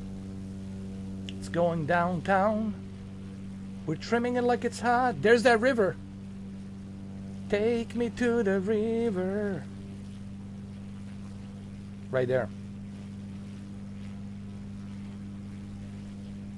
Come on, freeloaders. Why even? Get out of here. Don't come here. Don't stroke your dick here for free, man. All you freeloaders, get the fuck out of here. I want to see current viewers 0. I don't want... It stinks. When I see a freeloaders come in here, it stinks. I smell the stink of freeloaders. I'm allergic to it, man. Don't come here with that stink. It stinks. Terrible. Ugh. Awful smell. Anyway, let's go to this river. This river will take us exactly where we need to go. To the airport. Now, what I would suggest for those of you stinkers who smell bad who are here, 10 of you, I suggest taking a shower, pulling up that debit card, and becoming a member for $2. So that way you don't stink. So that way you're fresh, you're clean, and you can keep it real. That way you can keep it real. Otherwise, it's gonna stink. It's already stinking. Ugh, terrible smell. Horrible. Ugh. Terrible stink. Stink of freeloading. It's horrible. It's the worst stink ever.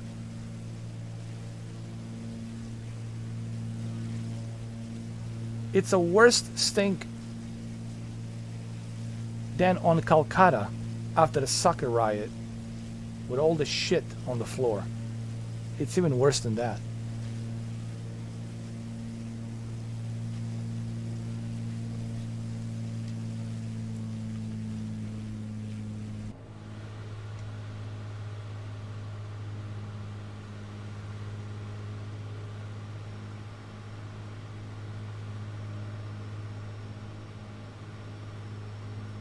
We're getting closer to that river, to that river that I was born to be. Not this one, this one.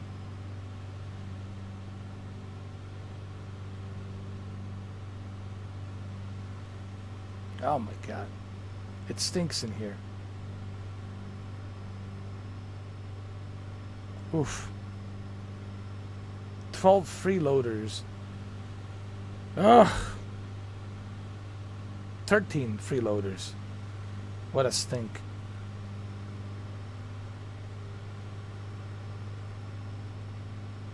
When was the last time you took a shower, man? Jesus fucking Christ. Take that fucking shower. Buy yourself a shampoo. Because it stinks. And I'm getting allergic to this thing. Oh, thank you. You guys are good. Go. Take a shower. Pull out that debit card and become a member freshen up a little bit, and keep it real. Don't keep it fake. With a freeloading, man. Freeloading makes you look dirty. You stink. And I don't want you to stink up this fucking airplane. Come on, dude. Let's go. Don't stink up.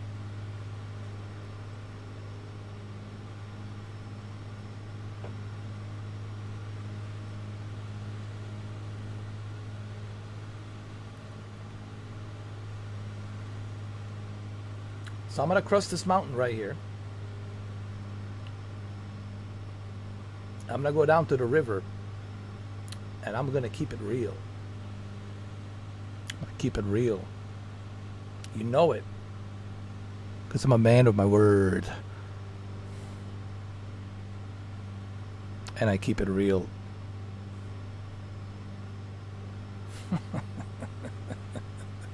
I'm having too much fucking fun. Oh, I love the internet. I love it. I love it. I love giving people exactly what they deserve. I fucking love it. Fucking A, man. Why? Because people know exactly what the fuck they're doing. It's not by accident. No.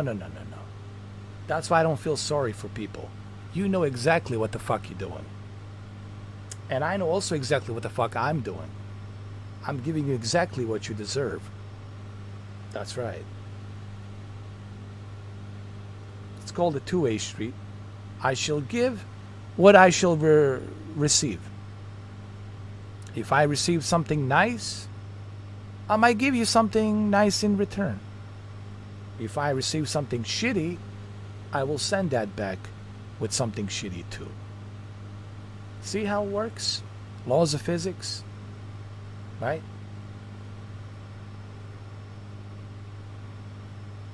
You're gonna need to learn that shit.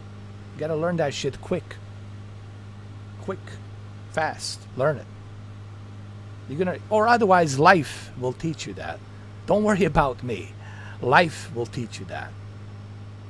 It's just you heard it from me first. But the life is gonna teach you that lesson. Guaranteed. 100%. 100%. So next time, when you go out there and you start living your life, live your life with respect and dignity and appreciation. You should try that.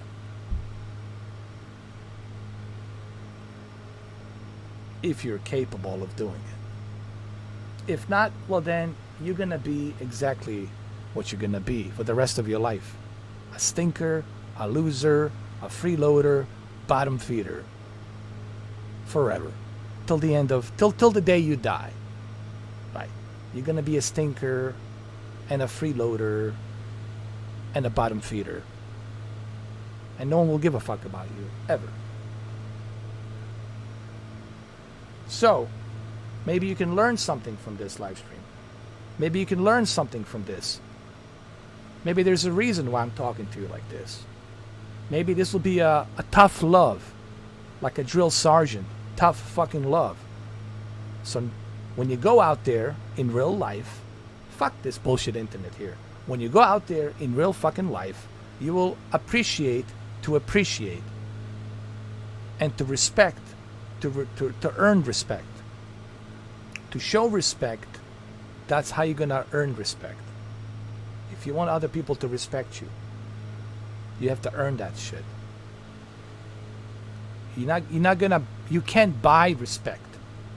You're not gonna buy it. You can't buy it. You have to fucking earn it.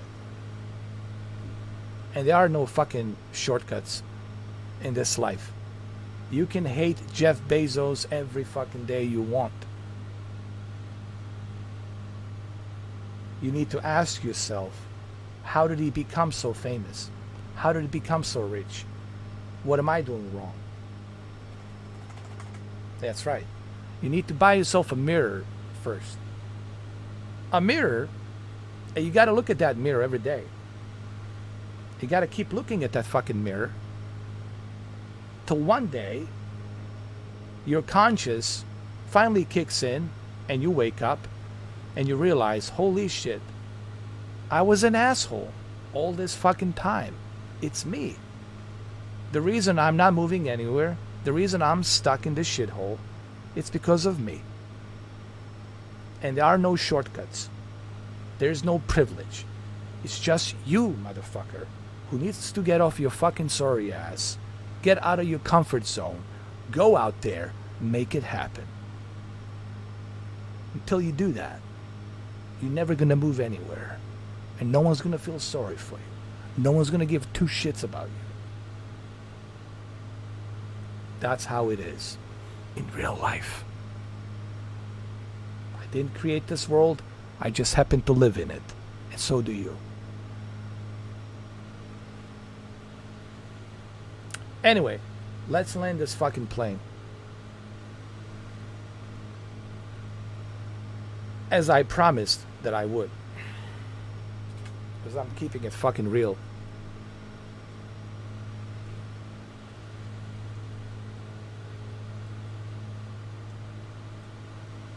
Because I love to keep it real.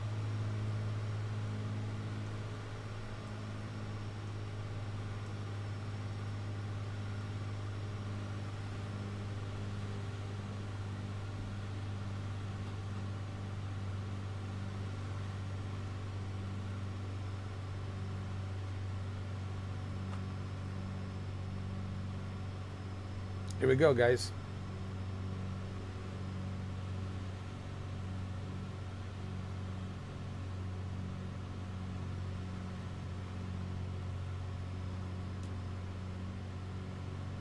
We're approaching it.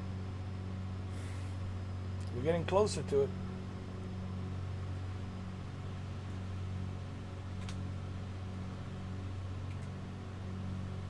We're keeping it real, my friends. Just as I promised. Just as I promised. Oh. I'm burping. Hey, Extreme Gaming. How you doing, bro? Good to see you too, bro.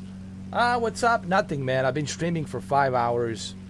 I've been testing this JustFlight Turbo Piper Arrow 4 and 3. And I've been praising this airplane, how good it is. And now I'm finally landing it. I've been flying for 4.5 hours in Sweden. And finally I'm approaching my final destination here. Well, not the final, but my, arrival destination. Final destination. My arrival destination. Right here. And I'm going to land this airplane. But after I land the airplane, unfortunately, I'm going to have to end the stream. I've been streaming for 5 hours, you know.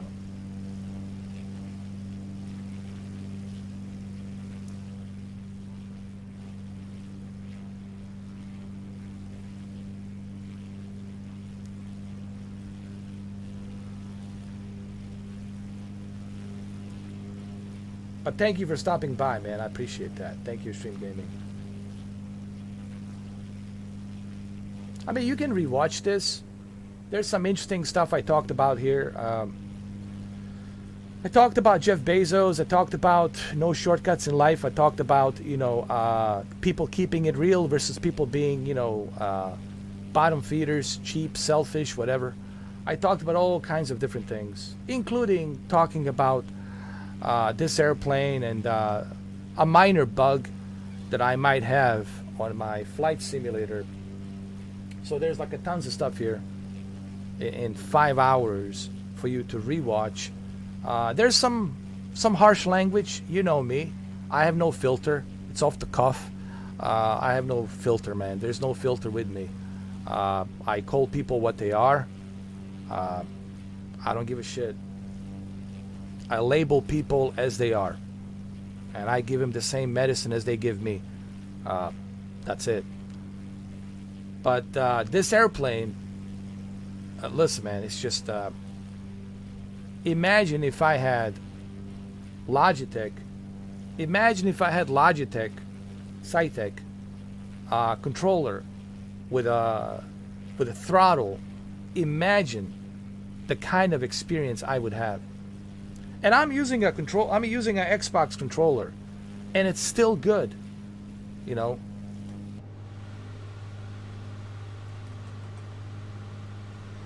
Everything on this airplane, from the... I mean, I don't want to go through it again, Extreme Gaming, because I already been talking about it for 5 hours, but I suggest, if you want to learn more about this airplane, I suggest when the live stream is finished, watch the entire thing, man. I covered everything in detail here about this airplane. Let me just say this.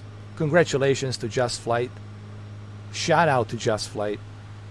They created the most accurate portrayal of Piper Aero series, from the Aero 3 to the Turbo 3 and 4, and they're also working on the Piper Warrior 2, which is a different model of the series of the Aero of the Piper brand. But shout out to JustFlight. They really created a remarkable airplane, without a doubt. This one, it's 6-cylinder turbo, so this one is faster. This one has a little more horsepower than the previous one. So this one will get you out of like some tough situations, like if there's a big storm or heavy, you know, snowfall or something. Has a good icing as well. This airplane will get you out of those bad situations. But yeah, it's a powerful airplane for a Cessna, you know, for what it is. Happy Saturday to you too, man. Cheers.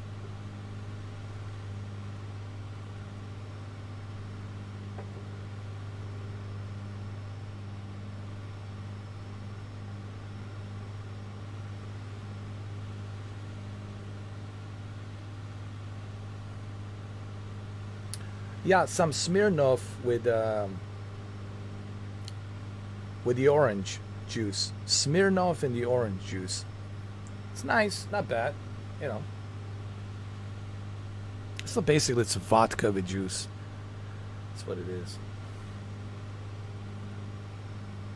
Otherwise, I mean, in real life I shouldn't be drinking and flying, but, you know. I want to keep it real, dude.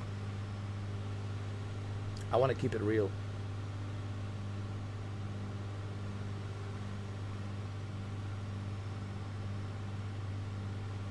I want to keep it real and tell everybody, yes, you can have a glass of vodka with juice a little bit, and still you can land this plane. I don't know. I just want to keep it real, dude. I just want to keep it real. That's it. Don't have time for anything else, man.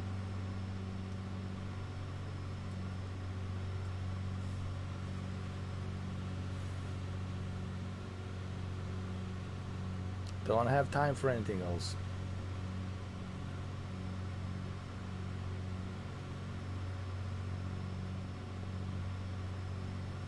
Yeah, but sadly, there's a lot of people out there who are not keeping it real.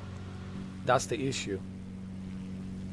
We got a lot of fakers out there. We got a lot of bullshitters talking out of their hairy ass.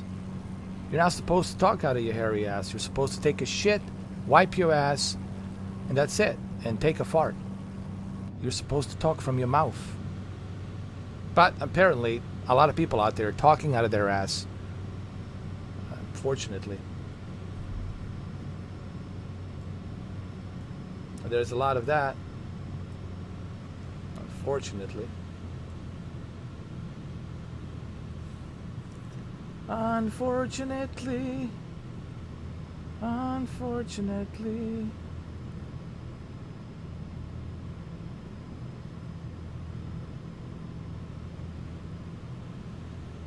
Let's keep it real.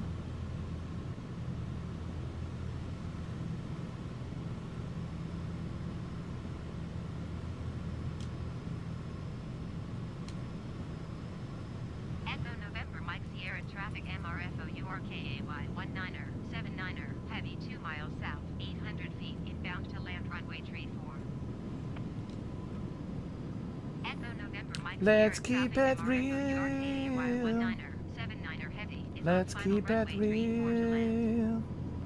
Come on, keep it real, bro. Keep it real. Keep it real. Keep it real. Just keep it real. So didn't I keep it real? Huh? Did I keep it real or what? Did I keep it real or what?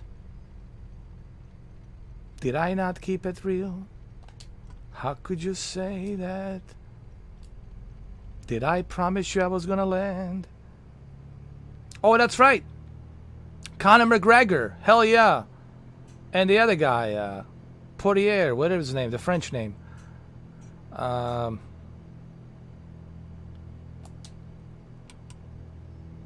don't know, man. If I can find... I don't know. We'll see. Maybe I'll watch it. I don't know. I have a feeling McGregor's going to lose. To be honest, I have a feeling that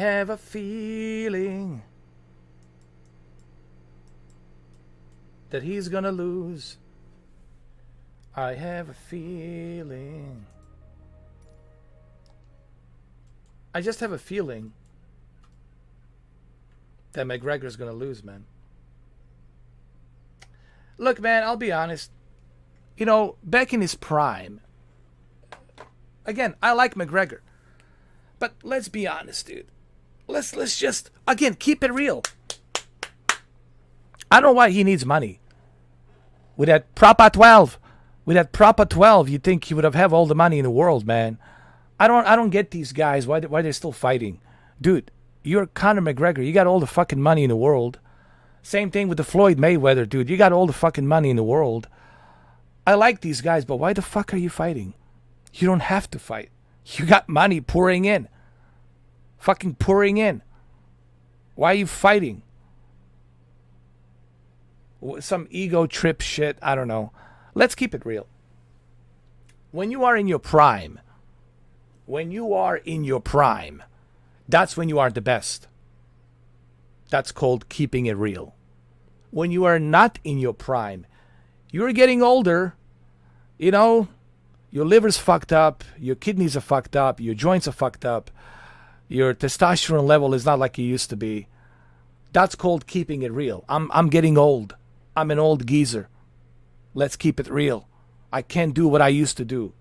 Okay? It doesn't matter how many fucking times I change my goddamn oil and how many times I try to fix it up. You gotta keep it real, dude. I'm not saying he can't fight. I'm not saying he can't whoop someone's ass. But I'm simply saying this guy, Poirier, is he younger than him? He's got more stamina. He's got more technique. He's been training more and more than McGregor. I don't know what McGregor's been doing. Drinking that Propa 12. And again, I love my Irish people. I love McGregor. But I'm just trying to keep it real. He's not going to whoop his ass. I'm telling you, McGregor's going to lose. It might be, left to the judges to make the decision. Or it might be a choke.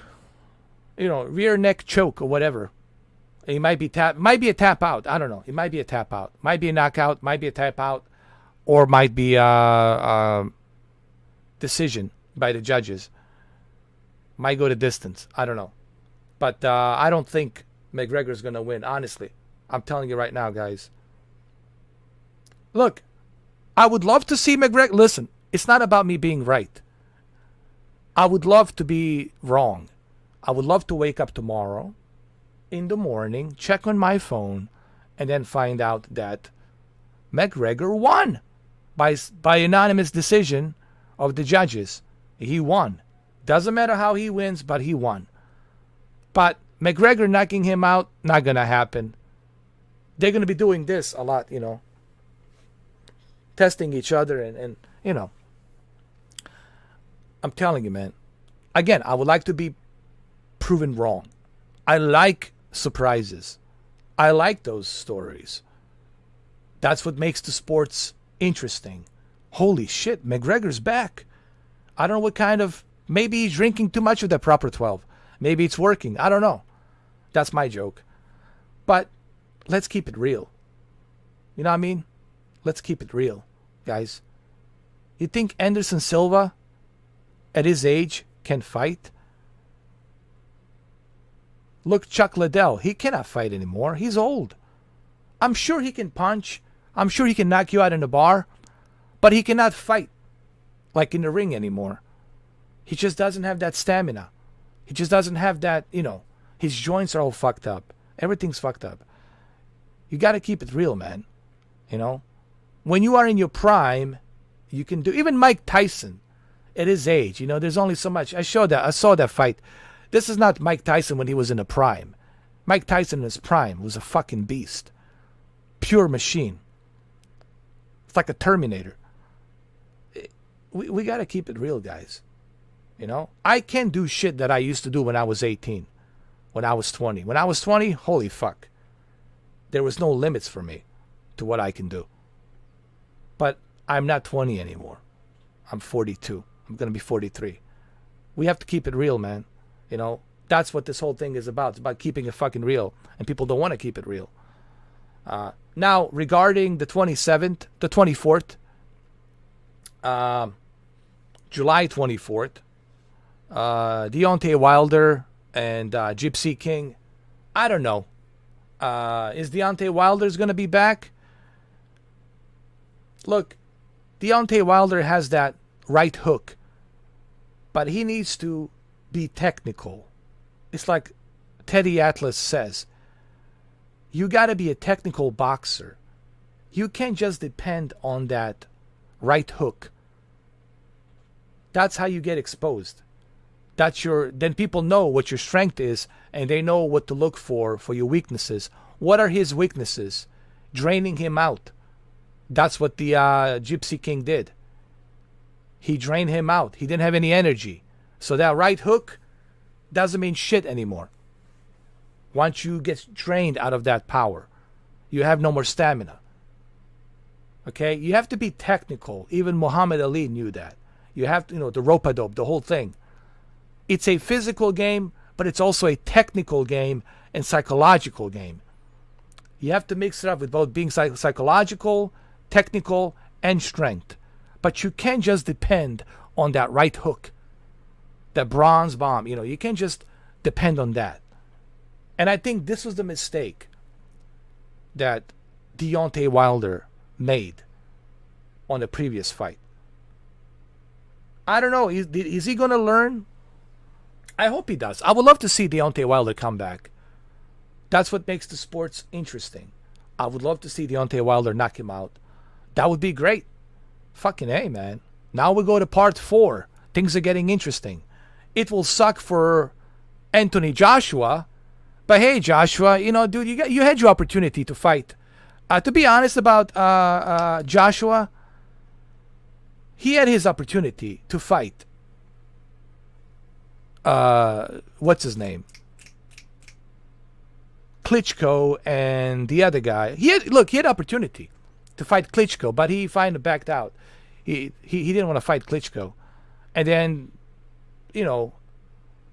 what's his name? Gypsy King said, fuck yeah, I'll fight, Klitschko. And he fought Klitschko, and Klitschko lost. And then Anthony Joshua's making excuses with Eddie Hearn, I don't know, man. Look, bro. But got to keep it real, guys. With everything. I hate to go back to that bullshit. It's not a bullshit. Some people say it's a bullshit cliche phrase, but it's true, guys. We all have to keep it real. People like to talk shit, talk like out of their ass, to make themselves look bigger, to make themselves look better, bigger than life, and all this other crap. That's some ego-tripping shit. You guys have to learn to keep it real. I landed. I told you exactly what I was gonna do. What did I say? I told you exactly what I'm gonna do here.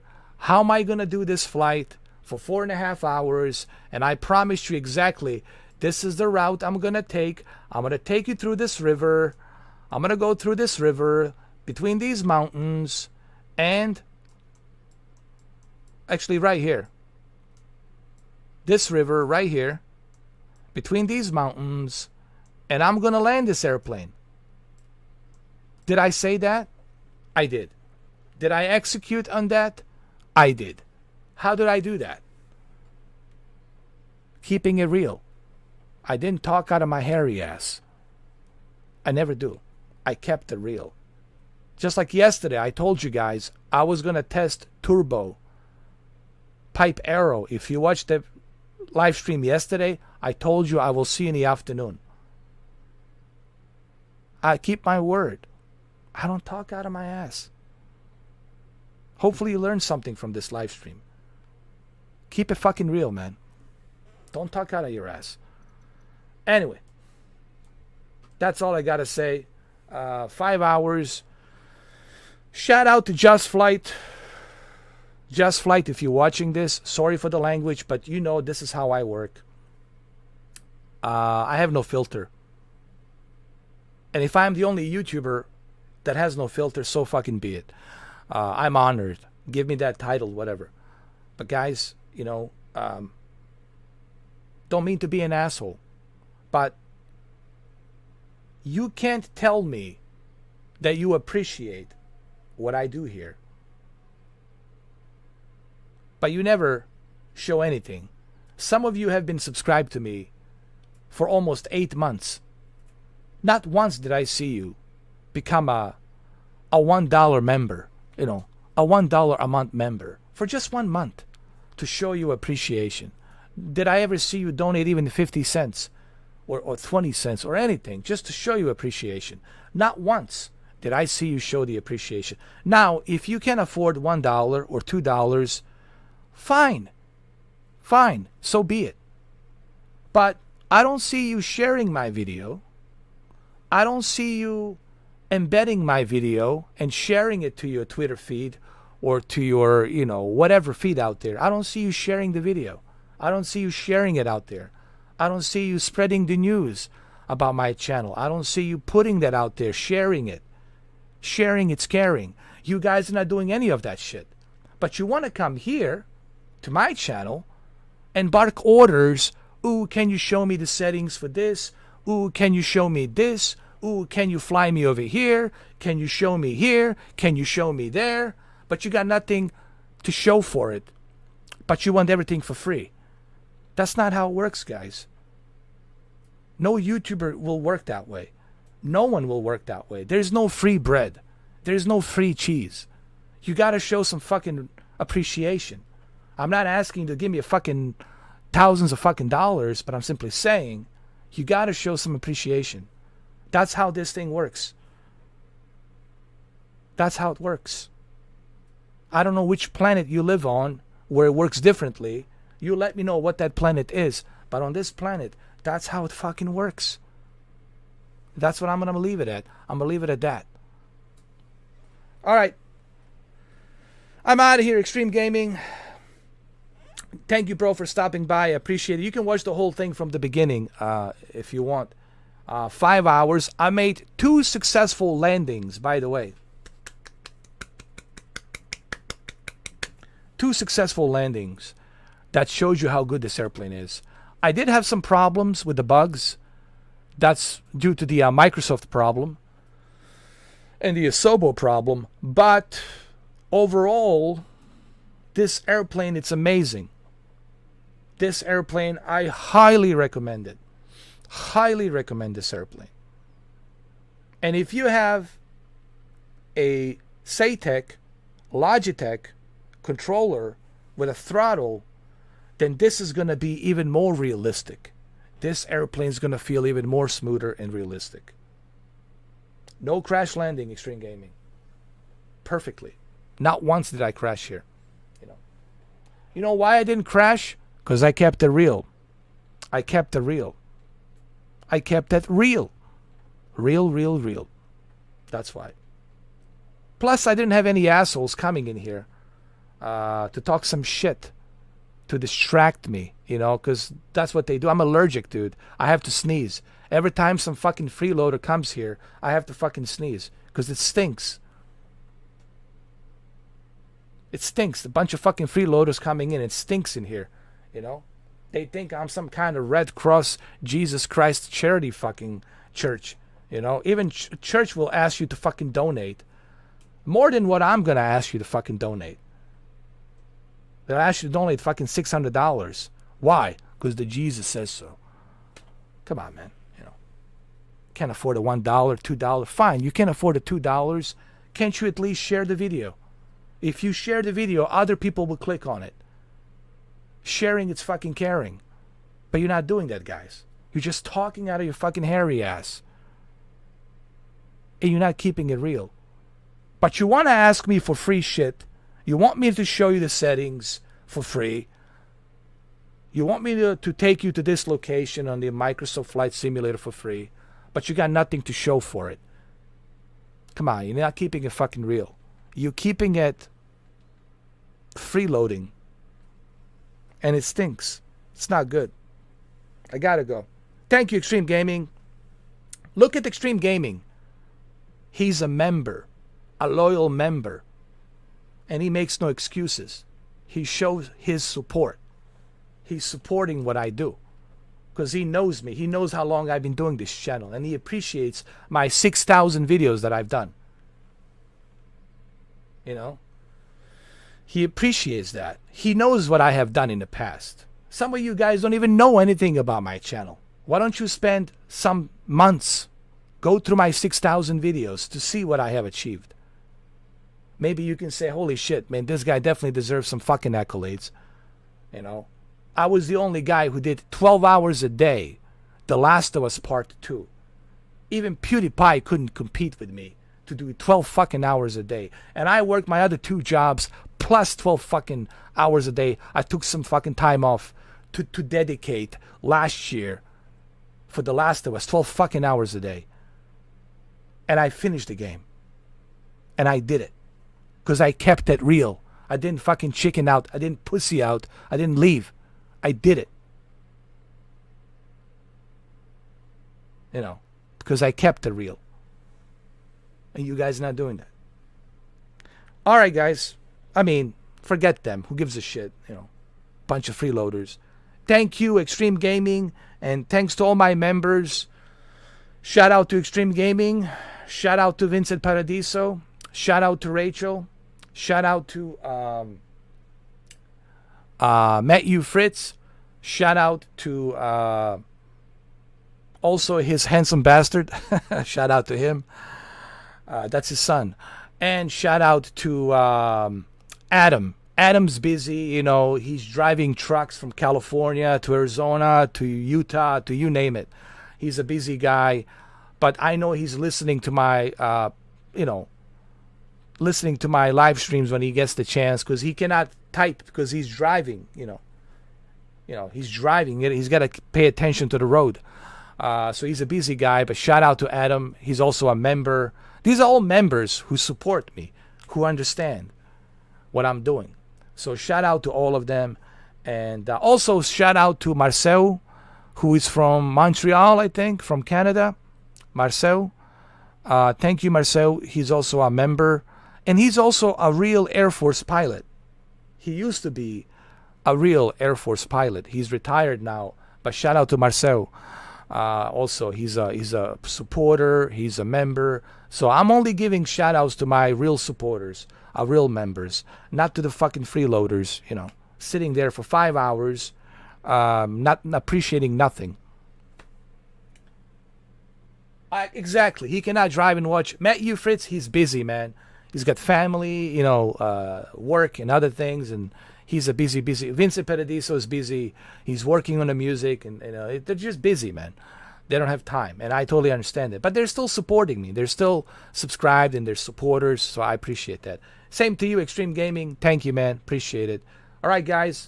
When I say guys, I mean my supporters, not the freeloaders, my real supporters who keep it real. Thank you, appreciate it. I hope you guys have a nice Saturday evening, and I'll see you pretty soon. Take care, and thank you, Extreme Gaming. Thank you for stopping by, man. I really appreciate it. Cheers.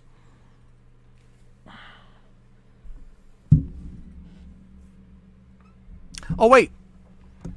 Before we go, hold on. I forgot. I forgot to open the doors. Hold on. Emily needs to get out. I'm sorry.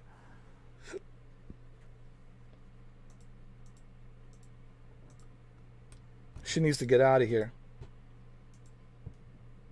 Okay, so there it is. The door is open. She can get out. Everything's good. And that's it. I just wanted to do that really quick and kind of like, you know. So, all right, guys. There you go. She will get out. She's talking on her phone, you know, talking to her girlfriends, whatever. You know how it is, man. I know, it's really nice to have her on board, man. It's pretty cool. It was a nice flight, man. I really enjoyed it, man. This is definitely one of my best. Before I go Extreme Gaming, one of my best flying. And I think you're going to agree. When you watch this for 5 hours, was definitely one of my best. One of my finest flying that I have done.